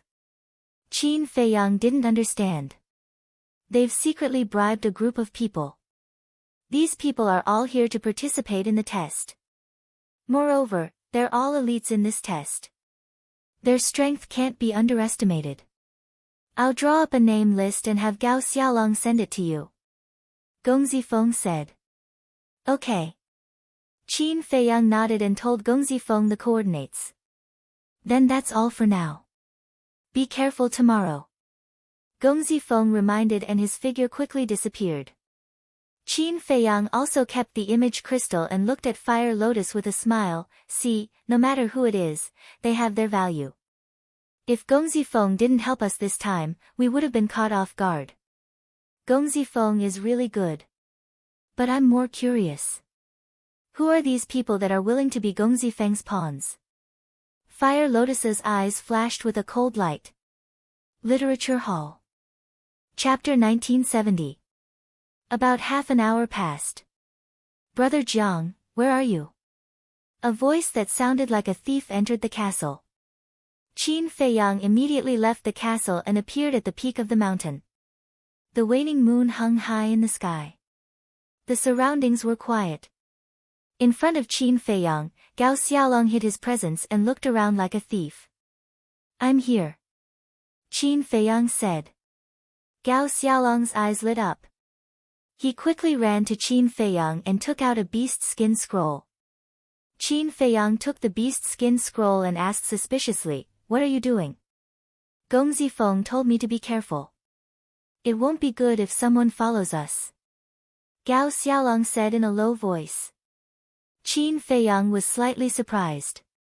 He shook his head and said with a smile, that's very thoughtful, but it is indeed necessary. Tell Gong Zifeng that we should try not to meet in the future. Even when we are communicating, it's best to hide in a spatial divine object. After Qin Feiyang finished speaking, he opened the beast skin scroll and looked at it. Spatial divine object? Gao Xiaolong was stunned. He smiled bitterly and said, even Gong Zifeng doesn't have a spatial divine object, let alone me. Is that so? Qin Feiyang was surprised. Yes. Gao Xiaolong nodded. Qin Feiyang pondered for a while and said with a smile, it seems that I have to find a spatial divine object for you. Gao Xiaolong was stunned when he heard this. He quickly said, thank you, Brother Jiang. Qin Feiyang waved his hand and continued to look at the beast skin scroll. There were hundreds of names recorded on it. Behind each name, there was a detailed introduction, such as family background, cultivation, personality, etc. Gong Zifeng said that most people are not a threat to you, only these few. Gao Xiaolong pointed at the last 5 names. Nia Yun, Qi Hong, Hong Ping, Zhu Gu, Zhang Yunfei, Chao Zhiyun. Qin Feiyang looked at them one by one and his expression changed. These 6 people were all perfect war gods, and they all had powerful family backgrounds. For example, the first Nia Yun was the son of a city lord. This city lord was in charge of a city called Galaxy City. Not only did he have a group of terrifying experts under his command, but his own cultivation was also impressive. Gao Xiaolong said solemnly, other than these people, they have also bribed some divine monarch realm vicious beasts. Big brother Jiang, this is not child's play, you must be careful. What? There are more ferocious beasts? Qin Feiyang was bewildered. Yes, but we haven't found out which ferocious beasts it is. Gao Xiaolong said. Looks like they really want to kill me this time. Qin Feiyang took a deep breath, then put away the animal skin scroll and asked, what's your sister's plan? Young master asked a few friends to take care of her during the examination, so you don't have to worry. However, I still hope that big brother Jiang will be able to lend me a hand when the time comes. Gao Xiaolong said. Alright. You go back first. Wait. There's something I should tell you. Guosweki has also come to Sky Dragon City. I think she will also participate in the examination. Qin Feiyang said. Guosweki. Gao Xiaolong's eyes flashed with a cold light, the enemy who killed my grandfather, I will not let her go. Qin Feiyang said, I won't stop you from taking revenge, but you can't be impulsive. I know this. Also, the examination's location will be at Sky Dragon Mountain Range. Gao Xiaolong said. Sky Dragon Mountain Range. Qin Feiyang was stunned. That's right. During the examination, you are not allowed to use spatial divine objects, or even enter them. You are also not allowed to use the transmission altar, and naturally, you are not allowed to have any outsiders to help you. The so-called outsiders are those who are not participating in the examination. The first 50 people to reach the stairway will be accepted as inner disciples. The rest will be outer disciples. As for the duration of the examination, there are only 2 days. Those who have not reached the stairway in 2 days will be eliminated. Gao Xiaolong explained. 2 days. Qin Feiyang frowned. He knew how big the Sky Dragon Mountain Range was.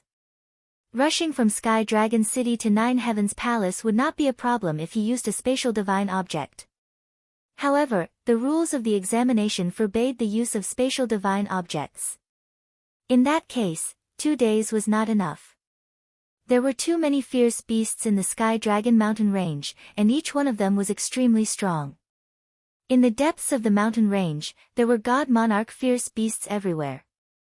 For a divine lord level vicious beast, killing a war god was as simple as crushing an ant. Therefore, it was impossible to cross the Sky Dragon Mountain Range and reach the stairway. Most importantly, those who participated in the examination would definitely kill each other. This was undoubtedly more difficult. It seemed like the Nine Heavens Palace's examination was not that easy to pass.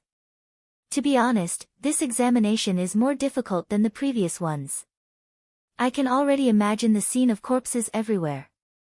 Big brother Jiang, you must not be careless. Gao Xiaolong reminded. Don't worry, I will do my best. Qin Feiyang said. Gao Xiaolong nodded and did not linger.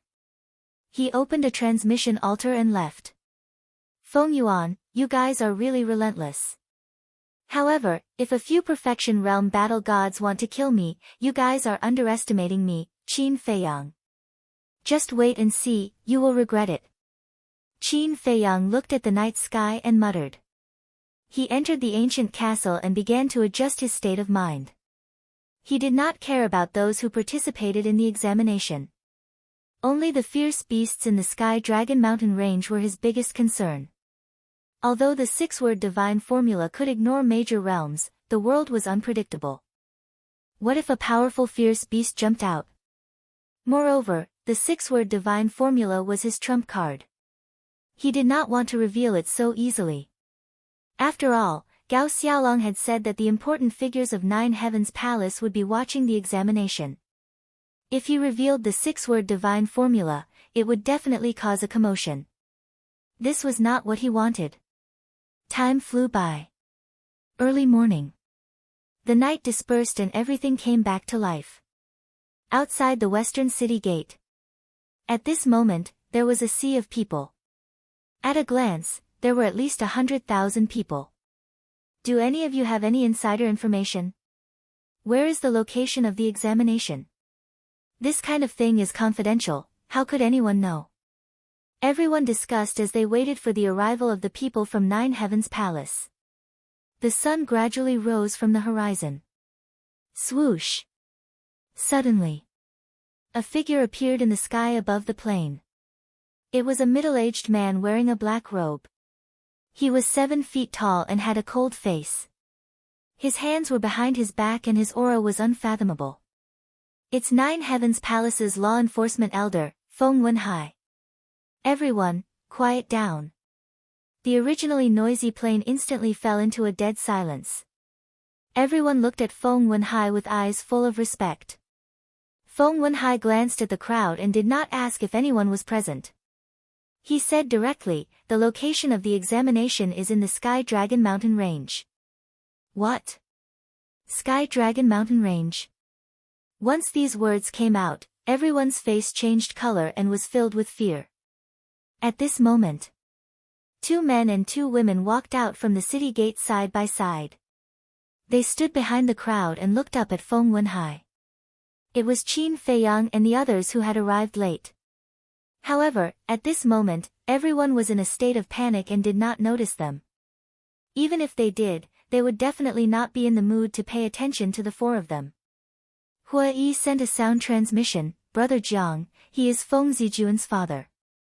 Very strong. Qin Feiyang muttered. Of course. It is said that his cultivation has already surpassed the Divine Lord. Hua Yi said. Transcendental Divine Lord? Qin Feiyang was shocked. Wait a moment, Elder. Who doesn't know how dangerous the Sky Dragon Mountain Range is? Aren't you deliberately sending us to our deaths? This is not fair. Although the previous examinations were also very cruel, compared to this time, it is like heaven and earth. I can guarantee that no one in this examination will come back alive. After a moment of silence, many people began to protest. Feng Wenhai was expressionless and did not speak. He scanned the crowd. Suddenly, when he saw Qin Feiyang and the other 3, a trace of killing intent flashed in his eyes. However, he did not look at them for long and immediately swept his gaze over the others. Elder, you are too much, you don't treat us as humans at all. The location of the examination must be changed. That's right.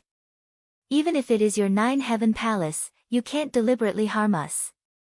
Everyone became angrier and angrier as they roared at Feng Wenhai. It is indeed a bit too much.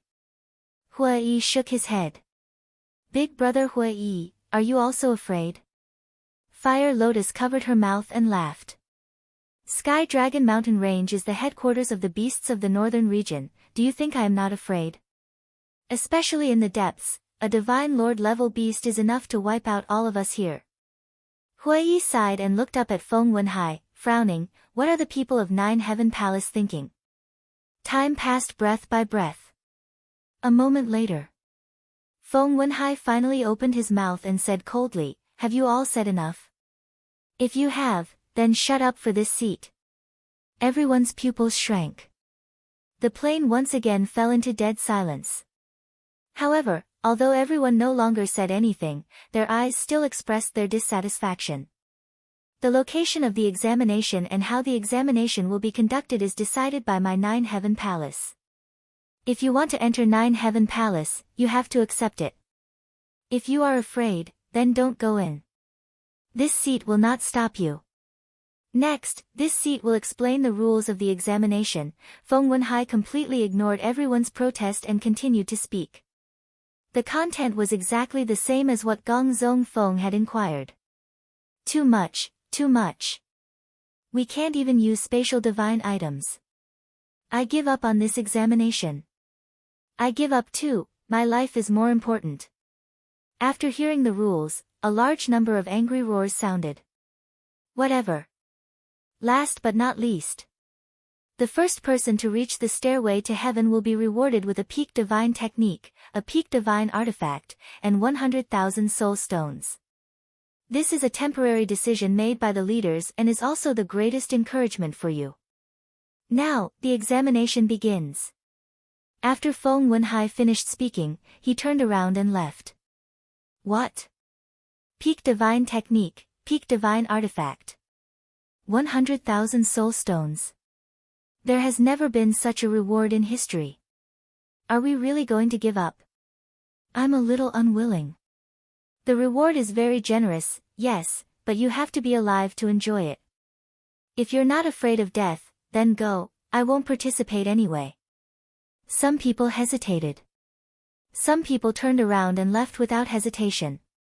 But there were also people who resolutely rushed towards the Sky Dragon Mountain range under the generous reward. For a time, the plain was in chaos. Literature Hall. Chapter 1971. Qin Feiyang and the other three were also deeply shocked at this moment. A pinnacle divine art. A pinnacle divine artifact. And 100,000 soul stones. This was really a big deal. Perhaps only Ninth Heaven Palace would be willing to take it out. Hua Yi came back to his senses and turned to look at Qin Feiyang, saying, Brother Jiang, should we also give up? Give up? Qin Feiyang was stunned. As someone said before, although the reward is tempting, we need to be alive to enjoy it. Hua Yi said. Qin Feiyang shook his head and smiled, saying, if we also give up, won't Feng Yuan and the others' efforts be in vain? Hua Yi was stunned and asked suspiciously, what do you mean? Hua Yi still did not know about Feng Yuan and Feng Wenhai's plan. Qin Feiyang said with a smile, they want to make a move on us in the assessment. All the more reason we can't go. Hua Yi said. With such a generous reward, even if I know it's a trap, I can't help it. Maybe this is one of Feng Yuan's plans. Qin Feiyang said. What you're saying is that this reward is a bait targeted at us. Qin Rushuang raised her eyebrows. Qin Feiyang said, Feng Yuan is the hall master of the resource hall, so the reward is definitely related to him. I see. The three of them suddenly understood. Jiang Haotian? You really came. But you'd better not go, it's too dangerous. Several young men and women looked at Qin Feiyang and advised when they passed by Qin Feiyang and the others. Thank you for your concern. Qin Feiyang said with a smile. You won't listen. No one will sympathize with you when you die. The few of them snorted coldly and swaggered off. Fire Lotus looked at them and said, Qin Dage, your identity doesn't seem to have been exposed. Yes, it hasn't been exposed. Qin Feiyang replied. Does this mean that the people who saved Guosweki are not Feng Yuan and the others? Fire Lotus said. Qin Feiyang looked at Qin Rushuang and transmitted his voice, what do you think? There's no need to think about it. It must be Mu Tianyang and the others who are using this kind of trick. Qin Rushuang transmitted her voice. They're really fast.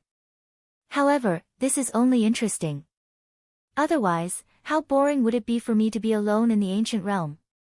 Qin Feiyang smiled secretly.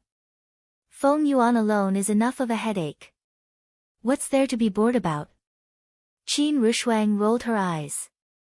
Hua Yi glanced at the three of them and frowned, Brother Jiang, are we still partners? Qin Feiyang was taken aback. He nodded and said, yes, why? Since we are partners, shouldn't we be honest with each other? But look at the two of you now, flirting with each other and hiding everything from me. Is this how you treat me? Hua Yi said with dissatisfaction. Shut up. Who doesn't have any privacy? If you're honest enough, why don't you just tell us your identity? Qin Rushuang said. There's nothing wrong with my identity. Hua Yi looked innocent. Qin Rushuang said, do we look like idiots? Hua Yi smiled embarrassedly. Let's go.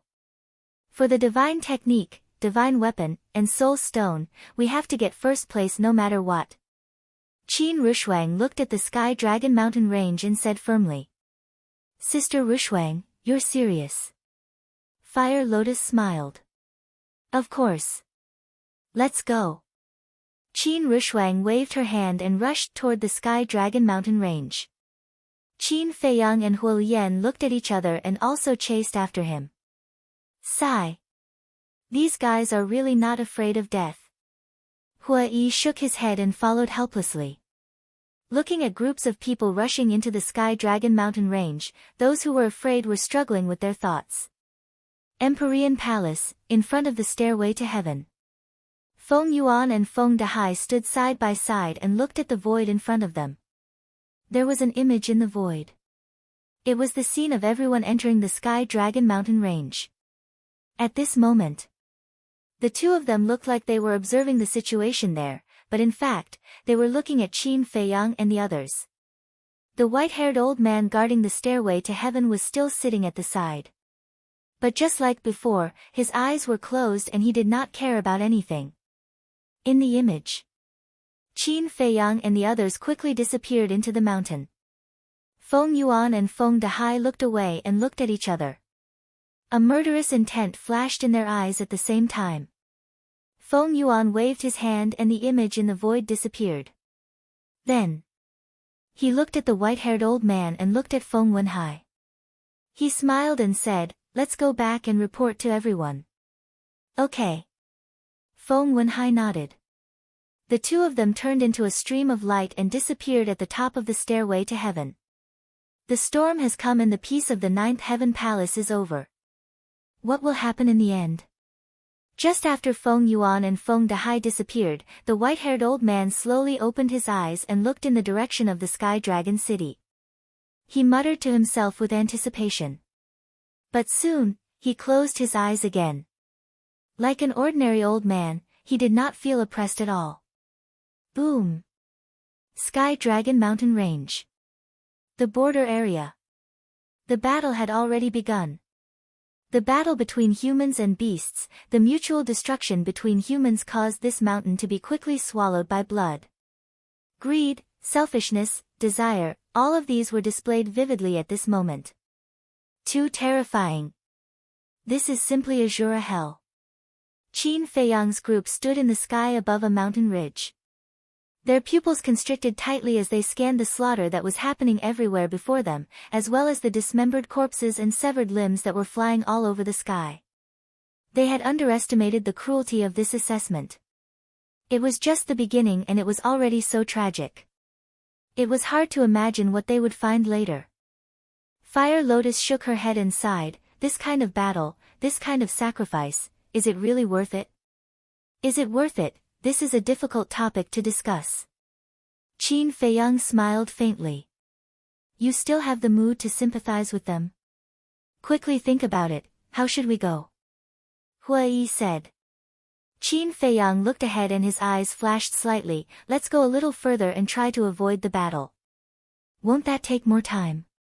Fire Lotus said. Yes. However, if we rush over like this, we will definitely not be able to avoid a fierce battle. At that time, we will waste even more time. Let's go. Qin Feiyang waved his hand and rushed into the forest below, heading southwest. Qin Rushuang and the other two looked at each other and immediately chased. Soon, the four of them rushed to the front of a canyon. After observing for a while, they did not sense any battle fluctuations in the canyon. The four of them went straight into the canyon. Roar! But not long after entering the canyon, a roar suddenly came from a fork in the front.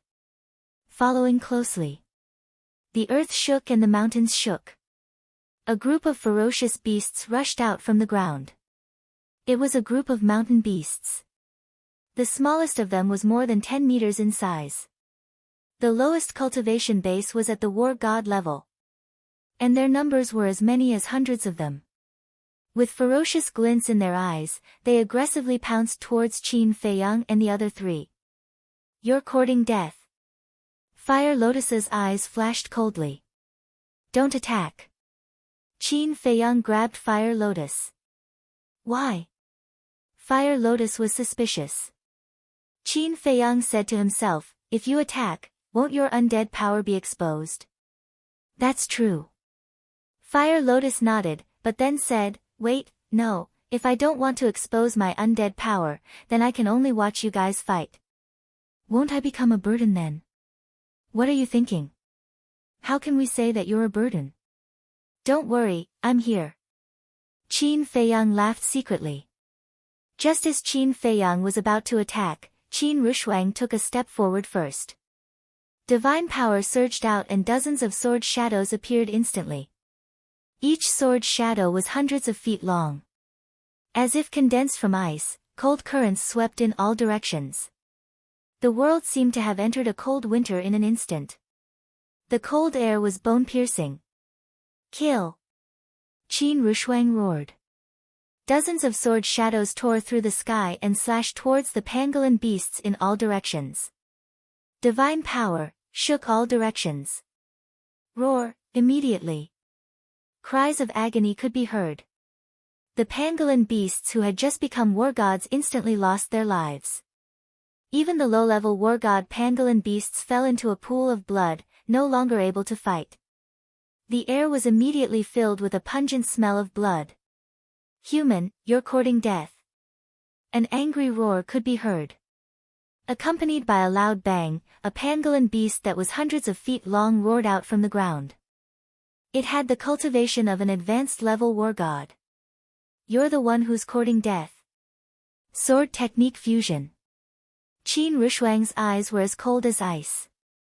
As her voice fell, the dozens of sword shadows merged together. Clang! A sword shadow that was thousands of feet long suddenly appeared. Divine power also instantly rose to another level. Following closely. The sword shadow pierced through the sky and slashed towards the pangolin beast. Roar! A cry of agony. The pangolin beast that had the cultivation of an advanced level war god was seriously injured by the sword and blood flowed out. This, Qin Feiyang was shocked. Get lost! Qin Rushuang shouted. The pangolin beast's eyes trembled. With a hurried roar, it turned around and drilled into the ground. The other pangolin beasts also drilled into the ground as if they were fleeing for their lives. After a while, not a single pangolin beast could be found here. Let's continue on our way. Qin Rushuang said. Why do I feel that Sister Rushuang seems to have suddenly changed into a different person? Fire Lotus was suspicious. It's not strange. Because she's too eager to find her father. And this requires great strength. Therefore, she's determined to get the reward this time. Naturally, she's full of enthusiasm. Qin Feiyang said. Who's her father? Hua Yi looked suspiciously at Qin Feiyang and Qin Rushuang. Her father is my ancestor. Qin Feiyang smiled and chased after Qin Rushuang with Fire Lotus. Ancestor? Father? The difference in seniority is too big, isn't it? Hua Yi's mouth twitched. After Qin Feiyang caught up with Qin Rushuang, he asked, what you used just now was the ice sword technique? Yes. Qin Rushuang nodded. I remember that last time at the miracle, the ice sword technique was only a perfect battle technique, right? Qin Feiyang said in surprise. Is that strange? Even you can upgrade a battle technique to a divine technique, let alone me. Let me tell you, not only have I upgraded the ice sword technique to a divine technique, but I've also upgraded it to a mid-tier divine technique. Qin Rushuang glanced at Qin Feiyang and smiled proudly. Ah! Qin Feiyang was stunned.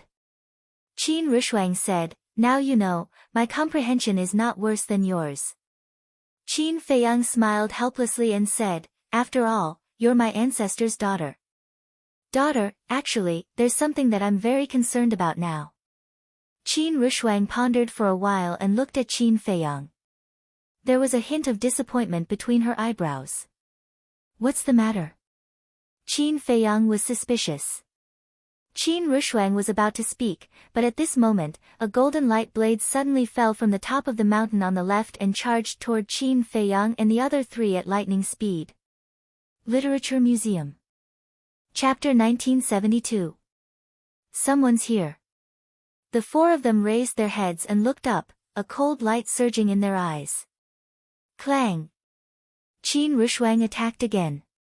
Frost sword technique was formed. Dozens of sword shadows rushed into the sky and merged into one. They slashed at the golden light blade with a destructive aura. No! Seeing this, Hui Yi's expression changed as he shouted at Qin Rushuang.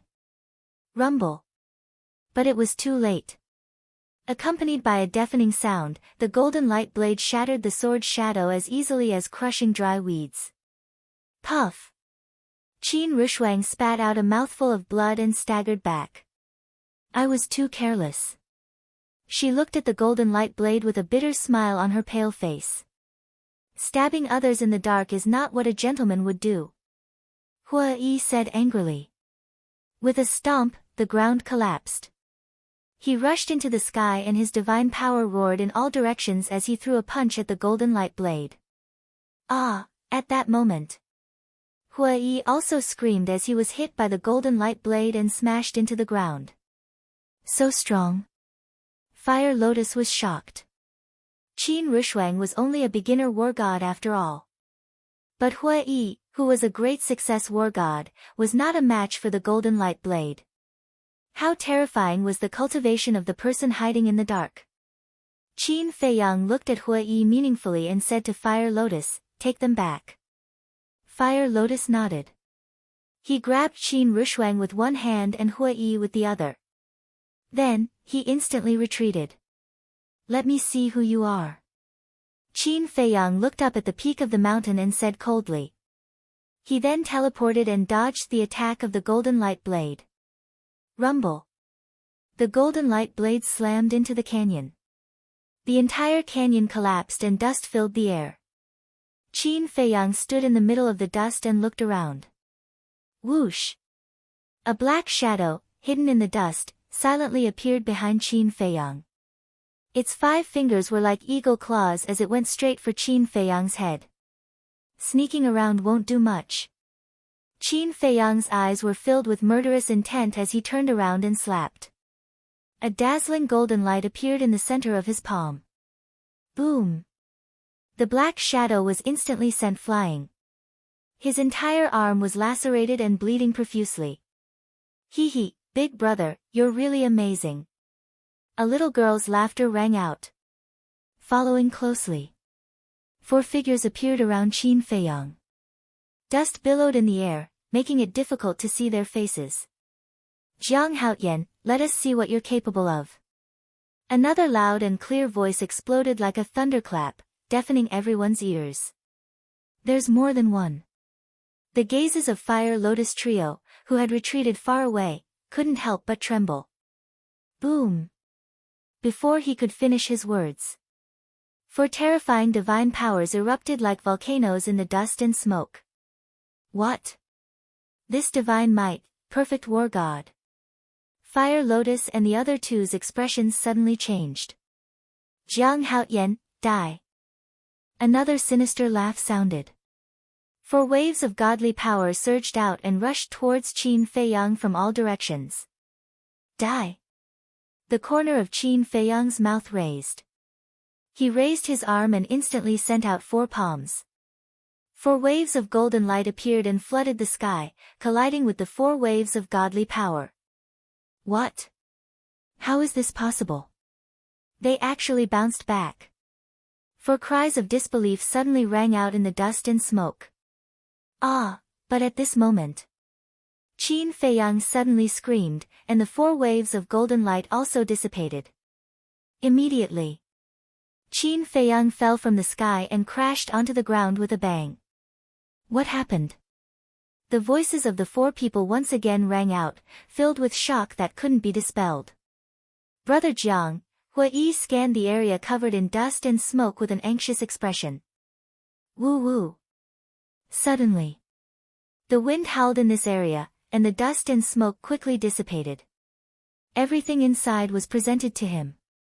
Qin Feiyang, at this moment, was lying on the ground with his back facing the sky and his face facing the ground, constantly twitching as if he was having a cramp.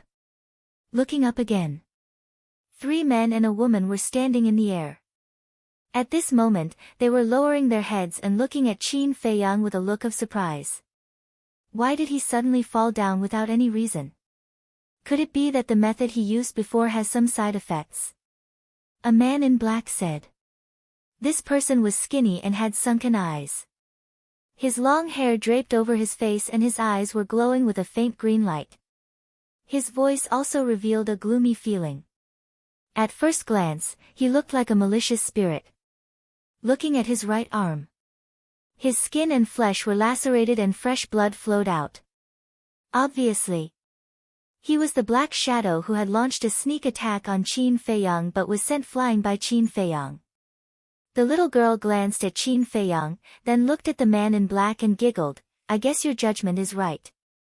It can reflect our godly power. It's normal for this method to have side effects. This person was a little strange. She was clearly a perfect war god, but she looked like an 8 or 9-year-old little girl. Her height was only about 1 meter. Her words and actions were also like a child. Just as the little girl finished speaking, Qin Feiyang's body moved. He seemed to have used a lot of effort to turn over, revealing a pale face. His head was also covered in dust and he looked very miserable. Looking at Qin Feiyang's current appearance, the little girl giggled, it seems that the side effects are quite serious. Who are you? Qin Feiyang's face was gloomy as he looked at the 4 people. Other than the little girl and the man in black, there was also a one-eyed man and a cripple. The one-eyed man wore a black eye patch on his left eye. He was more than 2 meters tall and his body was also very burly, like a small giant. His valiant aura was a little frightening. As for the cripple, he held a golden walking stick. He was about 1.7 meters tall and was neither fat nor thin. However, his face was pale as if he was terminally ill. A little girl, a guy like a malicious spirit, and a one-eyed man and a cripple. Why are these people so strange? Qin Rushuang frowned. It doesn't matter who we are. The little girl giggled. What's important is that you will all die. The man in black also laughed sinisterly. Qin Feiyang said in a deep voice, at least let us die knowing. Okay. I'll let you die knowing. The one-eyed man opened his mouth and his voice was deafening. Listen carefully. Cough cough, this one-eyed man is called Hong Ping. The little girl is called Chao Zhiyun. The malicious spirit is called Zhu Gu. As for me, the terminally ill person, cough cough, I'm just an unknown pawn called Qi Hong. The cripple stared at Qin Feiyang and said while coughing, really like a sick person. Hong Ping, Chao Zhiyun, Zhu Gu, Qi Hong, Qin Feiyang was stunned. Cough cough, looking at your expression, you seem to know us. The cripple looked at Qin Feiyang suspiciously. Qin Feiyang shook his head and smiled, saying, I've heard of your names. We're actually so famous. The cripple looked at the malicious spirit and the other 2. The malicious spirit and the other 2 were also quite surprised. One-eyed dragon lowered his head and stared at Qin Feiyang. Quite a few people know of our nicknames, but not many people know of our real names. Where did you learn of it? As you said, is this important? Qin Feiyang slowly got up and looked at the 4 of them, a trace of a smile crept into his eyes. And the paleness on his face was also dissipating, and soon became incomparably rosy. The one-eyed man and the other 3 frowned. Qin Feiyang said, your nicknames are the little girl, the malicious spirit, the one-eyed man, and the cripple. You're so smart. The little girl giggled. Qin Feiyang laughed involuntarily and said, it actually matches your image very well. You flatter me. The malicious spirit laughed. Qin Feiyang glanced at the four of them, the mockery in his eyes undisguised, and said, "Aren't you curious why I suddenly became so relaxed?" The four of them looked at each other with a trace of suspicion on their faces. "If I didn't pretend to be injured, would you be standing here chatting with me? Would you tell me your identities? If you really think that my divine technique has any side effects, then I can only say that you're too naive." Qin Feiyang laughed and said, "Pretending to be injured?" The four of them were startled. The malicious spirit licked his lips and grinned, "The three of you, it seems that we've been played like monkeys. Unforgivable." The one-eyed man roared. An oppressive and valiant aura rushed towards Qin Feiyang like a tide. "Big brother, are you deliberately provoking us?" The little girl giggled. "Then congratulations, you've successfully provoked us." The cripple grinned. Boom. As soon as he finished speaking, the aura of the four of them suddenly surged. They were all perfect war gods. Hua Yi said in shock, "For perfect war gods, Sister Fire Lotus, quickly tell your brother to run for his life." "Run for your life?" Fire Lotus's red lips under the mask slightly curled up with a hint of ridicule. "If you anger us, you'll have to pay with your life. Big brother, are you ready?" The little girl giggled and looked at Qin Feiyang. "Don't disappoint me." Qin Feiyang laughed. "Big brother is so stubborn. You're obviously scared to death, but you still have to pretend to be calm, aren't you tired?" The little girl giggled, and a blood-red divine power suddenly surged out. At the same time, the cripple's walking stick shook, and a golden light blade swept out. Qin Feiyang looked at the cripple and said, "So the person who ambushed us before was you? Don't make it sound so bad." Cough cough, besides, ambushing is also one of my methods. The cripple grinned. "Today is the day of your death." One-eyed dragon roared. "Hee hee, soon, you will become a real evil spirit." The evil spirit also laughed sinisterly. The four people's divine power covered the sky and earth, and a destructive aura enveloped all directions. The void and the earth within a radius of tens of thousands of miles were collapsing and sinking. Countless fierce beasts were affected. The other examinees also fled when they heard the news. "Accept the judgment of the death god." One-eyed dragon roared. For divine powers, like a waterfall, poured down from the sky and blasted towards Qin Feiyang. Not good, really not good. Hua Yi was burning with anxiety. "He can act better than us, I really want to kill him." Qin Rushuang glanced at Hua Yi and secretly snorted. "I want to too." Fire Lotus transmitted her voice. "If we didn't go to Black Dragon Lake to investigate, we would have been deceived by this person. Think about it, how could someone who dared to rob the Black Dragon's treasure be such a coward?" At the same time, in the Ninth Heaven Palace, in an ancient hall. Inside the hall, it was 100 meters high. Dozens of people sat on the chairs in order, looking at the void in the center of the hall. There were pictures. One of the pictures showed Qin Feiyang's current situation. Feng Yuan and Feng Wenhai were also present. The others were all paying attention to all the pictures. In other words, they were paying attention to all the examinees. But Feng Yuan and Feng Wenhai had been paying attention to the picture where Qin Feiyang was. And in the depths of their eyes, there was a trace of a sneer. Literature Museum. Chapter 1973. The canyon had been leveled to the ground.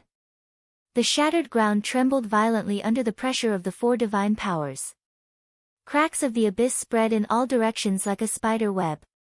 How terrifying was it when the four perfect stage gods of war joined forces. However, Qin Feiyang was as calm as Mount Tai. He wasn't nervous at all. Just as the four divine powers fell, Qin Feiyang slowly raised his arm and gently patted the air. Whoosh! A golden divine light appeared and attacked the divine powers of the four.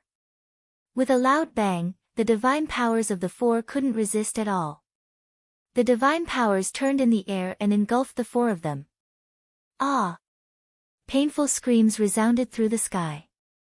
When the four of them escaped from the divine powers, their bodies were already covered in blood. How is this possible? He can still repel our attacks when we join forces. The four of them looked at Qin Feiyang in shock. Their arrogance from before had completely disappeared. After being so arrogant for so long, I thought you were very powerful. It turns out that this is all you've got. Qin Feiyang said disappointedly. The four of them were furious. Divine powers surged and the aura of divine arts appeared. Even if you have an incredible divine art, it's useless against me. Qin Feiyang's eyes were filled with murderous intent. He jumped into the air and charged at the four of them. You've got guts. Let me fight you. The one-eyed dragon took a step forward and waved his large fan-like hand, slapping towards Qin Feiyang. We shouldn't continue fighting. Because this kind of battle is disadvantageous to Qin Dage. Fire Lotus said to herself with a worried face. I agree. Fire Lotus nodded. The four of them were stronger than Qin Feiyang. If they really fought, it was inevitable that they would be injured. Once they were injured, they would definitely bleed. This way, the purple-gold dragon blood would be exposed. They also knew that Qin Feiyang didn't want to expose the six-word divine art too early. However, Qin Feiyang didn't seem to have any other means other than the six-word divine art to be unharmed against the four of them. Therefore, it was reasonable to avoid the battle. Boom! The one-eyed dragon's strength was terrifying. Even with Qin Feiyang's physical body, he felt a fatal threat. But he did not retreat. Because Fire Lotus and Qin Rushuang's worries were also his worries, this battle had to be ended quickly. The one-eyed man's fist was about to land on his face. Suddenly, Qin Feiyang disappeared without a trace. Concealment technique. Immediately after, the one-eyed man screamed as a bloody hole appeared on his lower abdomen. Blood was gushing out like a fountain. What happened? Cripple and the other two scanned the void in bewilderment. In the next instant, the malicious ghost let out a miserable howl as a bloody hole appeared in its lower abdomen. What the hell is going on? Could it be a spatial divine object? Jiang Haotian, this is against the rules. Cripple shouted in anger. No. It can't be a spatial divine item. Because if it's a spatial divine object, it's impossible for him to be so fast. I think he must have mastered some kind of divine art that can make him invisible. The little girl said in a low voice. As soon as she finished speaking, she felt an unprecedented sense of danger behind her. Without thinking, she turned her head and waved her small fist as she punched the void. The divine aura of a perfect stage war god spread in all directions. Under the pressure of the divine aura, the concealment technique immediately dissipated. Qin Feiyang appeared in the void. It's indeed a divine art that can make him invisible. The one-eyed man and the malicious ghost's pupils contracted. But then, their eyes were filled with greed. A divine art that can make him invisible was simply the best way to assassinate. Cripple, little girl, you must kill him and get that divine art. The one-eyed man shouted as he took out 2 spirit sea pills. He swallowed one and threw the other to the malicious ghost. Of course. Cripple grinned and said. With a teleport, he landed in front of Qin Feiyang and swept the crutch in his hand. Qin Feiyang did not dare to take it head-on. Because the crutch was a divine art. But because it had not recovered, he could not determine the grade of the crutch. If it was a high-grade divine art or a perfect divine art, he would definitely be injured if he took it head-on. These people are going to be serious. Fire Lotus was worried. If Qin Feiyang attacked without holding back, 4 perfect stage war gods would be as easy as slaughtering chickens and lambs. But now, Qin Feiyang had too many concerns. He did not even use 1/10 of his strength. Just as Cripple attacked, a blood-red sharp blade appeared in front of the little girl. With a monstrous sharpness, it charged towards Qin Feiyang. Qin Feiyang's pupils contracted. The blood-red sharp blade was a few hundred feet long. It was as if it was condensed from blood and had a murderous aura. He could tell at a glance that it was evolved from a perfect divine art. This group of people was indeed not simple. We will return the words you said just now. Even if you have a divine art that defies the natural order, it is useless in front of us. Cripple laughed. The golden crutch in the air made a deafening sound of wind and thunder. Qin Feiyang retreated while glancing at the two. Suddenly, murderous intent flashed in his eyes. Using the walk formula and teleporting, he disappeared from the sight of Cripple and Fire Lotus. This, not only Cripple and Fire Lotus, but even Cyclops and Fire Lotus were stunned. How did he disappear again? Wait! Cyclops suddenly opened his eyes wide in anger. He looked behind Cripple and shouted, "Cripple, be careful." Cripple was stunned. But before he could react, a finger poked the back of his head. Immediately after, an aura of death emerged from the depths of Cripple's heart. The price to pay for angering me is not small. Following the cold voice, Cripple could only feel a terrifying murderous aura bursting out from it. Then, his head suddenly exploded in the air like a watermelon. Flesh and blood flew everywhere. This scene left the one-eyed man and the malicious spirit dumbfounded. The girl also froze in the air, her little face full of disbelief. In an instant, he actually killed Cripple. Amazing! Fire Lotus looked at Qin Feiyang with eyes full of admiration. However, Qin Feiyang did not show off or feel proud. After killing Cripple, he grabbed the crutch and took another step forward, avoiding the blood-red blade. He landed behind the girl and then swung the crutch towards the girl's head. "Run!" Cyclops roared. The girl quivered. She did not even have the courage to turn around and look at Qin Feiyang. She directly dived and rushed out. She reacted in time and narrowly avoided the attack of the crutch. Qin Feiyang raised his eyebrows and looked at the girl's back. He shook his head and said, "What a pity." The girl stabilized her body and turned around to look at Qin Feiyang. There was nothing else in her eyes, only fear. Until now, she still did not understand how Cripple died. And his speed was even faster than them, a perfect war god. What kind of skill was this? Qin Feiyang glanced at the three of them and said with a smile, "Although it's a pity, it doesn't matter because you will die sooner or later." The girl, Cyclops, and Li Gui could not help but turn pale. Swoosh! Qin Feiyang waved the crutch in his hand and smiled as he walked towards the girl step by step. "Cyclops, so you are here. It took me a long time to find you." But at this moment, an angry shout was heard.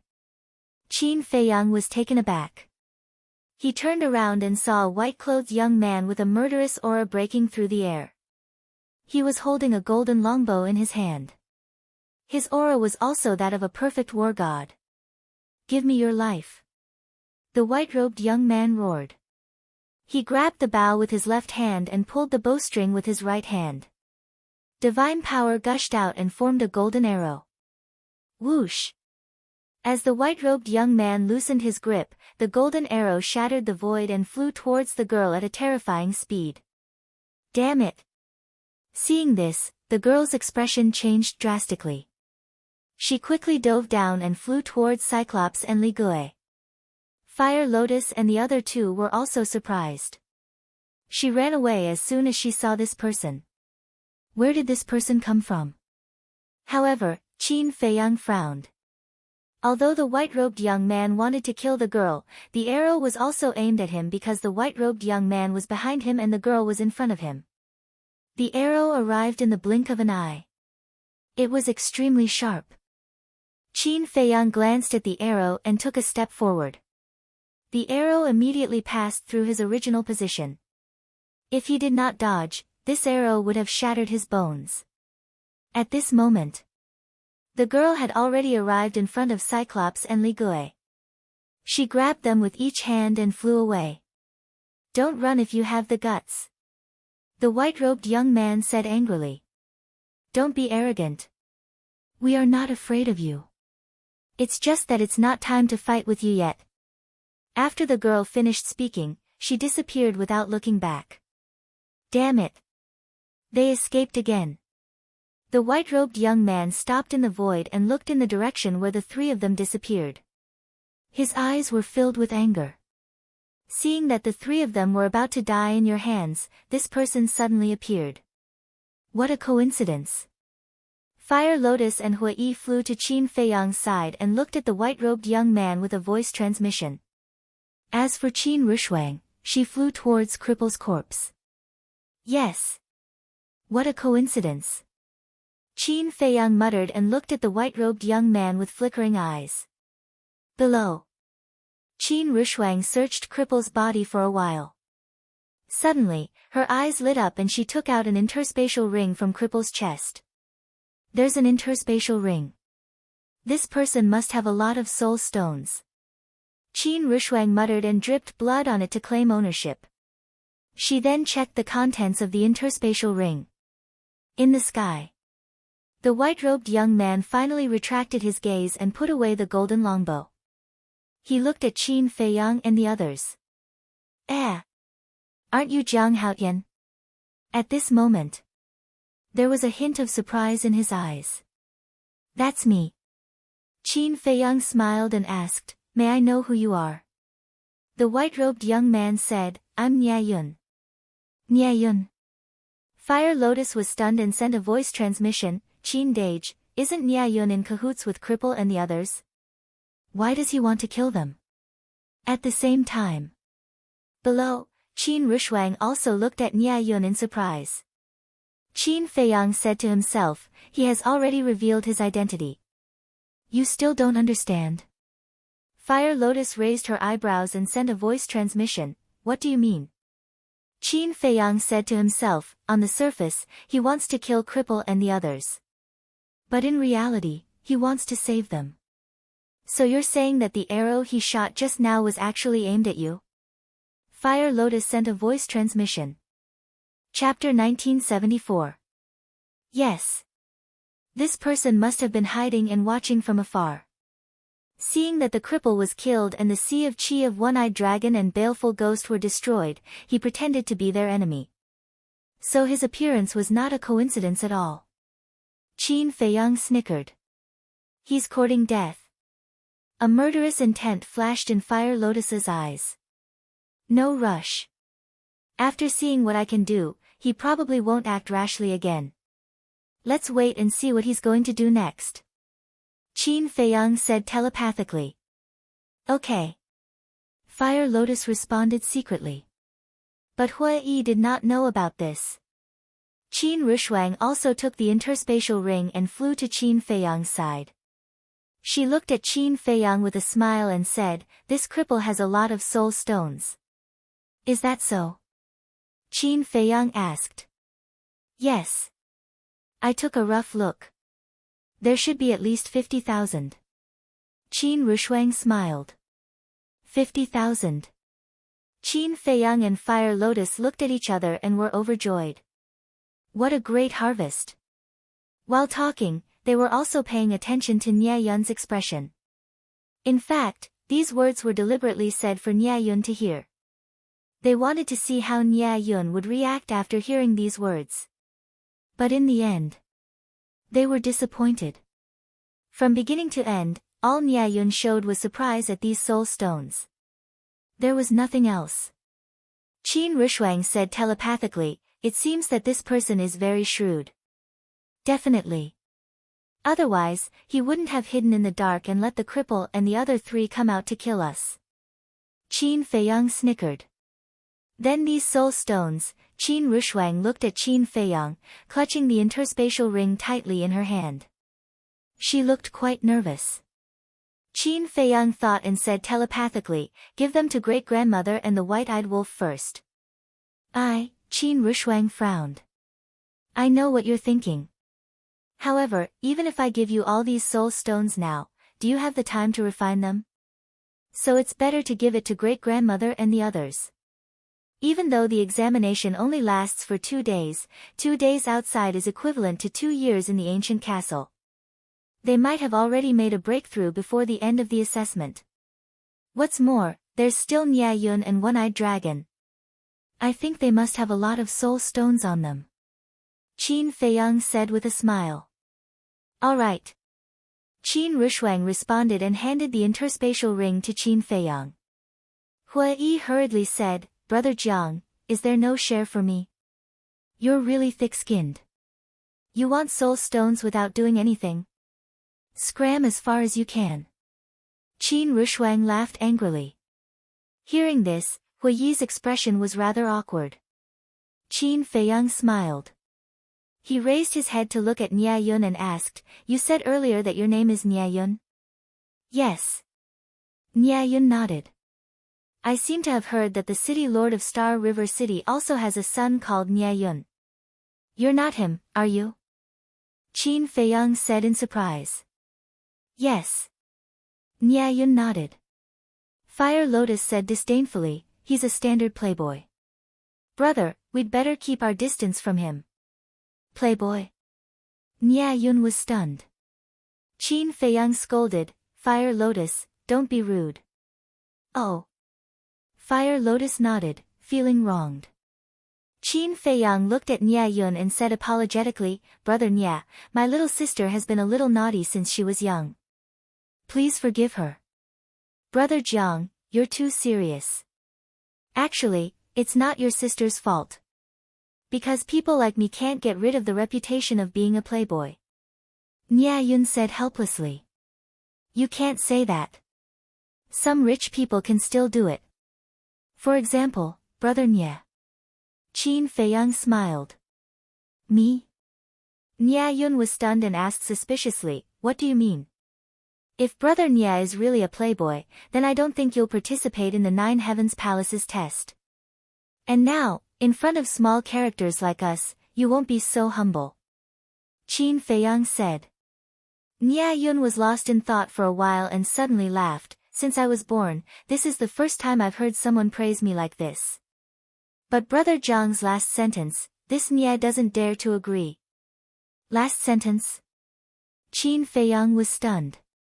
Nya Yun smiled, Brother Jiang just said that you're all small characters. But do small characters dare to offend Feng Zijuan? Qin Feiyang shook his head with a bitter smile and sighed, We're like newborn calves who aren't afraid of tigers. Now, we're regretting it. This one doesn't see any trace of regret on your faces. Moreover, this one has seen Brother Jiang's courage with my own eyes. Nya Yun said. You've seen it with your own eyes? Qin Feiyang and the other three looked at each other and looked at Nya Yun suspiciously. A few days ago, when Brother Jiang bid for the 9th grade elixir fire at the Treasure Pavilion's auction house, this one was also there. When Brother Jiang bid, the whole place was dead silent. In the end, Brother Jiang got the elixir fire at a super low price of 1,500,000. This kind of thing is unheard of before. Nya Yun smiled. It's just pure luck. Qin Feiyang shook his head, blushing with shame. Nya Yun shook his head noncommittally. Then, he looked around and sighed. Brother Jiang, you see, the Heavenly Dragon Mountain Range is full of danger. Why don't we travel together so that we can look after each other? Travel together? Fire Lotus and Qin Rushuang could not help but frown. Sure. Qin Feiyang, on the other hand, only pondered for a moment and nodded happily. Fire Lotus said unhappily, Brother, how can you agree to a stranger's request so casually? Nya Yun was also a little surprised. He had thought that this person would refuse, but he did not expect him to agree so easily. Qin Feiyang smiled and looked at Fire Lotus, saying, Girl, you've seen how dangerous this Sky Dragon Mountain Range is now. To be honest, I really don't have the strength to protect you all alone.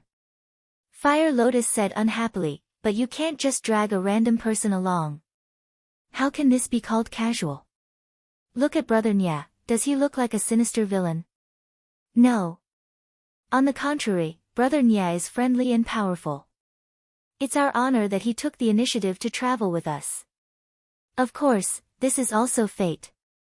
Brother Nya, don't you think so? Qin Feiyang chuckled. Yes, yes, yes. Nya Yun nodded repeatedly, feeling a little embarrassed by Qin Feiyang's praise. Qin Feiyang smiled and said, since we're traveling together, I hope brother Nya will take care of us in the next 2 days. Nya Yun hurriedly waved his hand and said, you can't say that, we're taking care of each other. Yes, yes, yes.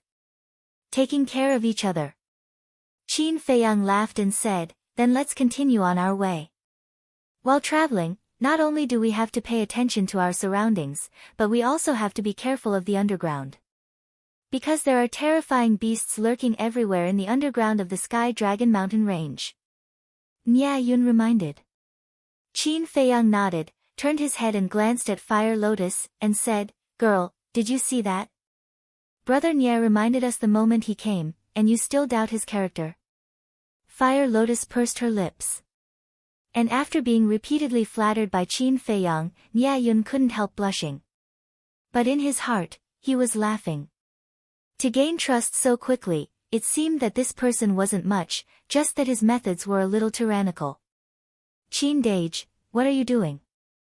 Keeping him by your side is simply a ticking time bomb. Fire Lotus transmitted her voice. Is there no danger if we chase him away?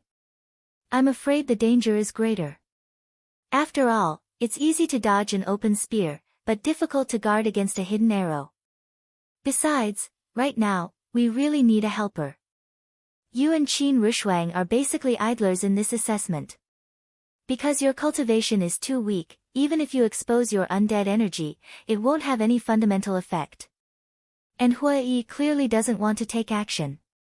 As for me, I don't want to expose too much of my strength. Therefore, Nya Yun's arrival is actually a good thing for us. After all, he has the cultivation of a perfect war god. As long as he doesn't encounter monarch-level beasts, he can deal with them all by himself. Qin Feiyang secretly said. Fire Lotus suddenly said, so you want to beat him at his own game. That's right. This person is following us because he wants to plot against us behind our backs. Then why don't we take advantage of this and make him our helper? Qin Feiyang secretly laughed. Even so, I still think it's inappropriate. After all, his strength is too strong. You and that mysterious Hua Yi don't need to worry about it, but Sister Rushuang and I, if he suddenly attacks us, we won't be able to defend ourselves. Fire Lotus transmitted her voice. It's okay. I will keep an eye on him. If he really dares to attack you, I guarantee that he will become a corpse before he can do anything. Qin Feiyang secretly said. Hearing this, Fire Lotus's anxious heart finally calmed down. Nya Yun suddenly asked, Brother Jiang, why did Cripple and the others want to kill you? Maybe because we are weak and easy to bully. What about you? Why did you chase after them? Qin Feiyang said. These guys are very despicable. The last time they entered Star River City, they cheated me of a large amount of divine gems, so I have always wanted to kill them. But these guys are very cunning, I let them escape every time. Just now, it was a good opportunity, but unfortunately, I let them escape again. Nya Yun shook his head and sighed. Qin Feiyang smiled, Brother Nya, don't be anxious. They can escape, but they can't escape. Sooner or later, you will meet them. Yes. Nya Yun nodded. Wait. Fire Lotus suddenly braked, stopping in her tracks. There was a trace of surprise in her eyes. What's wrong? Qin Feiyang and the others looked at her suspiciously. Nothing. Fire Lotus shook her head and continued walking. Qin Feiyang and the others were baffled. Fire Lotus pondered for a moment, then asked through voice transmission, Qin Dage, is there one more person who hasn't shown up? Who? Qin Feiyang was suspicious. Didn't Gao Xiaolong remind us to be especially careful of Nya Yun, Hong Ping, Zhu Gu, Qi Hong, Zhang Yunfei, and Chao Zhiyin last night? Now that Nya Yun and the others have met, what about Zhang Yunfei? Fire Lotus thought to herself. So it was him. Don't worry, he will show up sooner or later. He might even be hiding somewhere, watching us right now. Qin Feiyang said through voice transmission. Fire Lotus inadvertently scanned the surrounding forest, a trace of worry in her eyes.